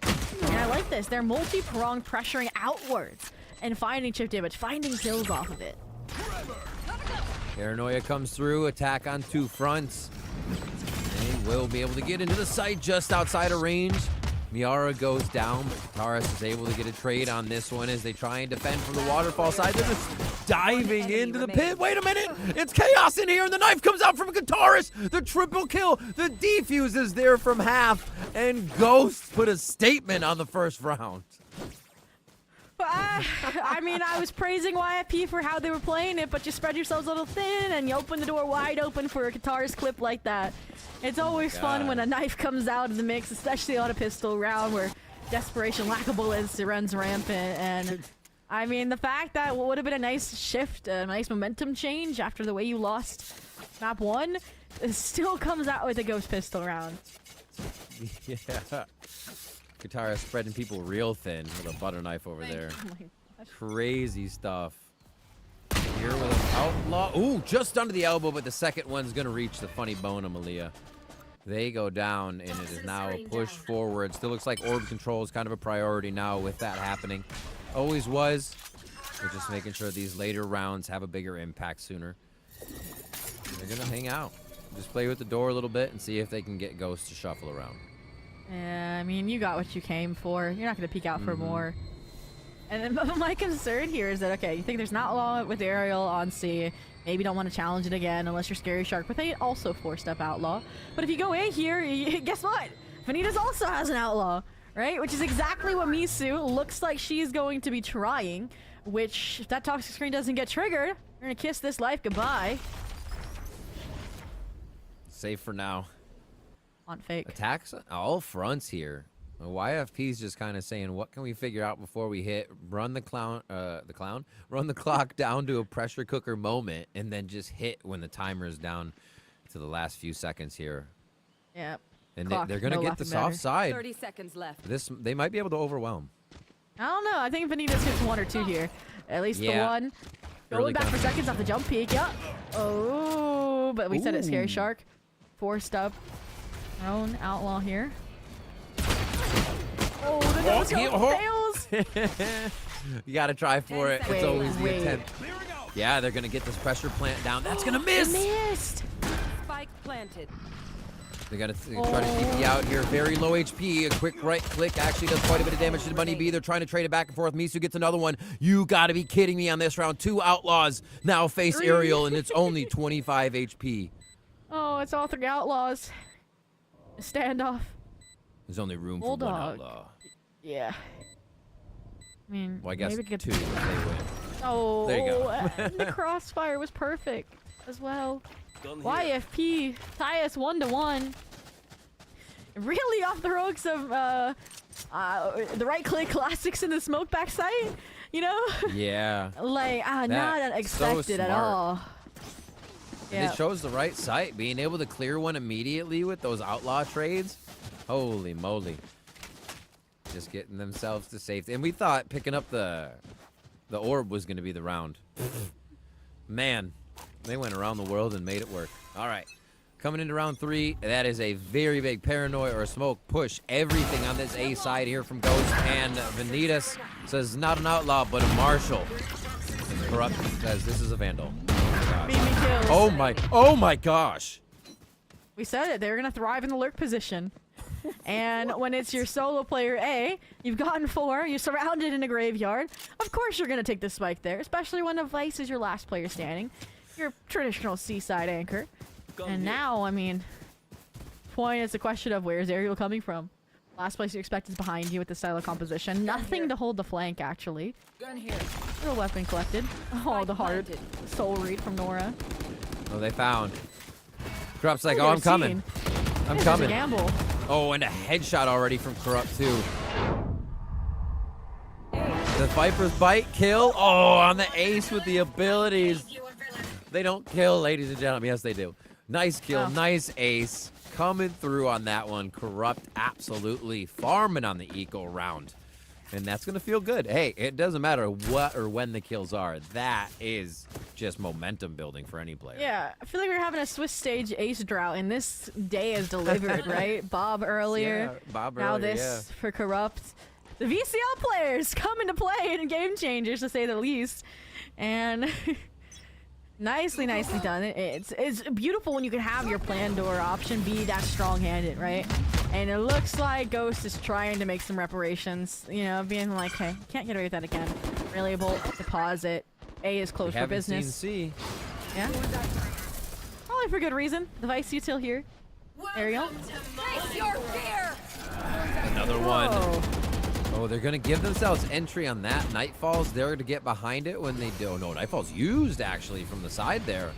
Didn't hear it go out as we were watching all that util from the back of Ariel's site. And now the entry is to walk through the pit, but the pit is a choke point, and it's already losing YFP members. In the pit. Now it's just kind of question marks. It's like, did they sneak in? Are they like about to pop out a waterfall backside? They have no information about what lies in this other world, and Bunny B has had enough. Makes a dive. Swims through the gases to try and at least get some close angle confirmation. And it's still keeping 3 players here.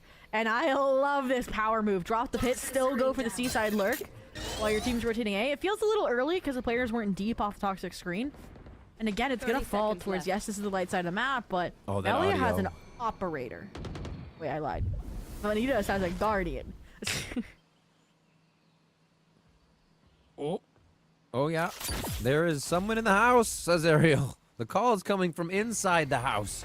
13 seconds left. The play is obviously not going to be towards the C site, but they're still trying to get it to be fake, B plant, and no one's close right now. Vanitas is actually going to make it work from the A side. They drop one with Melia's up.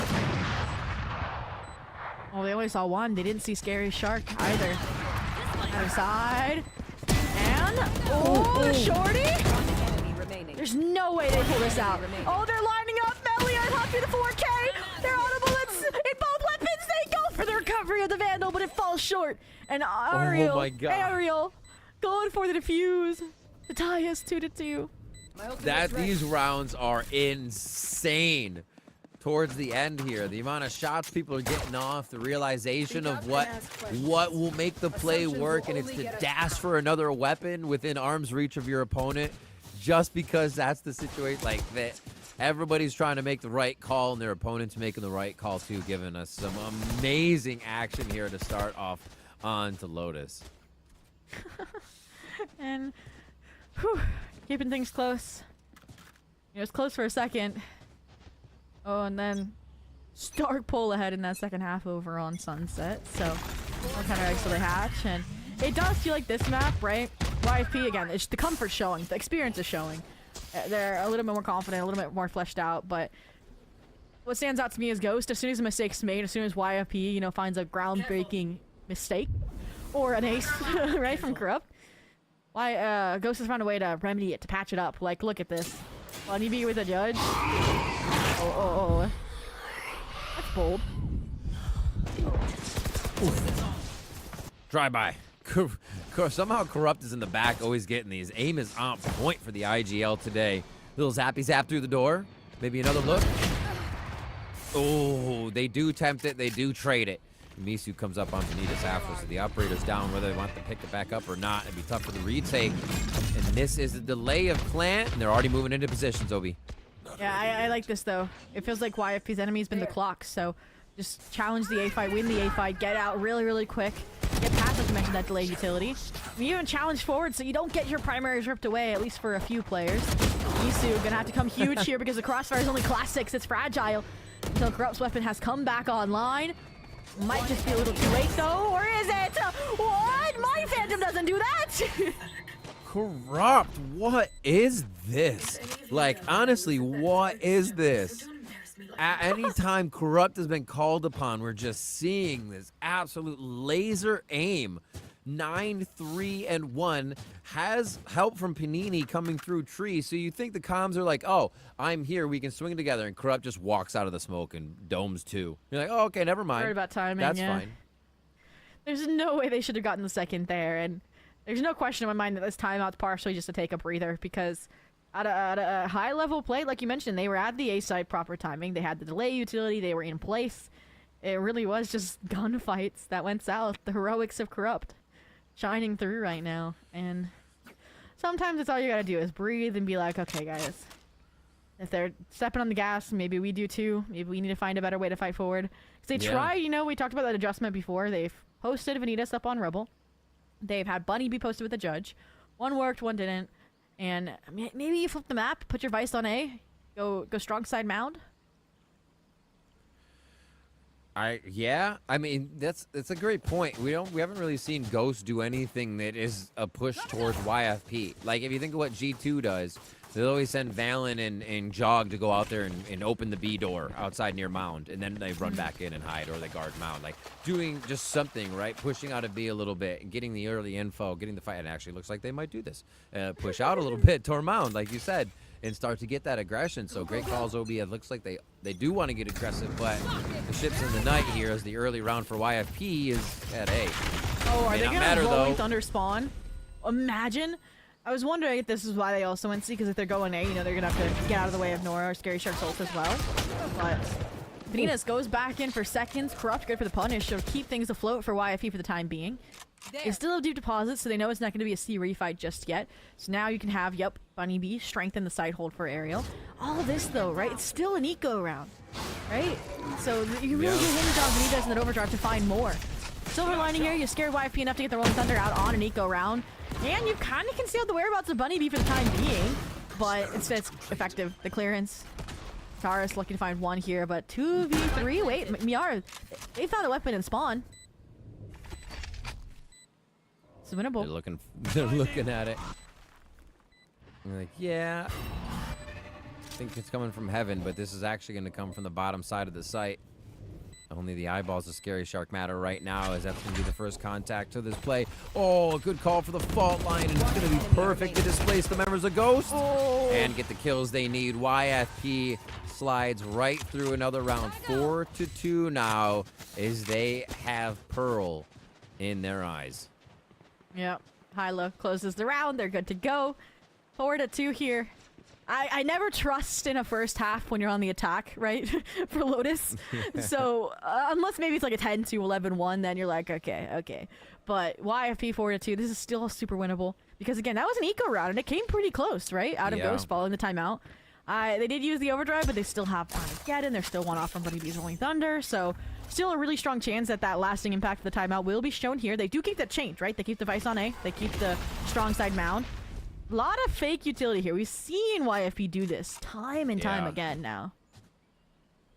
And nobody, we're not getting the mid play again.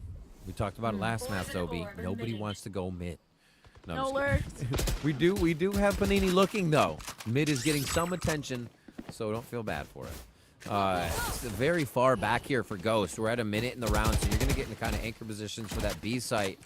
And it looks like a bit of an escape route here for Aerial with the way that's played over there. But yeah, this C aggression, they need to either start pushing up and activate, or rotating. Corrupt's going to do that. Okay, that works too. I like this. Leave Bunny B to clean up Corrupt, the loose end. Let Katars rotate over to help your A players. And there you go. There it is. They don't expect Panini, though, I don't think. Just go about it. Leave Panini alone, please. You know Spike's probably going A at this point. With 40 seconds left, the Spike, or the orb, sorry, pinged out. Still haven't gotten this Vice util, so Nightfall hopefully is a key to unlocking that control. Oh, I like that. Second thought there. Aerial didn't want to hide in the back because they were pinged. I think it might be able to work for him. Oh, this is going to be a lurk. Actually, Bunny B should be able to grab one. Panini just on the right side. Decides not to go. Oh, my gosh. The timing, the plays, the looks towards spawn. It's almost going to be 2 from Yara. But it is Malia to get that. And yeah, Panini very low. Here's the from the shadows you were talking about. Oh, just at the edge there is going to get pushed back. And still no kill. They've left the moment. Scary Shark gets one. Another one from Aerial. 1v1. We're under the sea for this one, Zobi. Oh, Aerial gets it, the 3K. Beautifully done on the Scary Shark. And that is going to be Ghost now. Starting to close the gap again from their side. Just gotten your voice back in the server. The 3K singing here to get that third round for Ghost Gaming. I mean, there was questionable upon questionable plays, right? Like, not clearing rubble, so Bunny B gets to play from main, but then that's a good position. But then they're out in the open, Rolling Thunder invested to find nothing. Like, the forward to top mid challenge, Yara somehow still gets 1.5 for her efforts, right? Like, it was a scrappy round to say the least, and the fact that Ghost Gaming is able to tackle those chaotic moments is why right now, to be honest, they're up 1-0, and why they're starting to close this gap now here after that timeout change of, yeah, Vice still on A, still strong side C, waiting for YFP to figure it out, because they sure haven't yet. Damn, Panini shot huge after Vanita's trade there, or shot to a trade, I should say. And you still want to push? Katara still wants to push. This is absurd, and it's going to be 2, possibly a third. Back into the smoke is going to actually have the back of Panini, but no, Panini knows, an Omen knows an Omen. Wow. The deep smoke works out, played around beautifully there by Kataris. Nice parting gift to set Ghost up for success. The 3v2 left players here. You got the track entrance. Ooh. You know Cruft is on site, and you have to play your life, even if the pit's up. Wait for Aerial, please. Oh. Oh, the timing, the check, the knowledge. What are these games? The individual plays have been absurd. They use the pit against Corrupt. They hide in their own world and pop out when you least expect it. They Yara hit too. Yeah, they're flying under the radar right now. The impact that they're having in these rounds, so profound. And 4-4, tying things up here. You're like, oh, we're seeing Pearl off in the distance. Not yet. Right, yeah. YFP, you need it. And on Lotus, you want like 8, 7, 9. If this is like a close 6-6, I don't know if you're happy. Yeah, it's going to be tough. They need to be exploding onto the site a little bit more. We still haven't really seen C work out for them. You called Ghost needing to push Mound, and they actually absolutely are now taking that Mound control. It's working very well. Even just one portion of the map, we kind of saw it be the Haven answer too.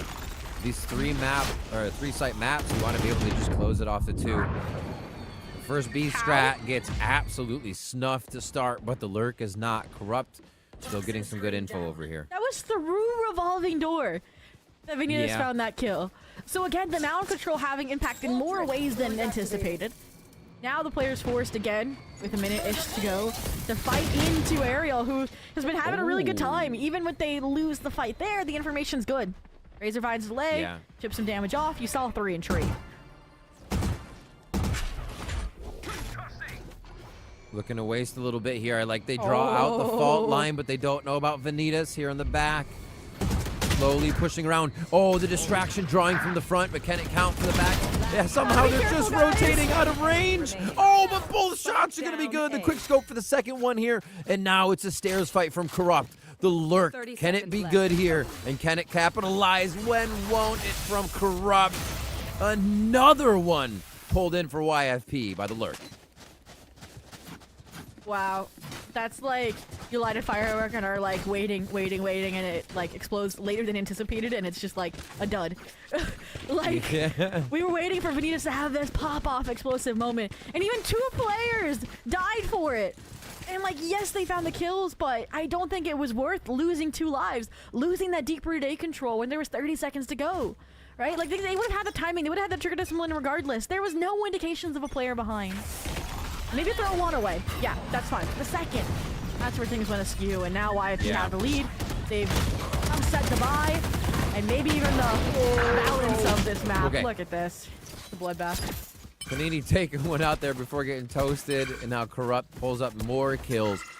Almost dropping a 20 bomb. Everybody else has like 8 or 9 kills or something like that. Corrupt is just on a different one in the lurk position this game to help YFP pull so many rounds back. And they just go on a search mission as blood is in the water. Sheriffs, they can... Oh, can I Corrupt again? Yep. Just so many kills. You're going to have a Viper's Pit again. Just a few rounds.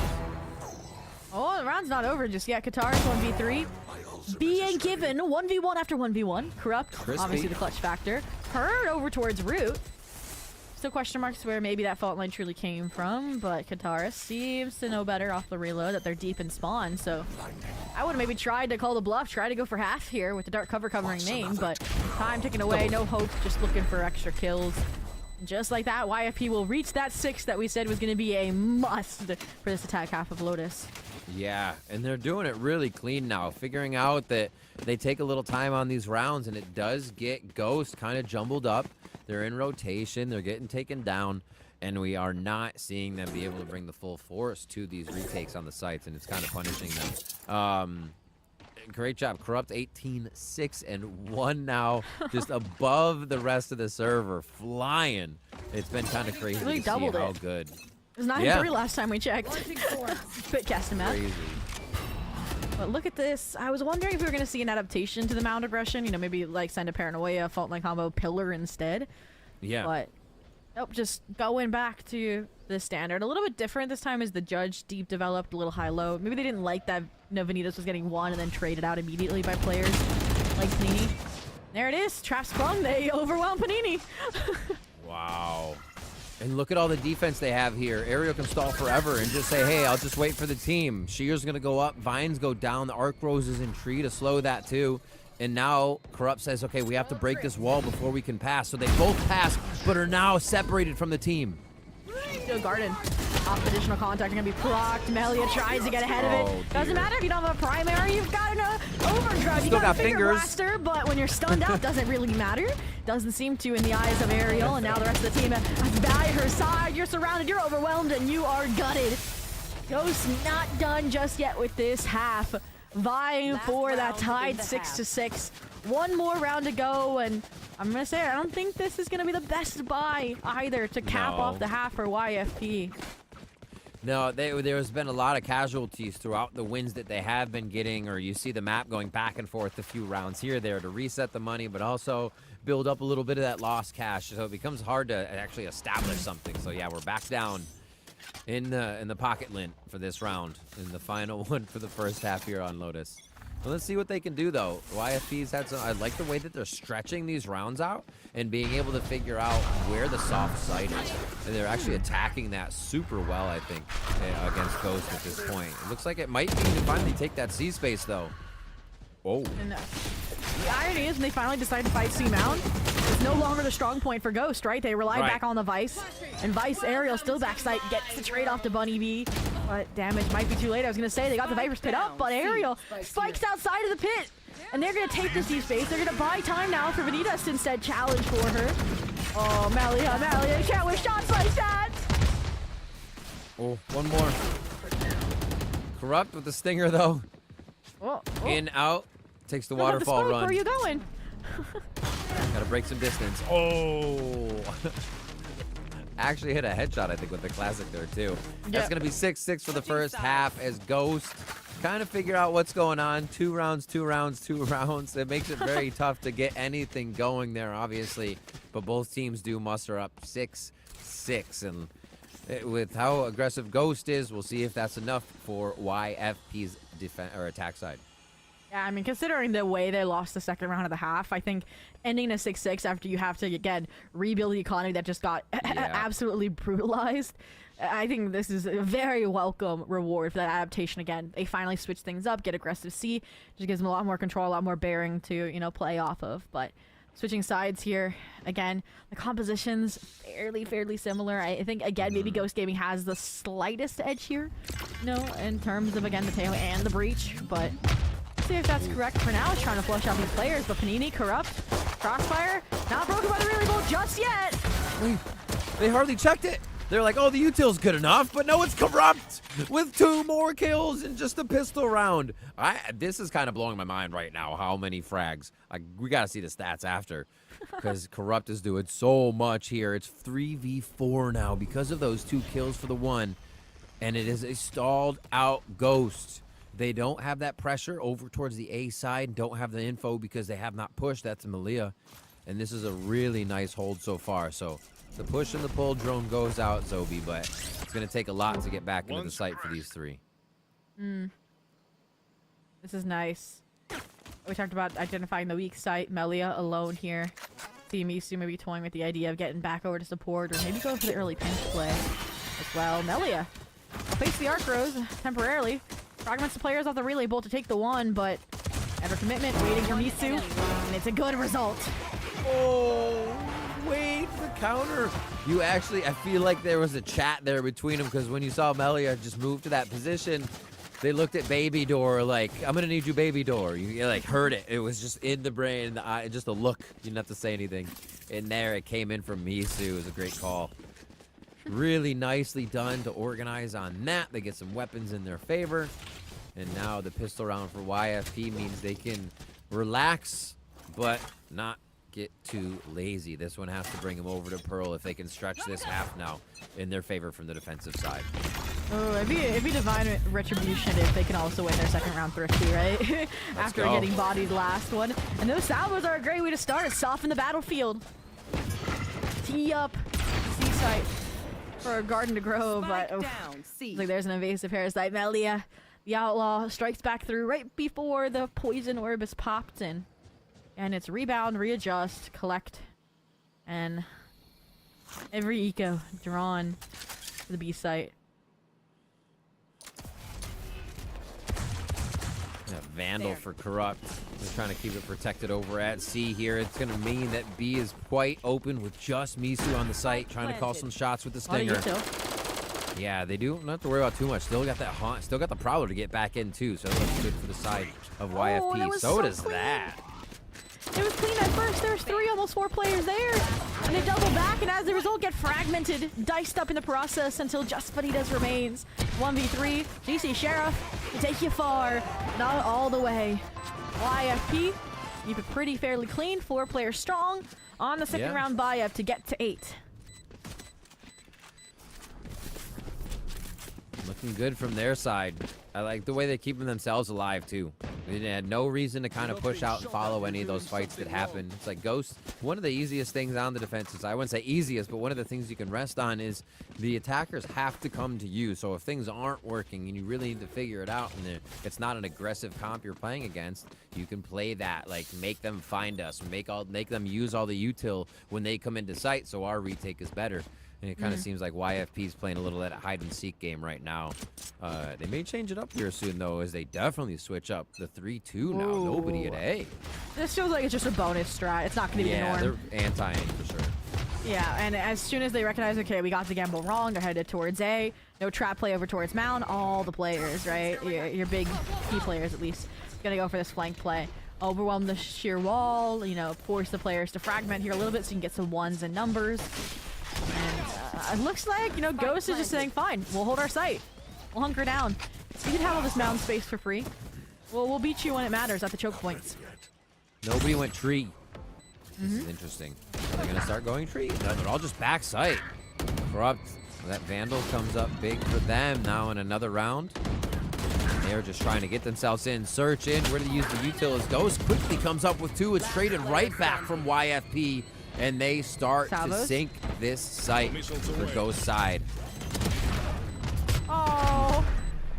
And Panini found a weapon upgrade in the process. And while it is close, YFPX going to deny the buy up, win their bonus and a 9th. And this is where I'll finally say it, Riv, as well. Pearl may be coming into the headlights. Yeah, it's off in the distance. I can definitely see it. The defensive play here of YFP seems to he's quickly figured it out here as they switch halves. 2 diffuses coming up big. But that also means Ghost is getting a little bit of cash, so they're going to try to do a little bit of a stinger trickery here. See if they can close this distance, because everything before they get to that Viper wall is going to be scary stuff for them to even take the fight or show that they do have these stingers. So maybe we just go all out towards A here for Ghost. I mean, we did see in the first half they kind of lost their destination in mind, timeout right and things. So I'm hoping to see that here. But for now, they had a distinct plan in mind, right? Like you mentioned, stingers, one way into the A site. How are they going to prepare this, though? How quick, how distinctive a retake it was with worse weaponry on the side of YFP. The difference this time all coming from CT, right? Not crunched. And like you mentioned, the Nightfall, too. There's one. Follow the marks. Stars, bad timing! Just close. You saw the dings come through, but it's going to be too quick. One's okay. They're getting a little spicy now. Pulling out the butter knife again. Trying to smear the opponents out. And that's going to be another round for YFP with a very fast retake. And they knew it was a low buy, so they can't respect those. I mean, whether they're on a low buy or whether the opponent's on a low buy, it doesn't matter. These retakes are so clean for YFP as they get to double digits here. And I think that's my problem right now, is I kind of had this like doubt in the back of my mind after we saw that Sunset attack half, where again, it was very like one-track mind, right? Dex on the site, no lurk players, right? No decisiveness. And it feels like that's exactly what's happening here on Lotus. And this is a map where you get punished for, right? You don't like... And it feels like YFP's playing a lot more complex of a game, right? Spread out, you know, multiple avenues. Like, it just doesn't feel like we're getting that out of Ghost right now. Yeah. It's very okay. Show presence, exec onto that site. Prowler up. YFP says, give us this space. Yeah, absolutely. Even with the weapons this round. Overdrive actually gets separated with the shear. They try to get the haunt over, but it's not going to prove too useful with that wall up. Oh my gosh, breaking the crosshairs as Vanitas left and right. Dipping, dodging, and dashing on the Neon. And still right into spawn. But little do they know, it is going to be the double flank. Oh. Now they know. Yeah, Bunny.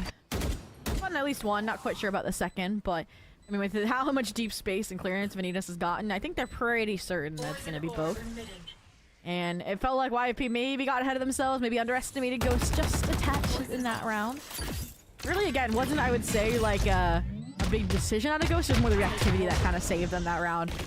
Yeah. Beautiful play from Ariel off the, the sheer wall. And now Vanita, as I said it, they went through all the way into Link, all the way into Waterfall.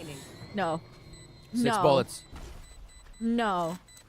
Is the defuse over on left wall? It is spammable here. Heretics plant. They can get it from the outside. Bunny B's got it easily there. And Ghost say, hold on a minute. We're still in this one. But it shouldn't have been that close. It should have been 4 players strong surviving, right? The economy is still weak here for Ghost, right? After 4 rounds lost to YFPX. The fact that Nisu finds that many players is insane. And it's going to keep things in check for the time being. Ghost. Some light shields, right? A regen shield. It's difficult. Unfortunately, they maybe have some big ults in the making to charge things up, but still a similar approach. They thought they won C, run it back C. Just outside the smoke. Attempting peek it. Just make a noise so I can jump in with a judge. See how hungry Ghost is here to start off the round with that first blood. They see it? I can't tell. That's a hairdo. That is indeed. Oh, he still tried. Misu, so sneaky, trying to get a shot through the box in there. I think maybe our first B hit here through the front side of the site. They won't actually see too much retaliation at this point. Yeah, I mean, that play, it's like you're depositing a player dangerously there and leaving them be, so I like the drone reclear. If they don't follow through on B here, even if they take the revolving door off of a punishment that Vanitas might find. A lot of options, and it seems like it is the latter, right? Go back to C. Yeah. And Corrupt was jiggling single for the longest time, toying with the snake bite. That's dissipated. Oh my, Funny Bee with the drive-by there. I think you saw him holding out in the front, trying to get the audio about this the whole time, and YFP actually get 3 immediately. Wait, they turn this around. The 2v3 now is Ghost trying to get back in. Yara almost invests the Armageddon too. Now it's difficult to even get the plant secured. Now you know Melody has an op as well, so that's a fear in the back of your mind. Footstep made. YFP hold their cool. All missiles away. 10 seconds left. Oh. You're saving. Going to save. It's 250, 100, 650 credits. They do not have enough here. They're going to watch this round go the way of YFP to see if they can get a full buy, or at least a hero, not a full buy, but a hero buy here to keep them off the round 12 game point. As the operator is still alive. You hear it ringing out during the round, but if they didn't before, Ghost heard those multiple shots towards the end of the round as well. So they know this is going to be tough. The A strat got Ghost very close last time, so maybe they run that with a bit of a fake. The wall comes up and get fast lane and get a little closer here, and they will call a timeout actually. I think this is well placed. Unlike kind of how YFP tried to stage their comeback, right? If you lost a round, you kind of were going to be broke for that last round of the of the half, and now here, right, it is they're broke now. They'll have a bye if they save, but you need 4 rounds just high, 5 if YFP get this to get to overtime. Yeah. And I did say I was waiting for this timeout because they made that stark adjustment in the first half, completely mirroring everything, and it suddenly fixed everything. Well, how do you do that on the attack? Yeah, it becomes tough. Especially since YFP is not giving you anything. Yeah. They're playing very far back. Yeah, they went from, like, again, it goes to being so proactive on their defense to now YFP being so reactive.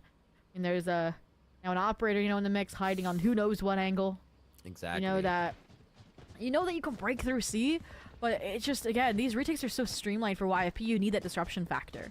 And right now, it does feel like a part of it isn't the macro, it's the micro. Just not many trades, individual players losing gunfights. So if you're losing gunfights, pull out the laser beam. And again, they get A site usually for free, but this is a fake this time around.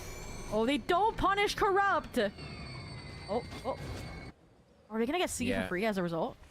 They need a way to get close again. They have no weapons, so that distraction towards A, the same strat they ran before, might give them that, but they second guess it just for a moment, and they don't believe that it worked. Little do they know, they have absolutely pulled YFP all over the place. Here they go. They know they're going to reap the rewards now and set themselves up. Oh, but the presence of the breach A kind of solidified, convinced them that this was an A exec, and then making footsteps onto C has given now time for YFP actually to get back, to set up for the reflood, but looks like they have a disruption plan. They have other ideas in mind. Steel Garden, the trade with the pit. Oh, it's gonna be messy. Oh, a Nightfall just to take C control in a 1v1 from Misu. They know they want to close this one out. Very, very hungry. Aerial super low, goes down to Panini, and now it's just Guitarist here trying to hide in the lower part. Wet socks already, and going down to boot. Not a good day there as Ghost continue to fall further and further from the scoreline of YFP, who are now on game point. Got scared there for a sec. Little slip. Yeah, some word management, getting that Nightfall maybe up if there is a comeback attempt from Ghost stage now for what would have to be overtime. 5 rounds in a row, we talked about it. It wasn't a buy-up then, so it's a buy-up now.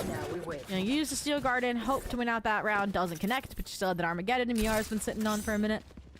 And again, they're taking it C. And they get C, again, easily. But what is the forward challenge going to look like? I see the ping's waterfall, so maybe we'll get like a diagonal Armageddon to set up, Vanitas. But I feel like it's been so 50-50 if Vanitas can get that high Octane impact. They're gonna fight it. No. Wanted to. Back up. Oh, little tag there. All right. Please clear. Wait. Quick clear in. Relay Bolt gets a hit there along with the fault line. So they go double stun, forcing out Corrupt. Ghost in a very much needed round here. Have the first blood. But can YFP get the 4v5 conversion? Give me the Armageddon. You know this team is good at retakes. You need something to disrupt. Or the alternative, have Miara play so far away that there's no way anybody will find her. Seems to be the latter option right now. Vanitas playing heavy contact. No, it is. There it is. All Buy right. down the timer. Yeah, big separation there. And it's Oh, going they to be a got push pinned right away. down. Oh, Vanitas got hit. But it's still going to be one judge. They get hit from waterfalls. It's going to be attack on two fronts. 4 outside sight with the orb going up here. And they have a little bit of that shot. Tejo, Salvos come out first, and now it's the firefight. Oh. Start cover in. Corrupt going for the ninja defuse. There's no way it ends like this, is what Katara says. Or do they? It's happened with the spray down from Mound. Connects Bunny B. Wall bangs to keep Ghost Gaming in this. And they watch as their teammate will fall to the dust. Okay, so they actually keep quite a few guns there. They still have to buy on a couple, so not too bad for Ghost here. Now, this will start to drain the economy of YFP, but again, the pressure's on Ghost. Also, on YFP to close this. They went kind of hard in the last few rounds. Let's see if they get back out there. The operator looks like it will be peeking Mound again. And they'll take a main control, too, at Rubble. Oh. See if Ghost is ready. It is dawning on me. We just flipped the script, right? It was a comeback attempt for YFP. Now it's the same for Ghost. Yeah. Malia caught out. Salvos, relay bolt, a judge in your face. Corrupt trying to hold on to the site control. Beautiful chaos management. How are you still alive? And it doesn't. You're not anymore a Kataris. Okay. That was crazy. Katara's just coming in from the shadows up now if they need to get back out. We saw Panini trying to get in, but it was all just cleaned up. And now Ghost just turned up another level for these past few rounds. And you see YFP, yeah, backing right up here. He's looking for damage, right? You know, again, thanks. Look at Ariel. Look at Katara's 300. Yar 600. Could be an ult soon. Yeah, that too. I'll find you. But Scary Shark has the Rolling Thunder, has weapon, has the full shield. Not a sacrifice you want to make. And Misa's had heroic plays. Remember that, like, in the one round that they were about to lose? That should have been 4 players surviving. That's what Misa's known for. One enemy remaining. Oh, not this time though. Guitarist, this is the guitar show. It's like, of course they peek me when my utility's out. Every time. Every time. All right, saved. Like you mentioned, the Rolling Thunder's there for Scary Shark. 2 away now for Misu as they were looking for a bit of orb there on either kill or death. And now it's going to be quite a few pips for everybody on the side of Ghost. So this could be a point where we see YFP go for the throat and try to really tackle down on that Armageddon and get Misu something here if they can get control of a side, like a main area. Oh, for sure. And that's my concern now for Ghost, is the fact that it was always, okay, Rolling Thunder, it was Armageddon, it was the Steel Garden that allowed them to fight forward to disrupt these streamlined retakes that we've seen from YFP. Like, they're not touching A anymore. That's how traumatized they are.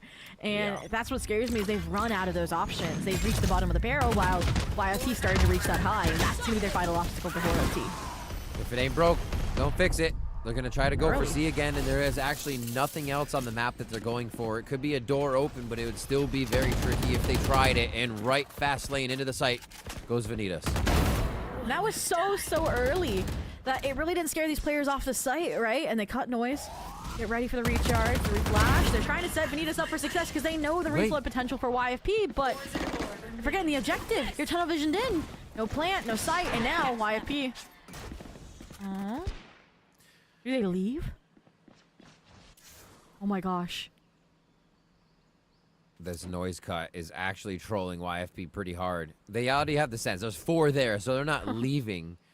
But just taking a moment here to see if they can separate themselves a little bit. Oh, their jig is up. Yeah, you know, at least 1 player is here, and looking at the ones remaining, I don't know if any of them would be lurk candidates. This finally spiked up comes through. That's when you expect everybody to start coming through. But that's why the fault line, that's why the salvos come out. 30 seconds left. Still didn't plant. 30 seconds left. They're going to go for the full fight here. Ghost actually get a few kills. 3v3 now on the map as they try to enter back into C. That's going to be kills in favor of both. Oh, Bunny Bee's going off right now. A third one. Can Scary Shark end the map right here? One kill onto Miara. That's going to be it. Scary Shark comes up with a 3K of their own. The Red Bull Clutch and Pearl on the horizon. Wow, 13-9 after losing 13-11 on your map pick of Sunset. I said I had hesitations, you know, the playstyle from Ghost on Sunset. The 13-3 with this composition against Fisher Fumblers on Friday. All of that kind of gave me like, maybe we'll see a map 3. Yep. But I was trying to find some way not to doubt Ghost Gaming, but seems like it was well placed as we now get to head over to Pearl. That was incredible stuff from both teams. I think at this point in a tournament, it's one of my favorite things to always see that there is a comeback potential. There's a way after a map goes not your way, or you've lost like 8 rounds in a row, that it doesn't matter, that each team is seeing it round for round and game for game as it comes. And especially as we get towards the main event, these teams with whoever wins Pearl is going to lock in that golden ticket to the main event. You have to see that at this point in time. So it's awesome to see here as we head to map 3. And I feel like low-key, Riv, you said this before the series started. You said we're going to get a 6 out of 6 maps today. So I feel like you're the one that cursed us in this situation. But like you mentioned, with such coveted prizes, coveted positions, we would have it no other way. But it's been a long series, almost double digits both maps. So we are going to throw over to a quick break. And when we come back, it will be that desire to see who the last team for this week's Swiss round will be to join your playoffs contention.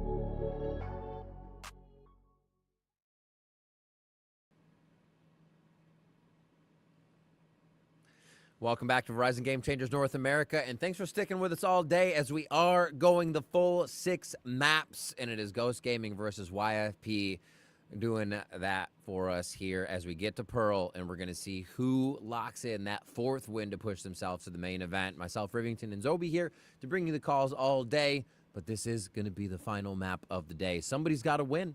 Somebody's got to lose. And Pearl, it's an interesting map. You know, I love looking back at like past matchups to be like, okay, who feels favored? And I think this one narrowly goes to Ghost, actually. Okay. Because we have a common factor between these two teams. Round 5, round 4, Aussie and Friends, all right? Both lost it to Aussie and Friends. But we'll cross the bridge when we get there, because we got to look back at Lotus, right? Because that's where we just were, and that's where I think maybe why people still have a chance, right? Because they just won this map, they'll had the momentum going forward. Yeah. And it was a pretty stark, again, look at those comebacks. 3 out of 7 post plants were successful for Ghost. Like, it was really, really nicely done and very streamlined, and I feel like that's important on a map like Pearl as well. Yeah, absolutely, because usually you're playing Pearl slow enough that the spike goes down quite a bit in any fashion that you're pretty much sorting your team out. So you're right. Getting those retakes, getting the understanding of where you can go is going to be huge here as we see our stats from last game. 27-15, 6 first bloods on a Viper. And again, it just goes back to, again, how kind of, I feel like, I'm going to say just deep their attack was, right? It felt very well constructed. It felt like it had layers, and Ghost just, again, was very, very simplistic. Their win con was, okay, we're getting sites easily, fight forward. And when they couldn't fight forward, that's when we saw those kind of refloods happen. So all in all, I think, again, heading over to a map like Pearl, that scares me a little bit with all like kind of the avenues, nooks, and crannies. But then again, it feels very reminiscent of Sunset, where neither team got too proactive around mid plaza space until absolutely necessary, which is when YFP did and went on that fake recovery arc. Seeing as well, the controllers are playing kind of crazy right now too. So I'm looking at Pearl compositions for the moment, and it does look like actually still get that Vice, still get the Yoru, Teho. So Pearl, like you said, I think you said you gave it to Ghost. Yes, and narrowly. the reason for that is going back to my history lesson, is that they lost on the side of Ghost 12-14. The Aussie and Friends versus, you know, for the side of YFPX, it was a 7-13 loss. Now, don't get me wrong, I think, again, that was their first, you know, match coming back out of that FF lost against SRG. You know, the vibes might not have been there. They needed to learn how to play with Panini again. So there were definitely, I think, some circumstances to consider, but that's, again, why I think it's still in my mind narrowly favors Ghost, especially in this series big picture with that momentum swing from Lotus looming for YFP. I like that. I like that, especially because what do we have? Defense YFP, so yeah, Ghosts get to come in nice and strong and try to figure out how YFP want to play defense and maybe exploit that right away with their composition that we'll see in just a moment here to get on to Lotus. So I kind of agree. YFP started to make me a very big believer as Corrupt was going wild, so we'll have to see. Well, what role does Corrupt land on? Let's go and take a True. Is it Yoru? Is it actually finally the duelist, or what do we see? Come on, please give me the Yoru, please. That's what I'm seeing here. Round 4, Yoru. I feel like this could be one of those moments also where we get the duelist, but now it puts all the focus on Corrupt, who has been getting these masterful flank kills and unnoticed throughout the map. So now the spotlight could be detrimental. But then you get Melly on the Vice, you know, so she'll be good. lurking it up, hopefully. Yeah, exactly. But a lot of factors to consider, and again, that was before we saw the Sunset switch up where they had Melia kind of perma-duelist. But again, that to me is like, it's like the Neon maps go to Melia, the Yoru, maybe the Jet, the Reyna maps go to Corrupt in my mind right now, at least. Maybe the Jets are still a question mark. I haven't really seen that. I they haven't really played a Jet map since, you know, Ida stepped away, actually. So all in all, that's kind of where we're at expectation wise. But Pearl, we could get the Yoru ISO over there as well. Bunny Bee on the Yoru. This is a player who I think has been having a quiet series, actually. Like, the setup's been there. There was that 3K to keep, right, them in contention, right? That really boiled it down in that last round, the 1v1. Yeah. But I hope that could also, you know, spawn a spotlight. She was playing on that role for a while in a lot of the off-season events, just playing duelist here and there. So, could also be a little bit of a more comfortability pick in a way. Yeah, the Bunny Bee Duelist is definitely a missed thing. I still remember that from a few seasons as well. And seeing that aggression, it actually is very formidable for teams to have to deal with, because I feel like Bunny Bee's cool with just separating from the team, and either they're blast packing or something forward if it's on a raise or whatever they're playing is really, really strong. Like that statue holding up a giant ball. Oh, the teams are still keeping us in a kind of reflection and suspicion. In anticipation of the the comps to come. What is that? This is a switch up. We do get the corrupt Yoru, but the double sentinel there. This you know what this screams? The screams were embracing Wadada. Wait, is this the exact comp Wadada runs? I'm fact checking myself. Fact check. Looking over at the other side, you're gonna have Ghost Gaming try to play off these situations where they can catch kill contracts. Bunny Bee identifying those situations too. It is. But yeah, looks like YFP. All right. This is the They're Wadada feeling comp. good. You know, Melio, I'm just gonna put it out there. You have some big shoes to fill right now. Like, don't get me wrong, you're the duelist player. I expect nonetheless as a chamber, substitute. But no, the fact that they got the inspiration, drew it, and changed their composition from round 4 coming into this round 6, it'll be spicy to see. But there's a reason why that composition works. But it does require, again, a heavy hand between your Yoru, between your chamber. Like, they kind of are at the top of the leaderboard time and time again when you're looking at the performance of Wadada between Arya, between Starbound. So I'm curious to see how that's going to work, but it is going to be, like we mentioned, for Ghost Gaming as well, the Bunny Bee Yoru to help prop up Vanitas a little bit. So that's nice, and I think that helps as well. We kind of talked about over on Lotus a little bit of the shortcomings with, okay, if we fight forward, Vanitas, it's kind of a 50-50. You fall, round lost. You win, round secured. And so this will have a nice Bunny Bee follow-up, so you don't have that single dependency. Ooh, Headhunter already. I love when chambers play like this. Off the rendezvous, one shot. Melia says, yes, we are here to play. And Bunny Bee is already down, so they lose some flashes into the site. And now it's going to be a kind of reset here without that duelist. And now they have to work off of Vanitas. Wow. And I said you had big shoes to fill. That's one way to shatter the silence, the expectations to open up the map. But not over just yet, especially when Vanitas is in the picture. And Shri finds the first. Immediately traded, though. This is why you have an Astra. Pseudo Sentinel Anchor reporting for duty, forces the hand, forces rotations, but this is what I wanted to see at a Ghost, right? Complexity. Aerial on the lurk, deep through art. Does trigger the Vice Wall, so that'll be some additional rotations out of Misu, out of Corrupt. But all in all, still ways to cause a panic. Oh my gosh. The intentions of everyone are they're just great, going past each other slightly. And now they're just going to go ahead and get towards the A here. Nice control by YFP figuring this out. Misu could be quite deadly if they can delay that. Almost get some help there. Now it's planted for art. Yeah. Now you got a little bit more eye on it. Oh, the timing. Misu doesn't spot out Katars, but you're caught in the Astral form. You don't expect the second arrow. You should be able to win that, but the crowd stand. Combo too lethal, and YFPX again maintain this seamless retake prowess and punch their ticket for another pistol round. Just seeing them both slowly go up and down there. Those fights are so funny to watch. YFP nicely done. Yeah. Misu ever so quiet and takes the long route all the way through mid to catch Kataris in Astral form, and then another fight after it. Really, really smartly played. And the team's able to come up with that first round. So YFP looking good. They will continue second round. Marshall for Melia. I mean, I'm glad to see Misu's continue to play around mid, because she was that player thinking back to Sunset, right? Put deep push on tiles, caught off the rotation. So being that info initiator, going for all that information for your team. But this is spicy. An attempted deep A fight, but the Salva's kind of fractured a little bit. So Clone gets ahead of everyone, but it doesn't matter. The entire team's here to follow it up. Down A. Oh, Misu? Okay. Corrupt says, wait a minute. I want to get one too. Knowing that they had full control over that.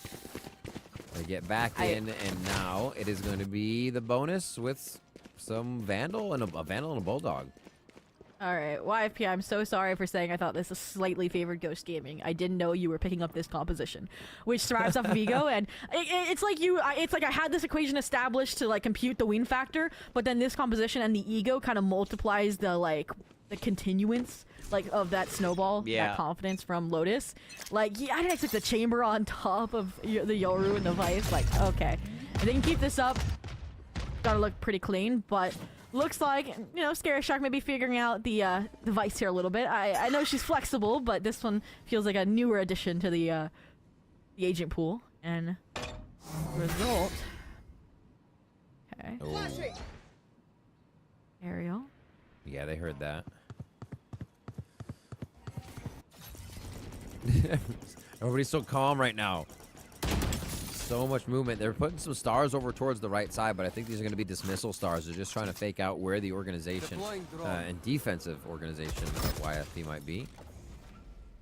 Okay. Huge reveal. With less than a minute left, it feels like Ghost is looking a little scared, right? No strong-handed BXX on a rifle round. And now it's just gotten worse, right? You're about to run into the Marshal with the rendezvous. Silver lining, it's not an outlaw, but still.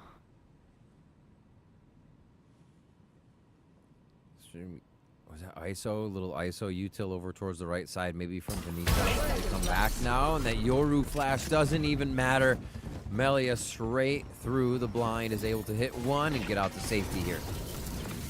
Ooh. This is what I wanted to see, confidence. Don't back down, just fight through the sight. But the extra util delays, beautiful slow off the trademark as well. And 10 seconds to go. Gotta get the plant down.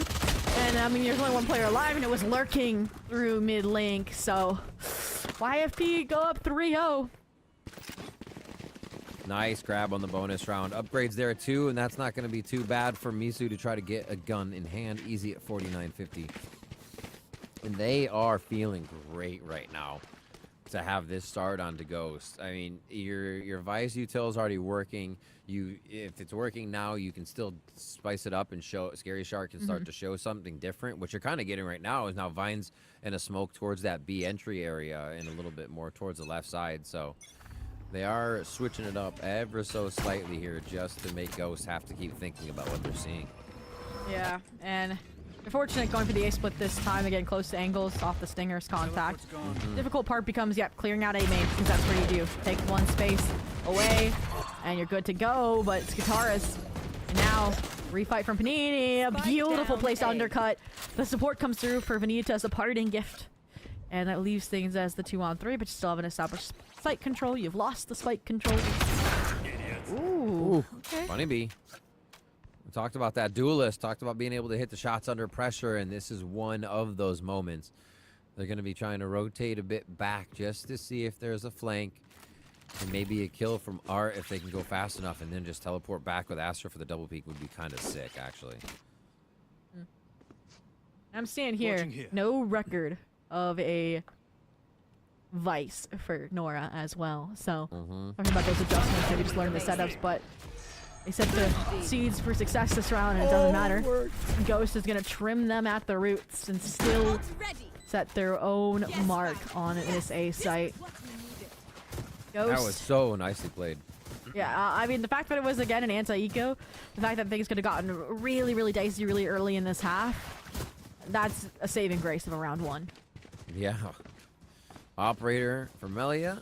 It's gonna be a long gun in the hands of her the whole entire match. It has to be 3 towards Tour de Force as well, and still playing not actually. Okay, I was gonna say not playing near the rendezvous, but that's just the trap.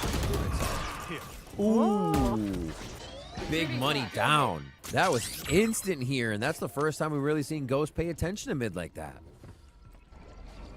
It's nice.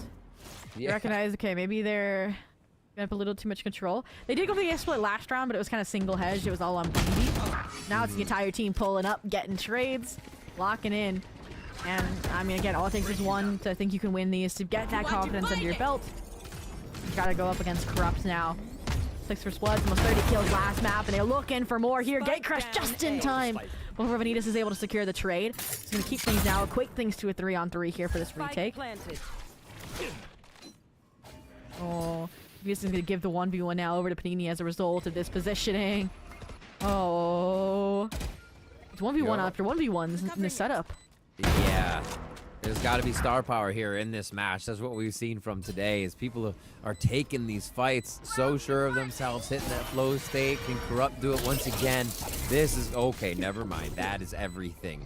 There's one onto Panini. Now Corrupt just waits for the peek. Oh, actually gets hip checked. Guitarist takes down Corrupt there at the end. Because there's just so much going on the side. Yeah, I think from a strategic perspective, that was played really, really well by Ghost. If YFP was going to win that, it would have been heroics. Again, we talked about the 1v1s. Post-plant a little dicey there with some of the setups, but all in all, playing the high-value targets, right? The post-plant Andy's off-site, and they were good to go. Kind of hinged off that fight, I think, with Scary Shark as well. So, there we go. 3-2, keeping things close. Here we go. A little bit of a B-side lean there. I think expecting now, okay, you're talking about how Scary Shark Noir was switching things up. Fight steal till A, fight steal till B. You didn't realize, okay, there's been a consistent streak of an A side. So they might be able to get B pretty easily. They even baited out this Thunder Fury off of the Dimensional Drift, but it's not really finding much impact. Yeah, trying to see where it could go, but good dodges from the other side for sure. Oh. Vanitas with a quick double tap is able to take down Scary Shark. And now they reset a little bit on the round. They have to actually bring back where Chamber is. Oh, what? Corrupt? Just the first sure swing out does lose their life for it, but Panini gets the trade there. Wow. Again, it's just Corrupt, strong-handing their way through life right now. Swinging. Oh, my word. Like, both rounds, they've been the one to keep things 3-3, and then it's other players have to step up, like Nisu. They just copy-pasted the Sunset strat to cut off rotations, get information, get at least a kill. And now, I mean, the 2-on-2, but you know they're head to A, so hopefully your Astra, your Chamber can outpace it here. They still have the trap activated now towards the art area, so they know it's coming from long. Both of them from that A main area. And now the Gravwell for plant. Yeah, I think they got a little bit of delay time. 2 stars off this miss coming up at the same time. Oh, they were expecting a Vandal. I mean, yeah, in Panini's hands, but Panini was the distraction play for Melia for this operator. Unfortunately, going to get the plant down, but Nova Pulse suns you out. It's all down to 1v1. Vanitas, 4K clutch. Red Bull 1 to get into that 3-on-3. Vanitas feeling bonitas after that one. Oh my God, what was that? Just, oh, they're gonna run into my crosshair. Aesthetic stun. That's crazy. Okay, 3-3 here. Now Ghost has just said, no, we will take control of the game. And it is going to be a stinger with Guardian Hero in there if YFP can do some damage. The Bucky just got brought out by a Scary Shark. Expect that to have some teeth. A salvos to start off. Actually looks like they might get a committal here, Zobi. Everybody is here for the party. Well, so if they brought enough refreshments, because it's both teams pulling up, and feels like they've brought the fireworks to the Armageddon Strix to flush out the site, but it's still all a fake. They're going back towards the B site. I mean, nobody's there at least, but Honeybee, careful. Yeah, I still have the 5-on-5. It's been a speed reset, but with economy shattered, YFP had to take that gamble. Now, Melia, honestly, if you get back to B long in time, pop the tour de force. I want to see it. Almost. No, can't close the gap. Too dangerous. Oh, there it is. I feel like they've lost the site, and now it's just going to be played for retake. Actually, there's the rotation around, though. Sheer gets hit from Yoru on the backside as Vanitas in sight, making quick work of that operator as it comes out of the spawn area. Just high. Vanitas is locked in. One off kill contract. Double tap just fades away as they're searching for more here. Safe talk. Like, again, protect the high value targets. Protect the Tejo. Protect the Astra. Get down, Madam President, but yeah, they're playing to die. They're playing for exits, it looks like. Just gonna run in there with Rambo Scream. Here we go. Either the push here from Miara. Oh, there it is. Very patient. Nice slide around the corner there. And crosshair placement for the stairwell, too. Smart, right? Aerial. Safe push, yeah. They're one off of Old Siege. I was gonna say Nora. I'm like, you could save the Guardian, but do you want to? Yeah. Taking a little rest, relaxation. But maybe not the time to do so as Ghosts get onto their 4th. Little tech pause. Maybe that's why Nora paused for a second. But all in all, okay, back to a buy. Melia, strong hand with the operator. I'm curious about this attack op still for Bunny Bee. Obviously, it was picked up. It wasn't selected in the buy, but still. Talked about how they're kind of the follow-up, the insurance policy for Vanitas, and that's only emboldened them, right? Like 6 and 5 right now. Yeah. Like multi-kills galore, the 4K clutch. It's really, really clean. Like they're definitely rivaling Corrupt's performance last map type beat. Yeah, everybody is really just stepping up at different times. It's necessary too, right? You've had Corrupt coming online for the side of YFP, Vanitas really starting to feel it now in the ISO position, which is going to be absolutely huge because you can really start to dominate the game and make people feel uncomfortable in the kill contract, and that's really one thing they have in their favor right now. So it will work. We got a quick tech pause here right now, and you see on the screen, Ghost do lead 4-3 over YFP, and we'll just get a player restarted and back into the match, and then we will be back into the match with them here for our 3rd and final one on Pearl. It has been a long and glorious day of battle between these teams, locking themselves into the main event. And that's exactly what Ghost and YFP are trying to do right here with this map. And Riv, you had me thinking when you made like the very nice rhyme of, you know, Vanitas after the 4K clutch was feeling very Vanitas. I was like, what does it mean? And apparently, I'll have to talk to them after the matchup to see like where their inspiration for the name comes from. But there is one where it's actually a painting, very famous painting, that is a symbol for death and change. And I feel like the change onto the ISO is definitely bringing a lot of death. That's kind of sick. Server. I like that. Yeah. Like I mean, we kind of talked about these changes. Okay, is Corrupt gonna fall flat after, you know, having that lurk presence with the 6 First Bloods and 27 kills on Lotus? And we're like, okay, is with Bunny Bee on the Duelist, is Vanitas gonna be emboldened, right? After kind of falling a little short, it felt like on the Neon over on Lotus. And it definitely feels like this map is a new rebirth. Swipe the slates clean. My formulas, my history books don't matter. That's all right. Well, we will have to ask, though. But they will have to win. You are correct. Keep that question locked away for now. Yeah, I mean, high stakes position. Again, last ticket this week, 2 playoffs, 2 main events to join Fly, SRG, Wadada. Right? And some pretty big names up there. yeah, you want every player to be at their best, technically, mechanically. And on a map like this as well, that is only more true. And early indications, again, I feel like it's been very consistent across the maps, right? I'm seeing that development I mentioned prior for Ghost, a little bit more attention to detail on the attack, right? Deep deposits of players like Aerial. And, I mean, we're seeing that consistency of pretty streamlined retakes as well for YFP. But because it's so early in the half, and because it's a more complex map than Lotus in my mind, I feel like we've seen more outs from Ghost, right? For example, when you think there's 5 players already on a site, they've been rotating really streamlined. They also, with this composition, have a lot of post-plan options. So that also helps. Yeah, I think the way Ghost have figured out how to play it is a little more patience, like you said, and then being able to just figure out what the best protocol is each time, especially with the way they're opening up space on the extremities to find the rotation time, to just have somebody in an insert even on that lurk that says, no, this isn't possible, the timing isn't, I'm here kind of stuff, and really just adjust the way the defense is reacting to make those post plants that much easier, and no wasted util is really coming through. So it has been pretty strong for them, as well as everybody stepping up at different times, like we said before, with the star power going on. It's kind of crazy.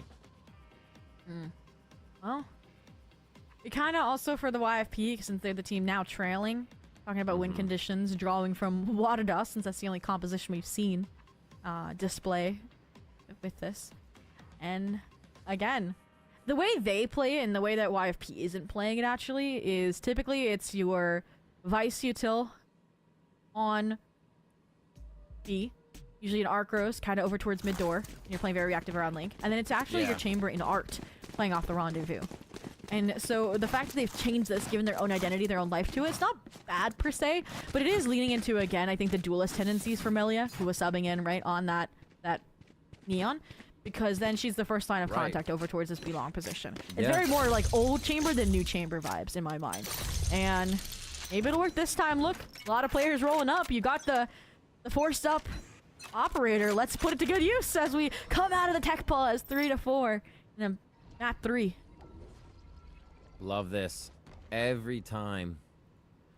If there's something you can do, either like a Yoru gate crash, or you can get the rendezvous out, or even waylay with the release, there's a little bit of safety here to get that initial attack and try and put a pain point on your opponent. Why not?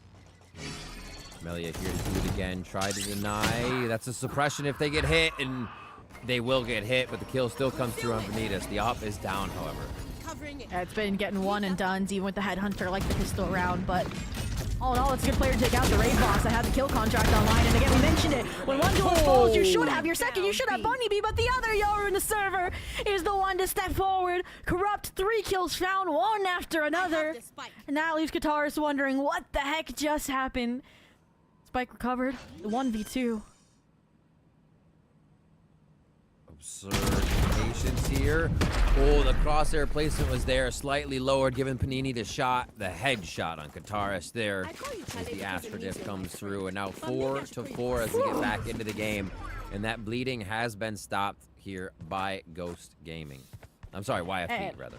And Rivington, I think I've come down to the bottom of the case here, and I've even asked for permission to say this. The reason why I think we're seeing Corrupt with those insane, you know, the 3K, the ace over on Lotus, the 27-15 performance, they just recently got engaged, actually. So this is the engagement buff in the server. And I mean, I talked about it when the strategy's fallen flat here a little bit. The heroics from Corrupt are shining through right now. Like that 3K, if they didn't get that, it would have been a very well. And we talk about it, the Astra, the Tejo, so hard to get through. Good hit. My thorn's activated. It's you. Or they're going to try here to push with those agents through the B defense. A little bit of a kill contract. Vanitas takes down Scary Shark. Oh, Buddy B sees that. Little weapon trade out there as Panini takes down one. Oh, here comes Steel Garden to make everybody's arsenal go away. I mean, we just got it, right? The difference between, okay, a Corrupt 3K and the lack of a Corrupt 3K, right? The operator acting as a shackle in this regard. Men's Drift in hand, like he's not going to get invested. Side by side with Melia. They completely flipped the map, right? They went back to exactly what I said about your chamber playing art, your Vice on B. Unfortunately, we talked about that raid boss Vanitas with that kill contract. They opened up things for YFP. Sorry, for Ghost. And set up this now 3v2 that looks difficult, to say the least. Oh.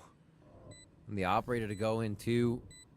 How much money they have there? It's not too much. So this is actually a push that's going to cost quite a bit if there's no return. There's one. Ooh. No way they get a close scope. In the crossfire, the trade should be there, and you saw it attempted. The swing from Ariel out of elbow, but again, that rendezvous difficult to handle. It does give time, a little edge to reposition for Vanitas, and that's all. Yeah. We're gonna right for this round. And they both get out with their weapons, which is quite nice. Oh, no up. Good job by Ghost fighting for the space. And again, we're not getting these very big lurks anymore. A lot of the fights are happening just team-wide, right in the same spot, at the main, trying to get in, just really forcing themselves through these smokes and areas like that. So we're going kind of back to that, not simple play, but just for sure play where everybody feels comfortable having another rifle over their shoulder to trade the shot. Yeah, and again, after map 1 and map 2, you know, dominant halves, attempted comebacks, having a back and forth battle like this is definitely nice, and I hope it continues past the half, because that was the breaking point, right, last time. And IFP again asked to adapt here on the fly. Drone. Ooh, almost didn't clear out Corrupt, but pin reveal will. You didn't have a gate crash? Yeah, it's in spawn. What you toying with Fate for? Trying to get a little bit more utility out, but they're like, yeah, just get out of here. We're not giving you anything. Already got hit by the drone. So easy clear on the walk through. And now they know they don't have to worry about that too much. Everything else is going to be real if they try to enter the site. Some setups that aren't going off. So giving an idea as well to Ghost how many people can be here, but they still want it, Zobi. Pop the divide up. Again, Vanitas on the sentry. Bonnie B side by side. The high-low constructed out of who knows where. A great jump up, and again, it's Corrupt at the linchpin position for this squad. Secondary gate crashed out as well. After the carnage they just wrought. Panini, I mean, no weapon upgrade in sight, but this suddenly seems very, very winnable. Hand off your Bulldog. Honestly, Panini, take the Dimensional Drift in, see what information you can collect here. Exactly, and the Spike's not playing it for long. They have to stay in sight here. They have to cover each other, so this is actually getting very, very scary for Guitarist. They planted so deep with Cosmic Divide up, and that's it. They're going to get the defuse here. YFP recognizing the amount of space they can take, and then Spike positioning. Just cover each other on those kills, and they win that round. Oh, and in thrifty fashion at that. Ghost had one early on when it felt like YFP was going to tip the scales, and now YFP gets collateral right back. And wow. It's interesting because you mentioned the plant position and how it forced them to play on side. I've seen so many teams just disregard that it's not planned for them and still play down deep long, and that's so true. Just didn't see that out of Ghost this time around. Probably because of that double duelist, right? Vanitas and Bunny Bee have been making the space for their squad really, really effectively. I mean, it's just falling apart really, really fast, considering, again, how strong this duo of Nastra and Tejo is. Flash take. Oh, wow. Huge fight for main. No space being given freely here, and this is what we love to see, is the teams really jockeying for position as they try to get into sight. The lurk, though, however, from Aerial here could prove useful. The sheer, the shots, though, before the sheer gives them up. And this is very reminiscent of the swap up we saw actually out of Ghost, right, over on Lotus for their defensive change. They flipped it, right? The Tejo, the Aura over towards A, the Vice Astra over towards B. It feels like they were figuring out the new comp, right, essentially. And this is how it's more traditionally played, and they're finding success with it as a result, right? Corrupt can fight forward A, they can disrespect the Armageddon, disrespect the salvos, and still walk away with an impact, and there's that trademark I talked about, Art. Yeah, trademark sees one, they still come through with the kills, and man, everything gets activated, and they just hit the Armageddon backside, and they're like, oh, fight in front of the Armageddon. We can win this. Unfortunate there. Really nice first kill, though. I like the way they played the ISO and Corrupt. Not the ISO, but the Chamber and Corrupt just on site there to the right and the left to draw attention, and then Corrupt just gets an easy shot. Like, everything gets activated? No, Corrupt gets activated. 14 and 6. Yeah, seriously. I mean, I've been like, hey, when are you going to use that Dimensional Drift? And I don't want them to use it anymore. I don't want them out of the fight for, you know, the 10 seconds. Post-nerf. Double operator last round, by the way. Oh, wow. What the heck? They're going to have, I'm sure, a Vandal in the back pocket, I would hope. Oh, yeah, the arsenal's there for sure. And here we go for Bunny B, identifying a bit. The util's just going to be popped anyways. And now it's going to be actually deep spawn. Oh, Corrupt heard that. Corrupt heard and saw that. All right, Vanitas, you've been winning out these 1v1. Can you do it again? And the answer is yes. Shield shattered, but it doesn't matter. Or does it? Corrupt is behind you. Dimensional Drift comes and collects the backstab from Aerial. Finally kind of tips the scale, equates it here. We talked about this forward presence from the duelist. We talked about playing down long with your win con of the Astra and the Tejo. All the pieces are in place for the Ghost post plant. Oh, Bunny B just says, peek me. Oh, God. Not going to peek that next one. You have to go closer. So that's going to be someone you have to uproot out of the sight now. Even harder as Bunny B can just control and be annoying here for the last round. Yeah, at this point, time's ticking away. Talk about how you just play it long, play salvos, play grabos, and play everything. While Corrupt can get some flashy kills, there's no time to salvage the round. And for the second map in a row in this best of 3, we will come away with a tied half 6-6. Any other way wouldn't be having it right now. This is just too good between these squads here. Ghost Gaming and YFP putting it all on Pearl for the final map for that 4th win to lock in the main event here at Verizon Game Changers North America. And it is going to be start off just Ghosts across the board maybe. Corrupt wants a little bit more. No, it is going to be Ghosts. They're going to be taking some long-range fights here, a little peppering into the site before they actually take the initial one. That's always what I think when I see that. Let's see if they can back each other up on it too and make it strong. Because Ghost, They're going to bring a party towards Long B here, it looks like. Yeah, I was about to say, I feel like the soul reads between these two squads have had like an insane amount of overlap that needs to be studied. Like, it's happened time and time again, no matter what map, and here it comes. Yet again, the opening frag found by Bunny B. Looking for more. Again, Vanitas back to back. It's these two duelists going for the A-Labs routine, and you're gonna miss the shot, miss the target, and miss your life. Corrupt finds one, but again, the sheer numbers Ghost brought to that party you mentioned down B long. They're gonna have Spike and probably the round. That's crazy. Talked about YFP kind of wanting distance with this purchase. They did not get any distance. They were instantly getting hugs from Ghost there. Just peeking left and right. Scary Shark here looking to do some damage before going down. And I think that's the way that Ghost needed to start this. They had to make a statement to get themselves up and around the board. And now I think Bunny B and Vanitas can start to be a little bit more aggressive. Play their duel competition. All right. Bunny B saying, okay, embracing my duelist of old. I've got to, you know, put up the kills similar to that of Corrupt. And look, 13-9. She's starting to move up in the leaderboard as well. Just very like riding nicely a bike. done. Yeah, of course. Just like Ripped drifting up the dimensions. They've ripped off the training wheels, the dimensional ones that is, and are cruising. And I mean, it's only a pistol, so we won't get ahead of ourselves. But all in all, nice buy up. I feel like the defensive Pearl usually pretty safe from Thrifties, but I've been a liar so many times this stream. Make it happen again. Let's see a YFP. Spike's down, so this is an exploration mission right now. They're not really going to try to do too much other than get some kills or find out where the weapons might be that they don't want to face. He's running back for the Spike now, as they'll have a little bit of time to still walk this out before they come in. Cool. Here we go. This is the one kind of loose end that could start to topple a buy round. A huge gap in art exploited, identified by YFP, but again, Ariel having a quiet map. Give her the eco kills, or at least the refrags. And they're getting all the connector space, and suddenly Vanitas is kind of crunched. Beautiful head on a swivel with that Spectre to stem the bleeding, but it's Melia 1v3, Bulldog in hand.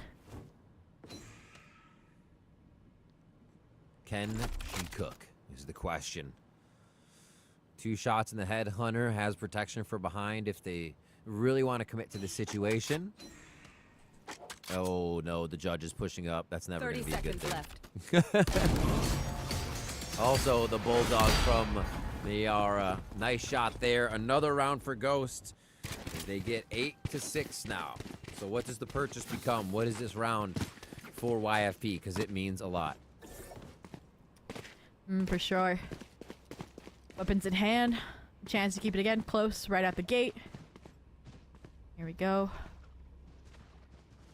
And because of that puncture through mid connector, like at the immediate adjustment, right? Shear wall up from the Vice. Yeah.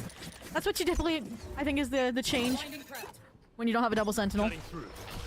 And in addition to that, they have players ready on art to play around main. Outside of that, though, they lost so many weapons in the process that it does mean it's a bumpier bonus. But IFP, I mean, you wanted more than a 6-6, right, with double sentinel, and we mentioned Melia, big shoes to fill, having to play a impactful role in this chamber to make this composition work. And feels like as a result, they're just defaulting, waiting, hoping kills are given to them, and Ghost isn't the team to do that. No, they're playing super safe right now, so every bit of util has to be used to get into sight. You already see Corrupt trying to get this walk in here. And still nothing being given. They're not even worried about it because the crossfire is going to be there at the right moment. And they see one. And it's going to be enough for Corrupt to get a kill, too. That's why they don't peek as well. What a beautiful shot there, but it is a 4v4 here. And now YFP knows their numbers up with weapons up. Can it be enough? Ooh, the sheer wall went off. You could see it. Ariel trying to get behind him. But Panini has it handled. Katars thought they had sight control handled. It falls flat. The decay, I think, wears away, so the wallbang sheriff shots won't connect. And YFPX, as foretold, keep the buy round in ship shape. Not a problem there. And yeah, that's a much needed one. Bunny B has been saving over some cash for the previous round, so we get the operator on the defensive side. Gonna go ahead and gate crash away from B for most cases. And Corrupt, what are you gonna do, Corrupt? You guys still got a Vandal coming out. Okay. So Vandal, full, and looks like Util is going to be there across the board. Sheer is out. Yeah, Sheer's out. I was like, didn't buy Sheer? No, already used though. So this should be a great round for YFP to continue to solidify a comeback here. That comeback, it's one round, but take control of the game, I should say. Okay.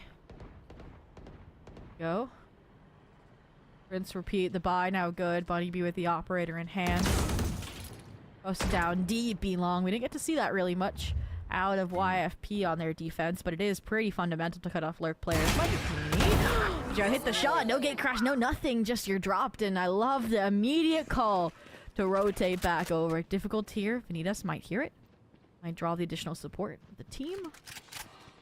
Yeah, they're clearing the space A2. They droned out. They said, yeah, we need to start leaning over towards B, continue to guard what is in mid.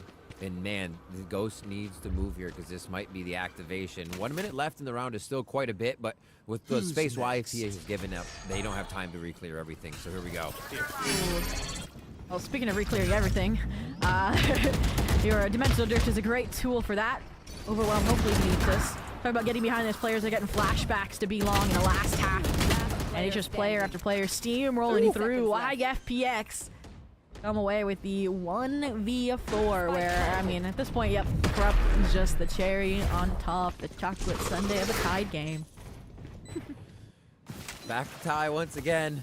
It seems like so much happens just to go 2 rounds and 2 rounds for each of these teams. You can see what's going into it, the thought process, switching things up from site to site, and then having to reorganize those thoughts when you realize that something has changed again. They are pulling everything out of each other right now to make sure these rounds work. And now we'll get the op back from Melia. It's going to be that low by little Sheriff Eco for the side of Ghost Gaming. A little bit mixed in there with some other guns, but they're going to go ahead and try to put everyone towards A. See if they can't get a few laser headshots here. Oh, and I like the deep A main control. It kind of has the same kind of, I was going to say, guard of what the drone did last round, but more lethal, right? It's got some teeth than it is fighting in. Finds the first on Amisu, but I mean, look at these sharper insides. There's better weapons for the side of YFP. They are going to nip back, and he does. Very precarious position here with the Stinger. Corrupt looking like they're ready to clear it out.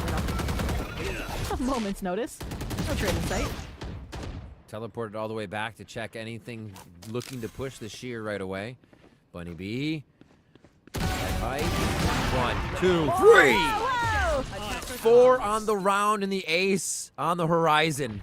Bunny B pulls out all the stops back on the duelist and shows us exactly what she's known for. Oh, but they have an operator in hand. Corrupt's only 29 HP. Take your pistol out. Finish it off with the GC Sheriff, please. Because Corrupt, flash in hand. The swing is good. The ace denied. If there's anybody who can clutch out this round, it would be Qatar. Or sorry, it would be Corrupt. Oh, Ariel.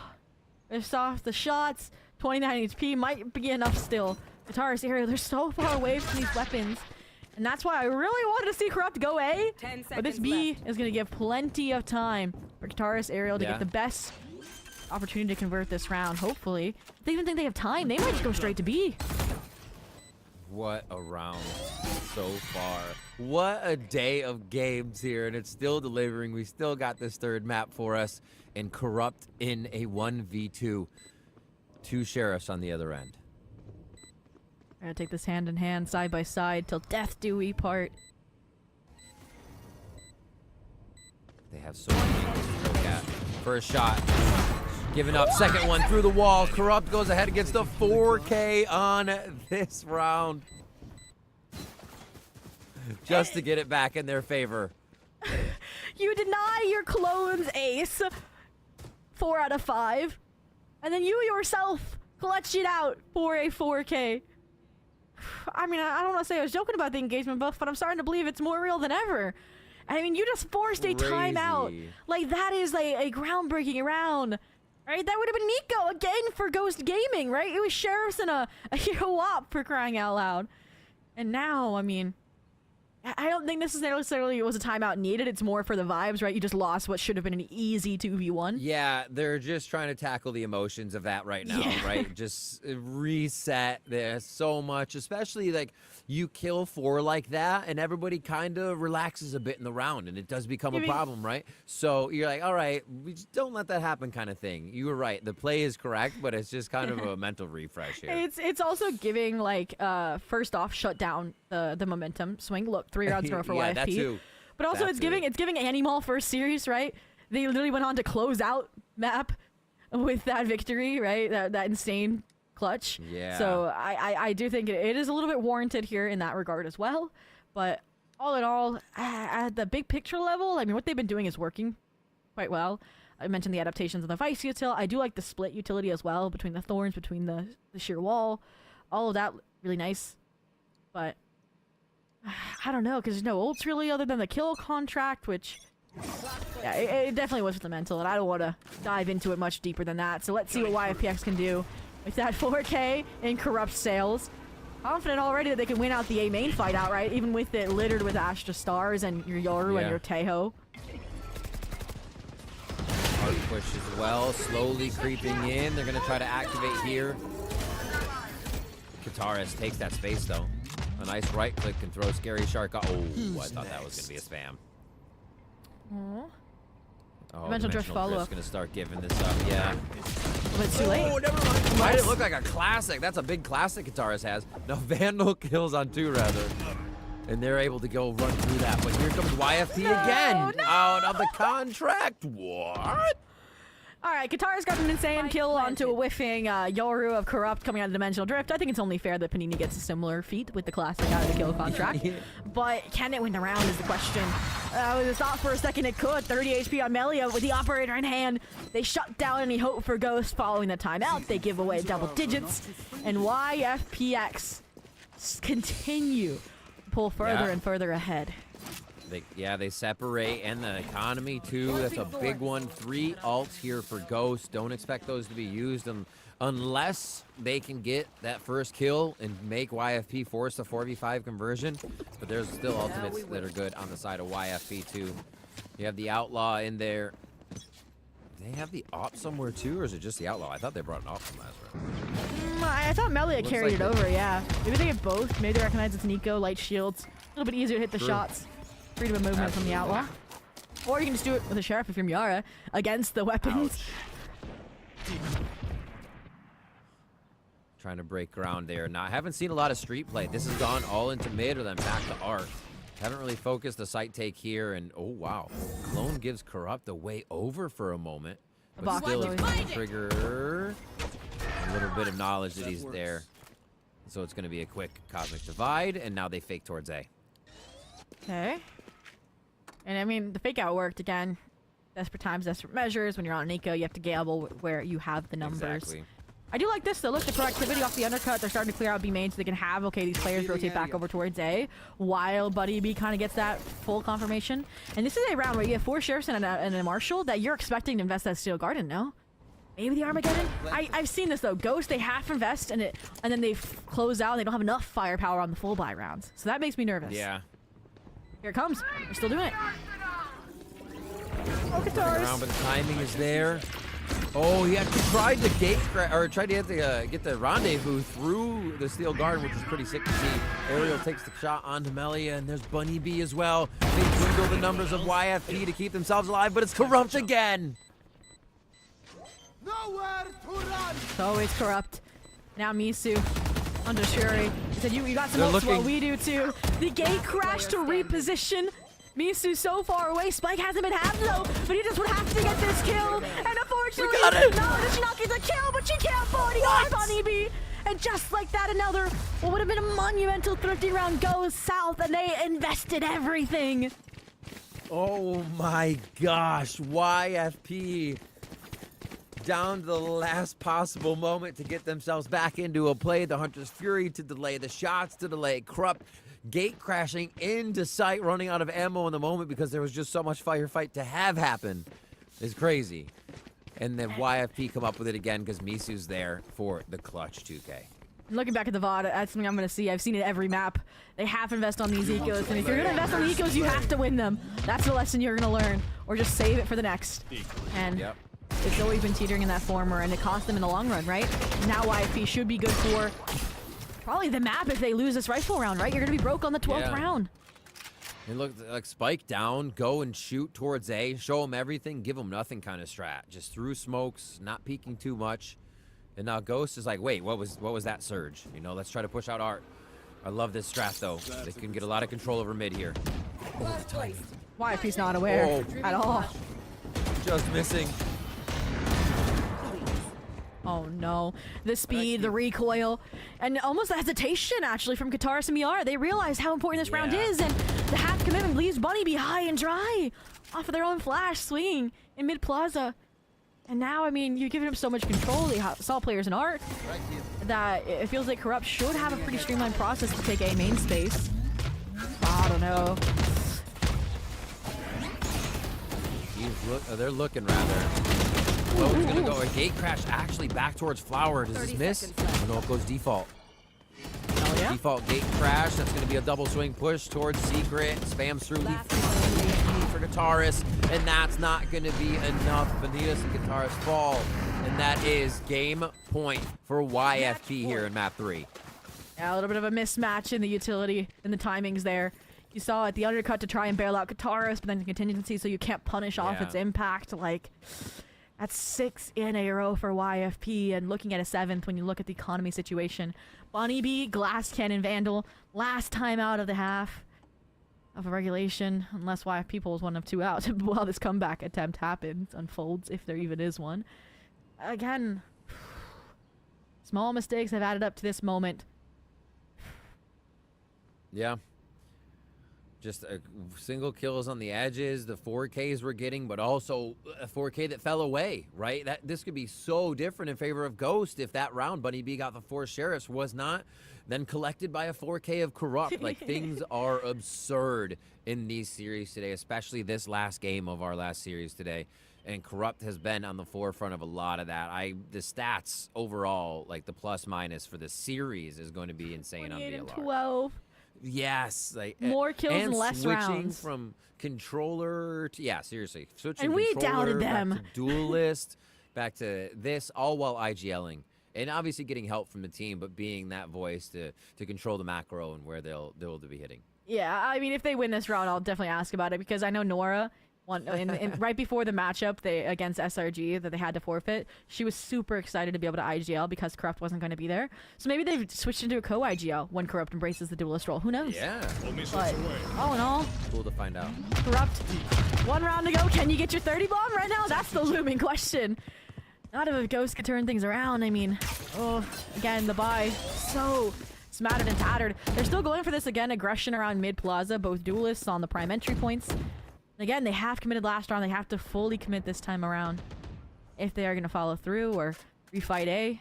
It's just, they look like they lost steam and confidence after Lotus, even on their attack half. Well, they're putting kind of like not all their eggs in one basket, but you see 4 stars towards A here, really ready for it to be the A hit. I mean, they kind of have to do these things with the lower buy. So that leaves less for B. And what YFP's been able to do is just identify all of this and be like, okay, now they're hitting the weaker side that, does have Vice util, but when has that really stopped them on these hits? So they're going back happier at this site again. And that's my question mark is how did they get all this information? I mean, Singular Sova? Now they're going to have information. Dimensional Drift again off of Corrupt's Heroics is just going to overwhelm the site. And you mentioned not having trouble with the Vice util. This is why. Send the clone and get Corrupt behind the entire team. And suddenly you don't have a retake. Looks like Guitars has learned their lesson. They punish Corrupt. That's 1 down, 4 to go. They get 3. Oh, no, you did not, Bunny B. What is this trickery as the Cosmic Divide went up? They're just a quick flash and gun grab. He's coming in. Undercut, not enough. YFP is going to have to as Ghost hold down the site, and they get another chance, another moment to breathe here with a round coming in their favor. And Ghost stay alive. Live to fight another day. And this is that magical point over on Lotus where YFP won the round. Close things out 13-9. So get past this, you may have a tipping point. Look at the money for YFP, right? Minus Misu and Melia, who seem to be richer than the bunch. You might see, again, a half shield or two next round. But all in all, the ults are so far off that I think 3 rounds is feasible here to get us to overtime for Ghost. It's not like there's a grand finale in the making out of YFP. And there's not really flashy ultimates in my mind for either of these comps minus your Armageddon. Yeah. So that's accrediting things here. But YFP, all it takes is one pop off. Slow towards A. Usually they're activating a little bit. They've moved the shear up on B. So it's going to activate sooner if anybody wants to come and try to push through that area. A little dismiss smoke to distract from the shoulder of Mayara. He's going to let him know that Teo is at A. Okay. I already know the Teo's there. Might as well drone to see what you're dealing with outside of A. Yeah. Doesn't spot Corrupt. Doesn't spot Misu. They are kind of poising themselves for a full A commitment. You talked about it last time they had this spidey sense of the weaker side. This time, I feel like they're running right into it. Blocking vision.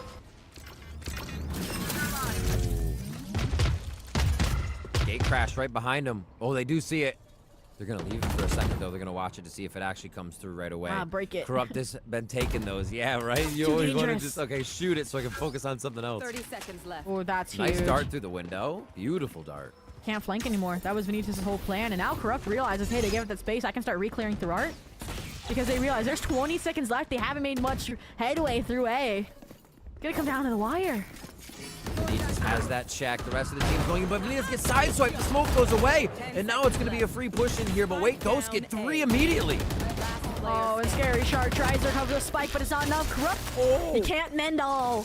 And Aerial steps up. Their utility walls on B. They rotate over in the nick of time to support the team and get Ghost to double digits here. And like I said, this is going to be that last buy, and it won't be complete either out of YFP. That would get you basically a guaranteed overtime if you win this rifle round. Yep. I mean, look, they've done everything they need to. They've shut down Corrupt. No kills since we pointed out the 28. Still 2 away from the 30 bomb.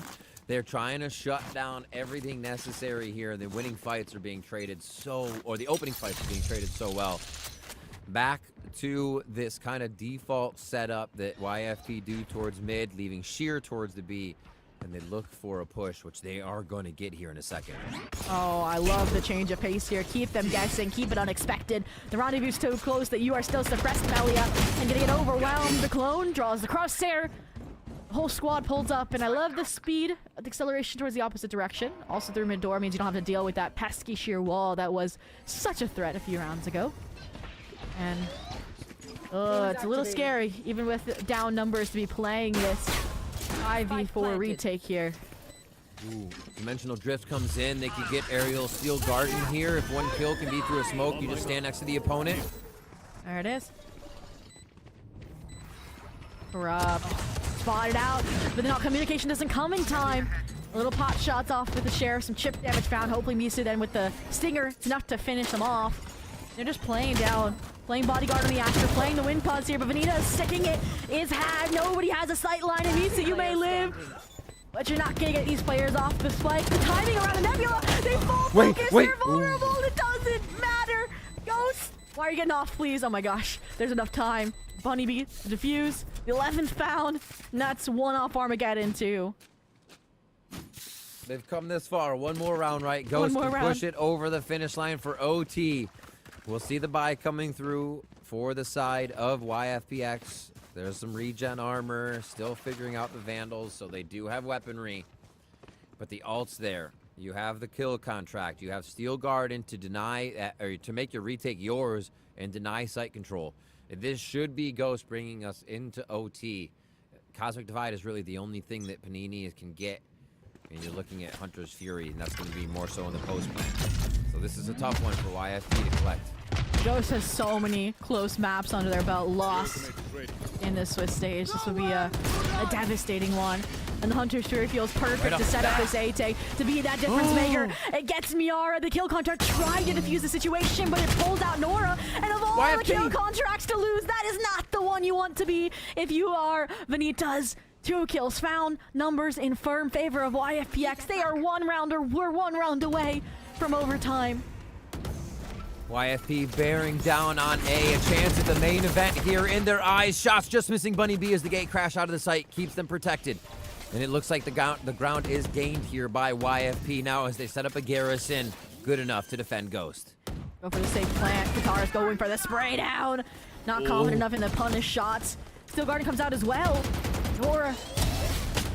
Beautiful. No, denied. And just like that. Oh no, it's left, right, and center. It's a 2v4. Oh my, L reload as they go back in, the reset, the try. Nobody's looking behind them. Oh, the turn. They're all looking the same way. They're trying to deny the same thing. Guitarist, can you keep the team alive? Can it be OT? Keeping YFP out of the main event for a few more rounds so the chance can happen for Ghost, for this team that's come together. Ooh, that gate crash in dangerous territory. The time in dangerous territory. Corrupt, so uncertain, looking for the kill over the plants. You just gotta gamble, stick it out, and Kataris, unfortunately, not able to find the proper call. Thought they were dipping towards B, maybe had a gate crash stashed away in spawn. There's a player you trust to win this, though. It won't be Corrupt. 3 kills found. They win the round and get their 30 bomb to close things out, to punch YFPX's ticket to the main event. What a series. What both series we had today, but we have to talk about this one right now. The exceptional play from YFP to have the comebacks that they had. Ghost found their footing as well, but seeing Corrupt just continuously go off with the IGLing, the rest of the squad be able to come up in very big times of 4Ks, 3Ks of their own. This series absolutely delivered, and YFPX just delivered themselves a main event run. And I mean, Nora talked to me about wanting to keep surprises in the vault, and boy, was today definitely full of surprises. I mean, debuting a new map for their pool, maybe fleshing it out before you get to playoffs, before you get to these enamored teams that know how to play the full pool. And while that was what kickstarted maybe a rough journey, the reverse sweep, again, the prowess on Lotus, and the dominance that Corrupt found in this series cannot be understated. No, and it's crazy. What was it? So the first one was 27-15. No, I can't find Corrupt. Breach, and then Viper, and then we had Yoru. So across the flexibility. 3 different ones, and still just flawlessly dominating, like it was just kind of running the same agent each time, while IGLing, while helping the team get. And if we do talk to them at any time, like what's the IGLing like right now, right? To just figure out how that's working, because that was incredible from start to finish for the whole team of YFP. And again, what we want to see for teams going to the main event that can push at that last moment and find what they need to do when they're behind to get that one. I mean, we highlighted the role flexibility from Corrupt, but I think didn't Nora also play 3 different roles? I think they started on Breach, then went to Omen, and then went to a Vice, which again, I think that's their first career VLR Vice that they just played. And it was a rough start, not gonna lie, and I'm sure Nora will be kicking herself for that as well, but the growth over the course of that map was profound. And when you have a team to lift you up like that, you can depend on, like Corrupt, to have that learning environment during the Swiss stage when you still would have been able to play next week for your main event spot. I think that's a really valuable lesson as to what the Game Changers reformat offers. No, seriously, especially the Swiss stages, as you're saying, just being able to play against everybody, figure out what's working for a team, but also so much variation against things that other teams that even may not be a good match show you that you're doing wrong, because they're going to be doing things differently you may not expect from a higher level team. So it is a big learning process, and losing those rounds is definitely learning quite a bit in this portion of the tournament, because you're going to see it often and you have to adapt immediately. Well, speaking of losing and learning for the side of Ghost Gaming, they are not out. They may be down. One more chance, one more opportunity next week to punch that ticket to the main event. And I mean, after what we saw, right, for our first matchup as well, I definitely think their work is going to be cut out for them. And I can't wait for those matchups as well, Riv. They're going to be amazing. If everybody's prepared and they've been watching these series and watching the games and what's been going on, like everybody should have a read on each other. I think what we got from YFP and Ghost were some amazing reads, like the 4-on-4 starts at either side of the map, round the after mid-fight round. on Sunset? The mid fights and stuff. Yeah, the way they read each other was super cool to watch. Well, with that, though, obviously the games may be over, both best of threes going the distance to map 6, but that's not all the content that we have on this coverage for this series. We are going to arrange an interview with one of the members for YFPX, so while we do that, we are going to jump to a quick break, but sit tight, and when we come back, we'll break down the series.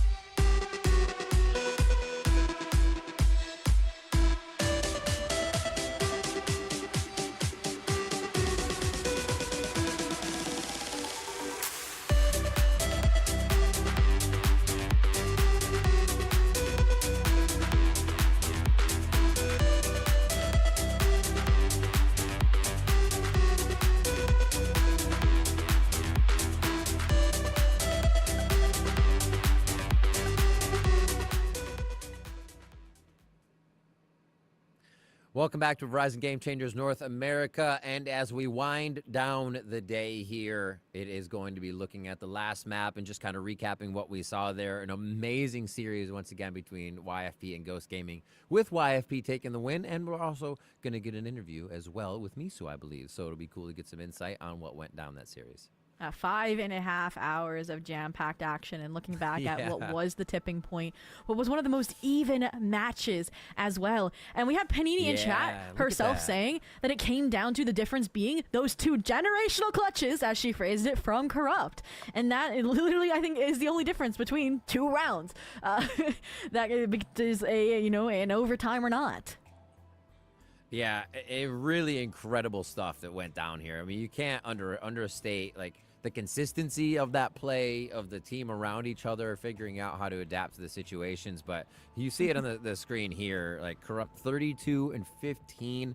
This is consistent across so many maps today, the 3 maps, I should say, and a 366 ACS, first kills 2, but it was more within the round, the multi-kills, just controlling the map with abilities, which was very impressive. And you look at that and you're like, wait a minute, Bunny B 6 first bloods, 2 to Corrupt. How did this player get 30 kills and pop off? It's because Melia was actually stealing away all the first bloods. She got 5 that map on That's the chamber. true. And I said, big shoes to fill. They're on their way to becoming our second chamber extraordinaire maybe in the scene if they decide to keep up this composition. But all in all, I mean, I think for picking up a composition like this in such a turnaround fashion that's very dynamically different going into a double sentinel on Pearl, they did a really, really nice job all in all. Absolutely. And let us now bring in Misu from YFP to hear about this fantastic job that they have produced. I love it already. Crowned and ready for more. Welcome in. Congratulations on main event and getting the victory. Thank you. Labubu says thank you too. Well, you are welcome. It was an incredible matchup. First off, for me, for us, it was really fun to watch. It was probably stressful, but was that a fun series to play in, the back and forth and teams kind of just reading each other? Oh my gosh, it definitely was fun. I mean, if you could hear our comms, it was getting kind of crazy. Like some rounds, everyone was just like, no, all right, do this. Like, I got us. Like, hence all the clutch rounds. Ooh, Heck yeah. And speaking of maybe the chaotic comms and the calling, I know when I talked to Nora, like Corrupt is the designated IGL, but with all the role swaps that you guys do, where Corrupt's also on the duelist, has there been like any co-IGL structure, like with Nora, or like a team effort in that regard, or what does that look like for your team? I definitely think we're all like pretty equally vocal, although like Corrupt, Nora, and sometimes even me like are our priority voices. It is kind of like we just like all play like very cohesive for each other, and then like with the person that's in the win condition like will secure us the round in a way. Like we play for each other's like win cons.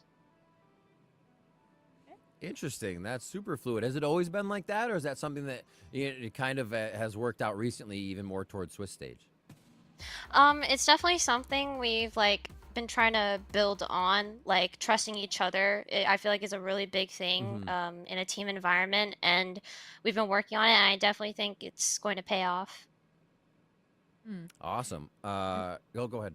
Yeah, I was gonna say, speaking of these mid-round adjustments and mid-round trust, like there was a big change despite you guys losing Sunset, where you like suddenly started fighting mid, and in particular, like one of those rounds, I think your pop-off moment where you were like deep tiles and cut off those rotations. Like you don't take a lot of time out, so where do those big kind of mental shifts and dynamic changes on a defense come from in your team in particular?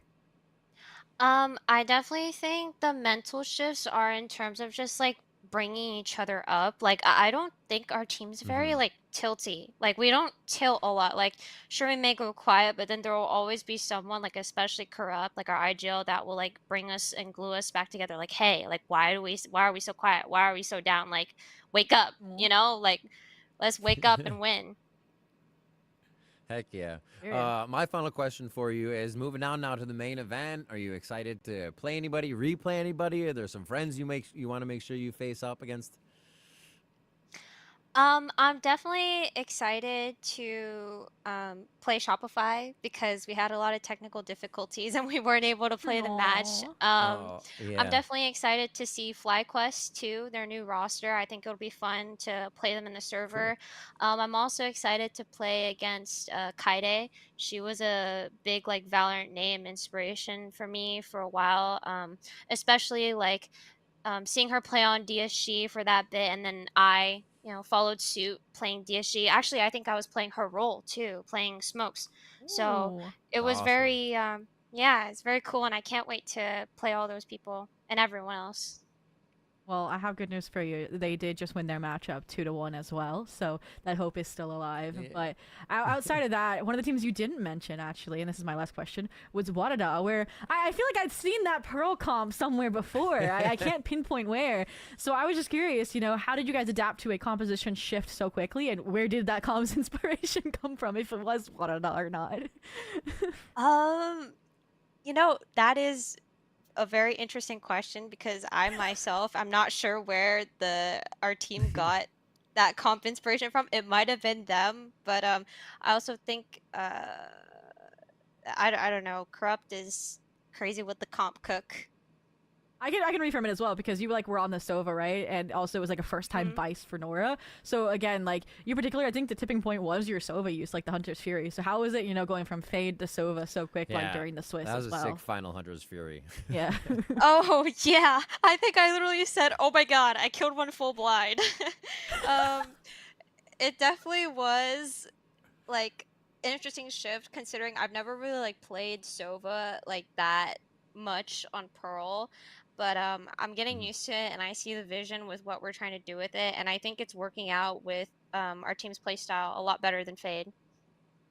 Oh, well, super, super glad to hear. And congrats again on your ticket to the main event. I wish you the best of luck, especially after, like you mentioned, a bumpy mid-season and a great recovery there up against some really difficult teams. We can't wait to see where you go, especially with that team synergy you talked about building. Thank you. We love the little boo-boos. I think that's what they're called. Yay. I don't know if you heard the little yay as we departed. Oh yeah, that was great. Awesome. Aww. So cool to have a chance talking to Misu.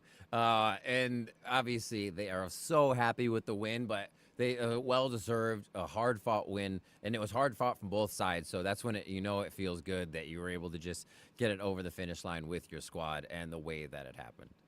Well, with that, though, 2 insane best-of-3s that went the distance out of the way. 2 more teams invited to the main stage of North American Verizon Game Changers. But that's not all the action to round out the Swiss stage. We have one more chance, one more opportunity this coming Friday, actually. It'll be Baby Bay and Doug calling the action for you May 16th. And Riv, I'm sure those matchups will be out in the next day or two. But what matchup would you look forward to out of the remaining teams to close us out? Oh my gosh, I'm gonna have to look now. You caught me off guard. Oh, I'm so sorry. I had to. I'm thinking, and I'm like, wait a minute, there's some bangers. All right, go for yours, and then I'm looking it up right now. Ooh, I think I want to see Fisher TV. 2 teams that haven't gotten the limelight too much. I know people have been begging for the Kaide mainstream coverage, and Tens is going a little crazy casting the OBS only streams on the side. So I think that would be a really fun one to limelight some closer teams, since I believe Fisher did win out against Gesoku Band.